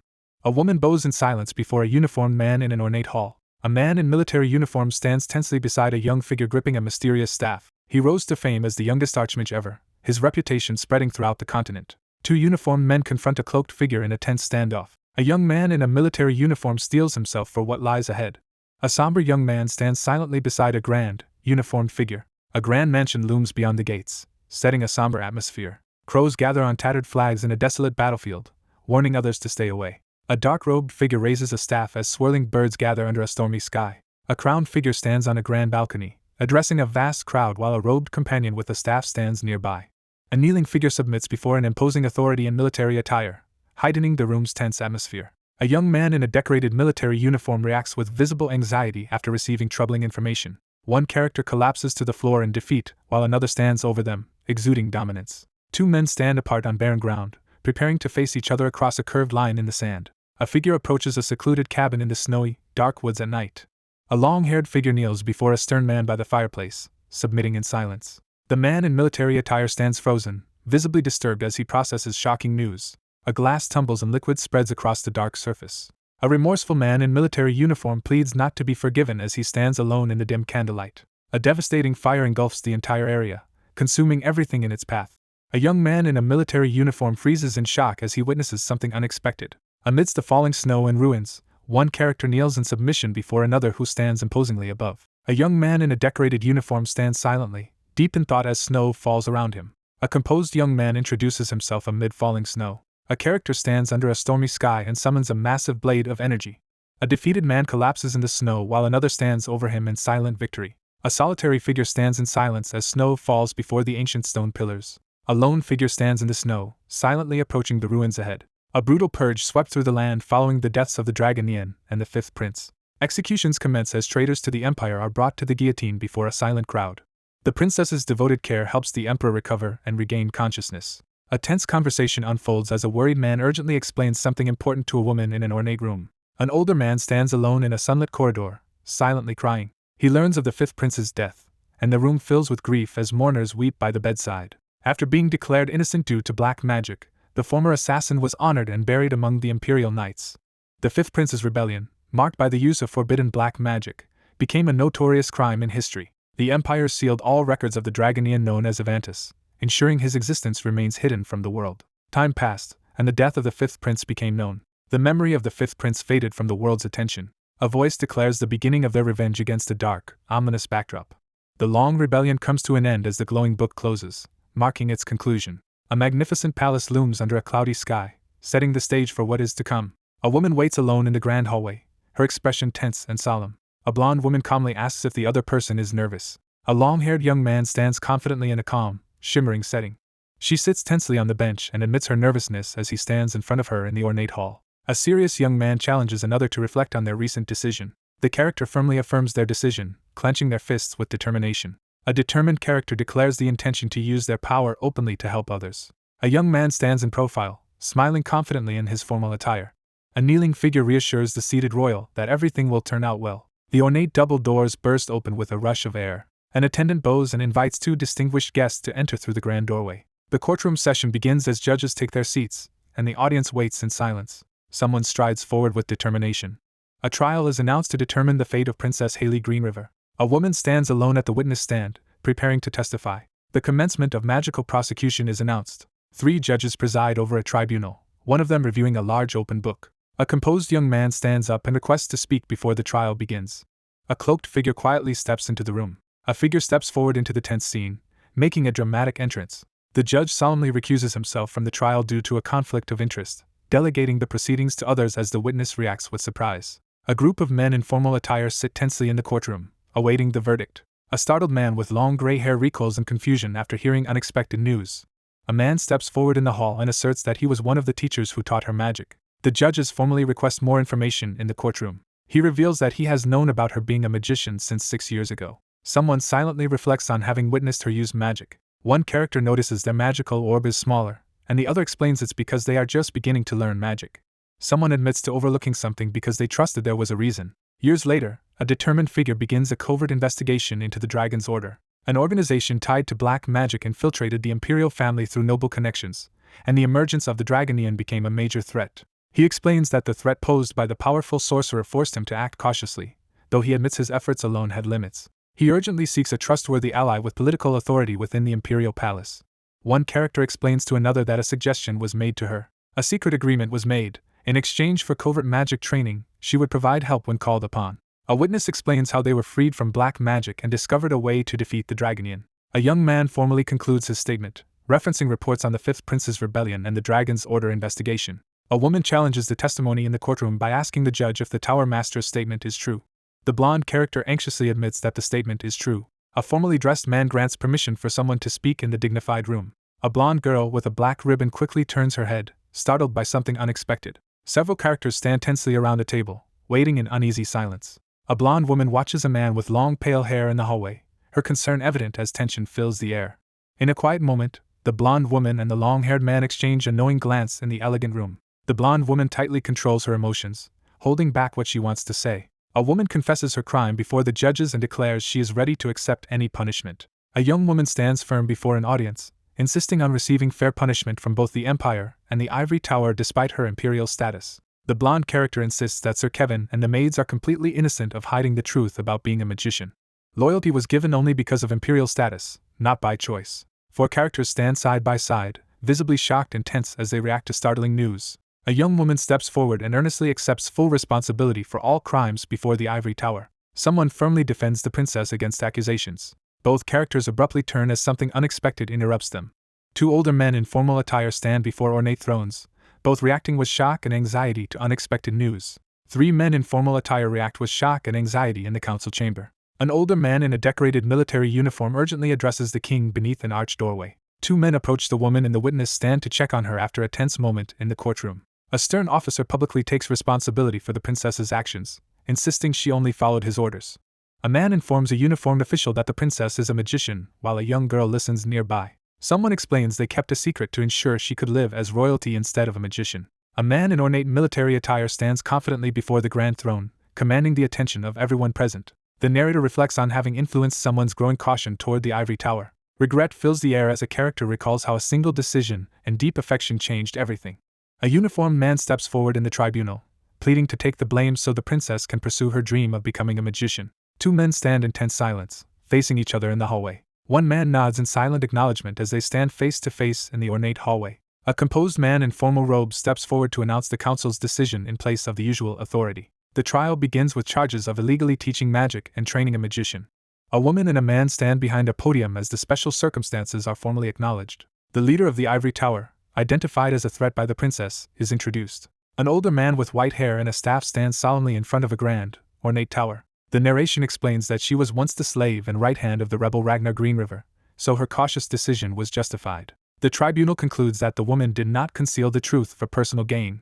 She is recognized for achieving the fourth class in magic under difficult conditions, proving her exceptional talent. The Ivory Tower decides to give Haley Greenriver a final chance instead of punishment. An official decree offers a 5-year deferral of punishment, requiring the individual to serve as a magician of the Ivory Tower during that time. A surprised character learns they will be sent on a new mission within the Empire and receive private lessons from the Ivory Tower. One character explains that the outcome of the next 5 years will determine the punishment to be given at the end of the deferment period. A formal proclamation removes the princess's title and announces her new status as a magician of the Ivory Tower. Morning sunlight floods through the grand palace window, signaling the start of a new day. A solitary figure stands in silence before the grand window, waiting. A young man with long blonde hair turns as someone urgently calls out to him from behind. A blonde woman stands before ornate doors and addresses the royal with a formal greeting. She firmly rejects her royal title and asks to be addressed by her name. A man in ornate surroundings engages in polite conversation, asking if she is enjoying her life in the Ivory Tower. The woman reassures her companion that, although people were distant at first, they have now accepted her. One character sincerely thanks the other for helping them join the Ivory Tower, and the support is warmly acknowledged. A blonde woman pauses in the ornate room, visibly nervous and uncertain. Haley hesitantly brings up the news about the protagonist stepping down as Ivory Tower Master. A young man reassures someone that his decision to teach magic is not influenced by their request. He reflects on the tasks he cannot accomplish while remaining with the Ivory Tower, his hand resting on a closed wooden box. One figure opens a case and offers its contents to the other in a formal exchange. A ceremonial cloak is displayed in an ornate case. A startled woman reveals that the robe she holds was a gift from the emperor. The young man prepares to return the heirloom robe to its rightful owner. In a grand hall, someone presents a staff while a blonde woman listens attentively. A figure in ornate robes presents the legendary staff of the Great Plains, highlighting its rare origin and mana-enhancing power. A woman in a cloak tests the weight of a glowing magical staff and reacts with surprise. A young woman grips her staff tightly as she reacts in shock to a sudden magical phenomenon. In an ornate hall, one character eagerly accepts a staff from another. A long-haired man stands in a grand hall, smiling softly as he surveys his surroundings. The long-haired man earnestly asks for a favor in the well-lit room. A blonde character in formal attire asks about the nature of the favor being requested. One character announces their intention to leave the capital for an extended period. A concerned figure earnestly asks someone to protect their family in the capital during their absence. A startled woman demands clarification after hearing an unexpected request. A blonde woman holding a staff anxiously questions someone about their sudden departure. One character refuses to reveal his destination, explaining he doesn't know where he's headed yet. One figure reassures the other of their intent to seek out and resolve hidden dangers in the world. A blonde character pauses in silent contemplation, visibly weighed down by concern. Clutching a staff, the character declares a firm decision about the life they want to pursue. The speaker outlines plans to use their power to support outcasts and build a relief foundation with their brother, receiving encouragement from their father. Startled by something unexpected, the blonde character reacts in shock. A blonde character reacts with visible anxiety, a drop of sweat forming as tension rises. A blonde woman earnestly asks the man to remain by her side. A distraught young man pleads desperately for someone not to leave. He closes his eyes and pauses, lost in thought. A remorseful figure apologizes to the man in ornate robes after their confrontation. A luxurious mansion stands empty in the bright daylight. A uniformed man reacts with alarm upon hearing that someone is leaving the capital. A robed man formally greets two uniformed men as they enter the grand room. A decorated man anxiously confronts another about his sudden resignation from the ivory tower just as recent turmoil was ending. He observes that Haley has been crying continuously. One character bluntly accuses the other of dumping someone, causing a shocked and confused reaction. A man awkwardly admits his admiration for Haley's impressive qualities. A young woman is praised for her exceptional magical talent and admirable personality. He expresses his sincere hope that she will find someone better and live happily, setting aside his own feelings. A young man in a uniform yells in frustration, overwhelmed by the situation. Two men in formal uniforms confront a woman and prompt her to speak in the elegant room. A solemn figure reveals that he was entrusted with a final request before Sir Paul Lance passed away. A uniformed young man instructs someone to relay a message to His Highness and Captain Oliver. The young man listens as he receives an apology and words of gratitude on someone else's behalf. A long-haired man bows and apologizes to two uniformed men in a lavish hall. A solemn character stands with clasped hands, expressing gratitude for the support that enabled him to come this far. A man acknowledges that another person's support helped him overcome his feelings of powerlessness. One man vows to work harder and become a worthy successor as the other listens in the ornate room. The man earnestly asks for help in the future after the other finishes his tasks. A composed man with long blonde hair gives a respectful response to the person he addresses. Two chibi characters excitedly agree to carry out a vague plan, with one proposing the idea and the other expressing confusion. A blonde man in a decorated green uniform presents a ceremonial staff to a brown-haired man in formal white attire. A young man in a decorated uniform unsheathes his sword with a confident smile. One young man confidently demonstrates his sword skills while the other reacts with nervous surprise, questioning his intentions. A man in an ornate uniform solemnly presents a sword as a significant gift in the sunlit hall.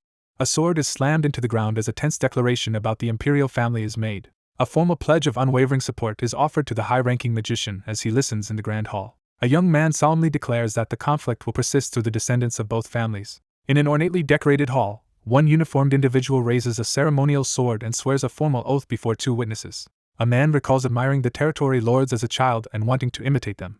A man calmly reassures someone that he will wait while they handle their business. One character embraces another in gratitude while a third quietly observes in the sunlit hall. The sun rises over a grand mansion, establishing a new setting. A man reviewing documents at his desk pauses as someone knocks on the door. A blonde woman knocks on the door and asks if she can come in.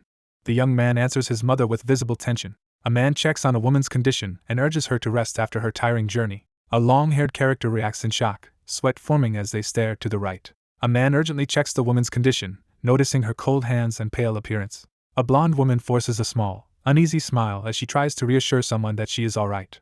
A young man is caught off guard as an older woman suddenly embraces him in a surge of emotion. An anxious woman urgently promises to fetch help while supporting someone in distress. A trembling figure clutches their clothes, stubbornly insisting they are not sick despite obvious distress. A woman struggles to say goodbye as she and a man hold hands in a bittersweet farewell. A young man stands silently, calling out for his mother. A blonde woman pleads for Ian to stay, her head bowed in sorrow. A man in a cape informs the group that he learned about their situation after returning to the capital. Someone is overwhelmed and struggles to breathe after hearing shocking news. A woman stands frozen in shock, tears streaming down her face as she covers her mouth with both hands. A distressed woman breaks down as she laments the hardships her child must endure, while two others silently support and listen. Crushed by overwhelming guilt, the narrator is consumed by regret.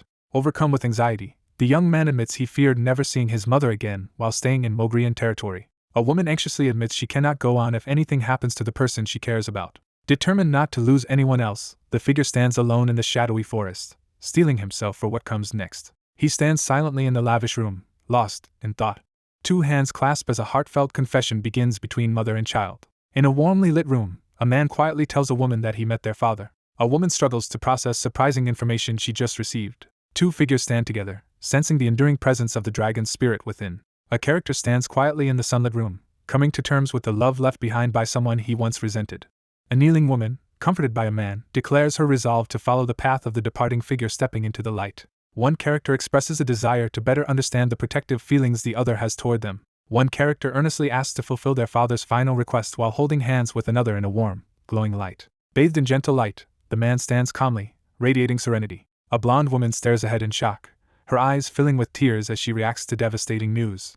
Someone acknowledges that another has matured, expressing a sense of pride and reflection. Moved by realization, a teary-eyed figure gazes ahead, struck by how much someone has grown. A blonde man reassures a distressed woman, telling her not to worry or feel alone. A gentle young man assures someone that they now have a loving family. A man reflects on how Sir Ridio's kindness helps him understand paternal feelings despite lacking personal experience. A boy stands with a gentle smile, holding white flowers as someone describes his cheerful and considerate nature. A man gently holds the woman's shoulders as he offers her a sincere farewell. A man reassures a woman as they share a tight embrace before his departure. The character pauses at the entrance, hesitating before stepping into the brightly lit hall. One young man wipes away tears while the other stands silently, both reacting to distressing news. A grand mansion stands behind lush green trees in the daylight. A cloaked figure prepares a horse for departure. Someone asks if it's time to leave. He quickly turns around, sensing an unexpected presence in the woods behind him. One man announces his decision to leave as the other silently watches. A man recalls a previous departure as he comments on someone leaving with only one horse. Two characters tease each other about one's past trouble with horse riding, with the other insisting he has improved. The young man solemnly asks for his mother to be protected. The man firmly promises to protect Madame Phage with his life. A young man quickly turns his head, startled as someone shouts his name.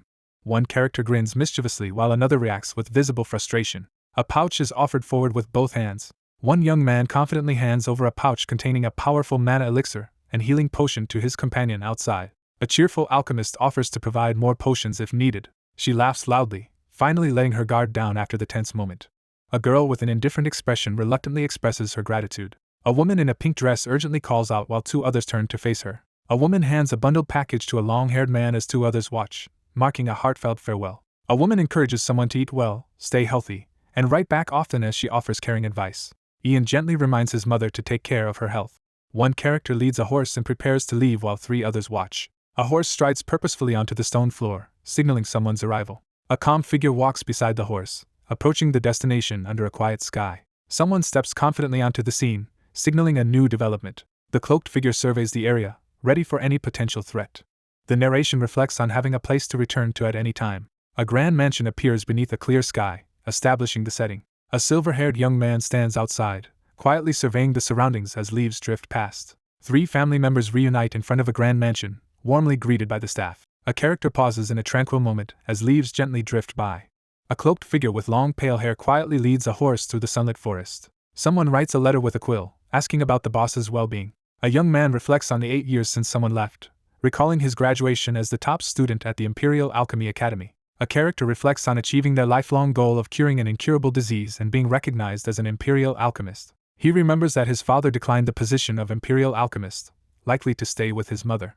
After overcoming their initial awkwardness, the couple is now happily married. The king remains weakened from the poisoning years ago, so the crown prince now governs in his place.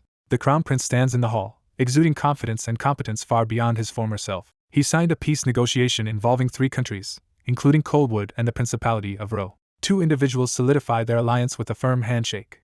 Trade thrives, driving significant advancements in the empire's economy and technology. Haley's 5-year punishment deferment ends, and she is officially recognized as a high-rank magician of the Ivory Tower. She gains widespread support by founding an organization for the underprivileged and is now considered the leading candidate for the next Ivory Tower Master. A man quietly writes a letter at his desk, reflecting on someone he misses. Someone writes a heartfelt letter, expressing eagerness for a reunion and asking if they can use a more familiar term next time. Sitting back in his chair, the young man thinks about someone he misses and wonders where that person is now. Hearing the summons, the young man quickly stands up from his desk and prepares to head downstairs. A figure in formal boots descends the red-carpeted stairs with determined steps. A young man reacts in astonishment to something his mother has done. A character receives an enthusiastic compliment, while standing serenely in a decorative floral frame.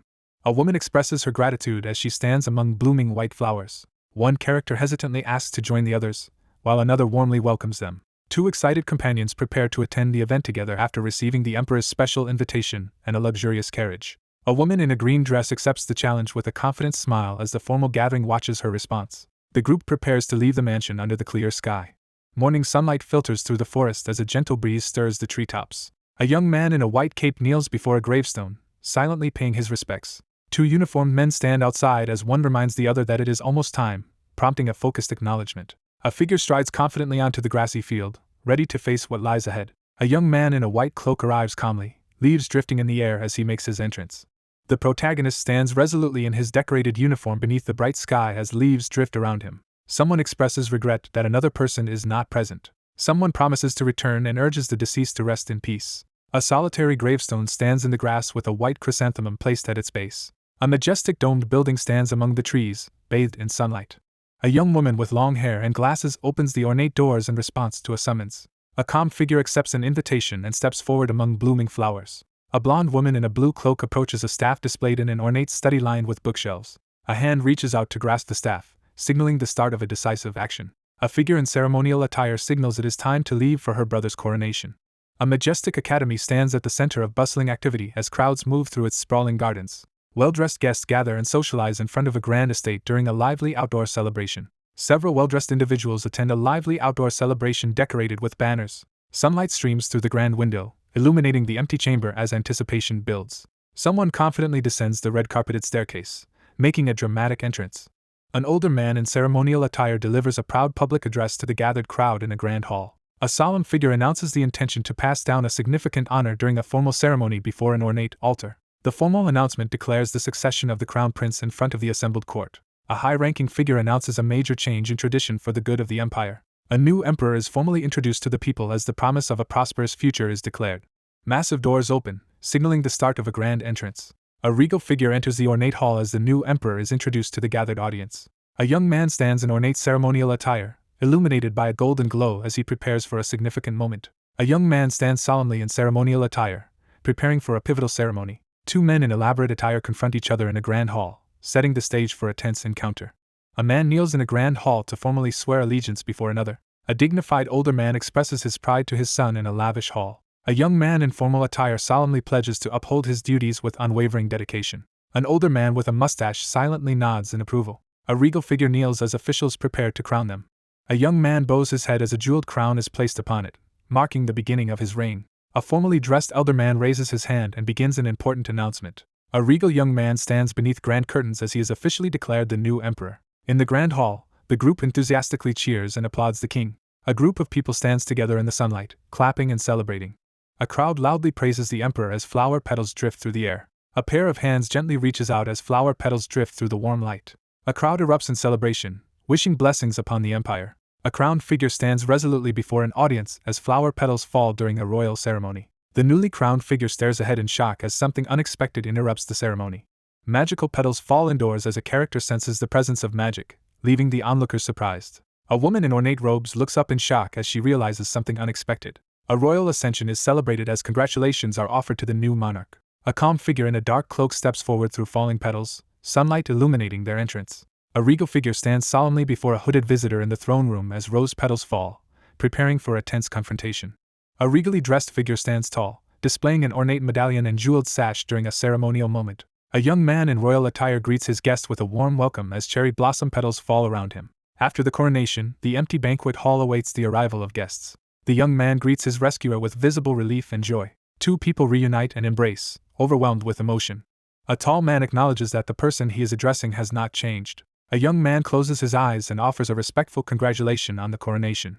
A distressed woman urgently calls out while two serious-looking men stand beside her. Three people rush in to embrace the recently returned man, overwhelmed with relief and affection as they welcome him back. The young man warmly expresses how much he missed his mother during their reunion. Two adults are introduced as new family members in a formal hall. A blonde woman asks if the other person has finished what they needed to do. A man calmly reassures someone that the situation has finally been resolved. A man in an ornate military uniform clears his throat to get someone's attention. A uniformed man gestures uncertainly at the cloaked figure, who responds with clear confusion. A long-haired man in a cloak turns in surprise as a blonde woman approaches him in a grand hall. A young man with long blonde hair reacts in shock to something unexpected. A composed man in ornate attire greets someone formally. Two characters reunite on the ballroom floor as one greets the other after a long absence. A composed figure in formal attire greets someone and asks how they have been in an ornate room. A long-haired individual recalls a life spent wandering and hearing news of another's reputation spreading far and wide. One character receives heartfelt praise for helping those in need, while the other modestly insists it was nothing special. Two characters stand in tense silence, feeling the awkwardness between them. A nervous blonde character bows and excuses herself from the banquet, leaving the calm figure behind. One character abruptly leaves the lavish hall while another stands frozen in disbelief. A young man stands silently in the ornate hall, pausing in contemplation. One man questions the other about looking disappointed, prompting a nervous denial. A man is stunned as he learns that Haley is not married. He explains that despite receiving many marriage proposals, she turned them all down because she was waiting for someone. He quietly reflects on the reason for her 8-year wait. Someone reveals that more than one person has been waiting for the arrival. One character informs the other that many tasks await them from this point forward. The man in ceremonial military attire invites someone to join him in his next endeavor. A young man bows respectfully, awaiting orders from the monarch. A grand tower rises above the surrounding greenery as the scene shifts to a tranquil setting. A lone figure kneels in the garden, silently lost in thought among the flowers. Sitting alone in the garden, the character silently regrets not spending more time talking to him earlier. One character silently reflects on whether the other has forgotten the events of that day as they stand together in an ornate room. In the quiet, somber light, the character stands silently, lost in thought and preparing for what comes next. A blonde character in a blue cloak lowers his gaze and apologizes solemnly. A woman sits alone on a bench, doubting that the person she cares about will make time for her. A calm man suddenly approaches, startling a woman as she recoils in shock. The man quickly apologizes for unintentionally frightening her. A surprised woman encounters a calm man in the garden as he explains he came after greeting the magicians at the ivory tower. The blonde character nervously asks the group a question, seeking confirmation from everyone. A character is surprised to see that the once wheat-filled garden near the tower is now beautifully maintained. A magician reflects on growing plants in the garden, hoping it will become a peaceful sanctuary for others. A young man smiles in the garden as he expresses enthusiastic support for the plan. One character politely asks to be shown around the garden, and the other agrees with enthusiasm. Two figures walk side by side through the tranquil garden. As they stroll through the palace garden, one character explains how the Landers flower is considered rare in the Green River Empire but treated as a weed in the Coldwood Empire, despite its importance to those who once suffered without it. A young man describes traveling to a lake in the west that appeared ordinary until sunset, when it shone with a golden light. A lone figure stands by the glowing water at sunset, quietly taking in the unforgettable scenery. A blonde-haired woman reflects on someone's impressive journey while standing in a garden. Two elegantly dressed characters walk together near a castle, discussing their desire to see a lake with a golden shine. Two people stand together in the garden, quietly lost in their own thoughts. Someone offers to guide the other person to their destination. Amid falling petals, a figure in ornate clothing pauses in quiet contemplation. A man gently takes the surprised woman's hand and offers to take her wherever she wants. A hopeful figure extends his hand, inviting connection.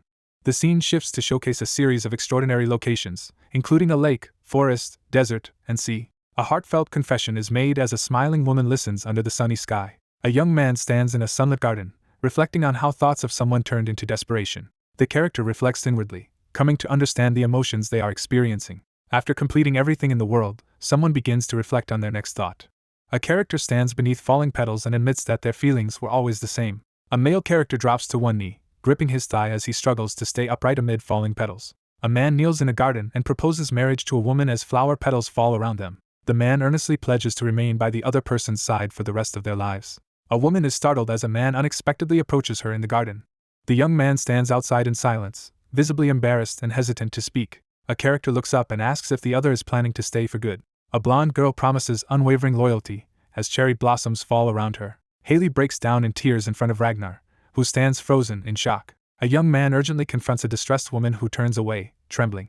A young man in an ornate uniform stands among drifting petals and finally confesses how long he has waited. A blonde character smiles warmly and gives a confident, heartfelt answer under the blue sky. A woman warmly grants permission to the kneeling man in the garden. Someone urgently calls for another person to come over. A young girl sits alone on the grassy field, quietly lost in her thoughts.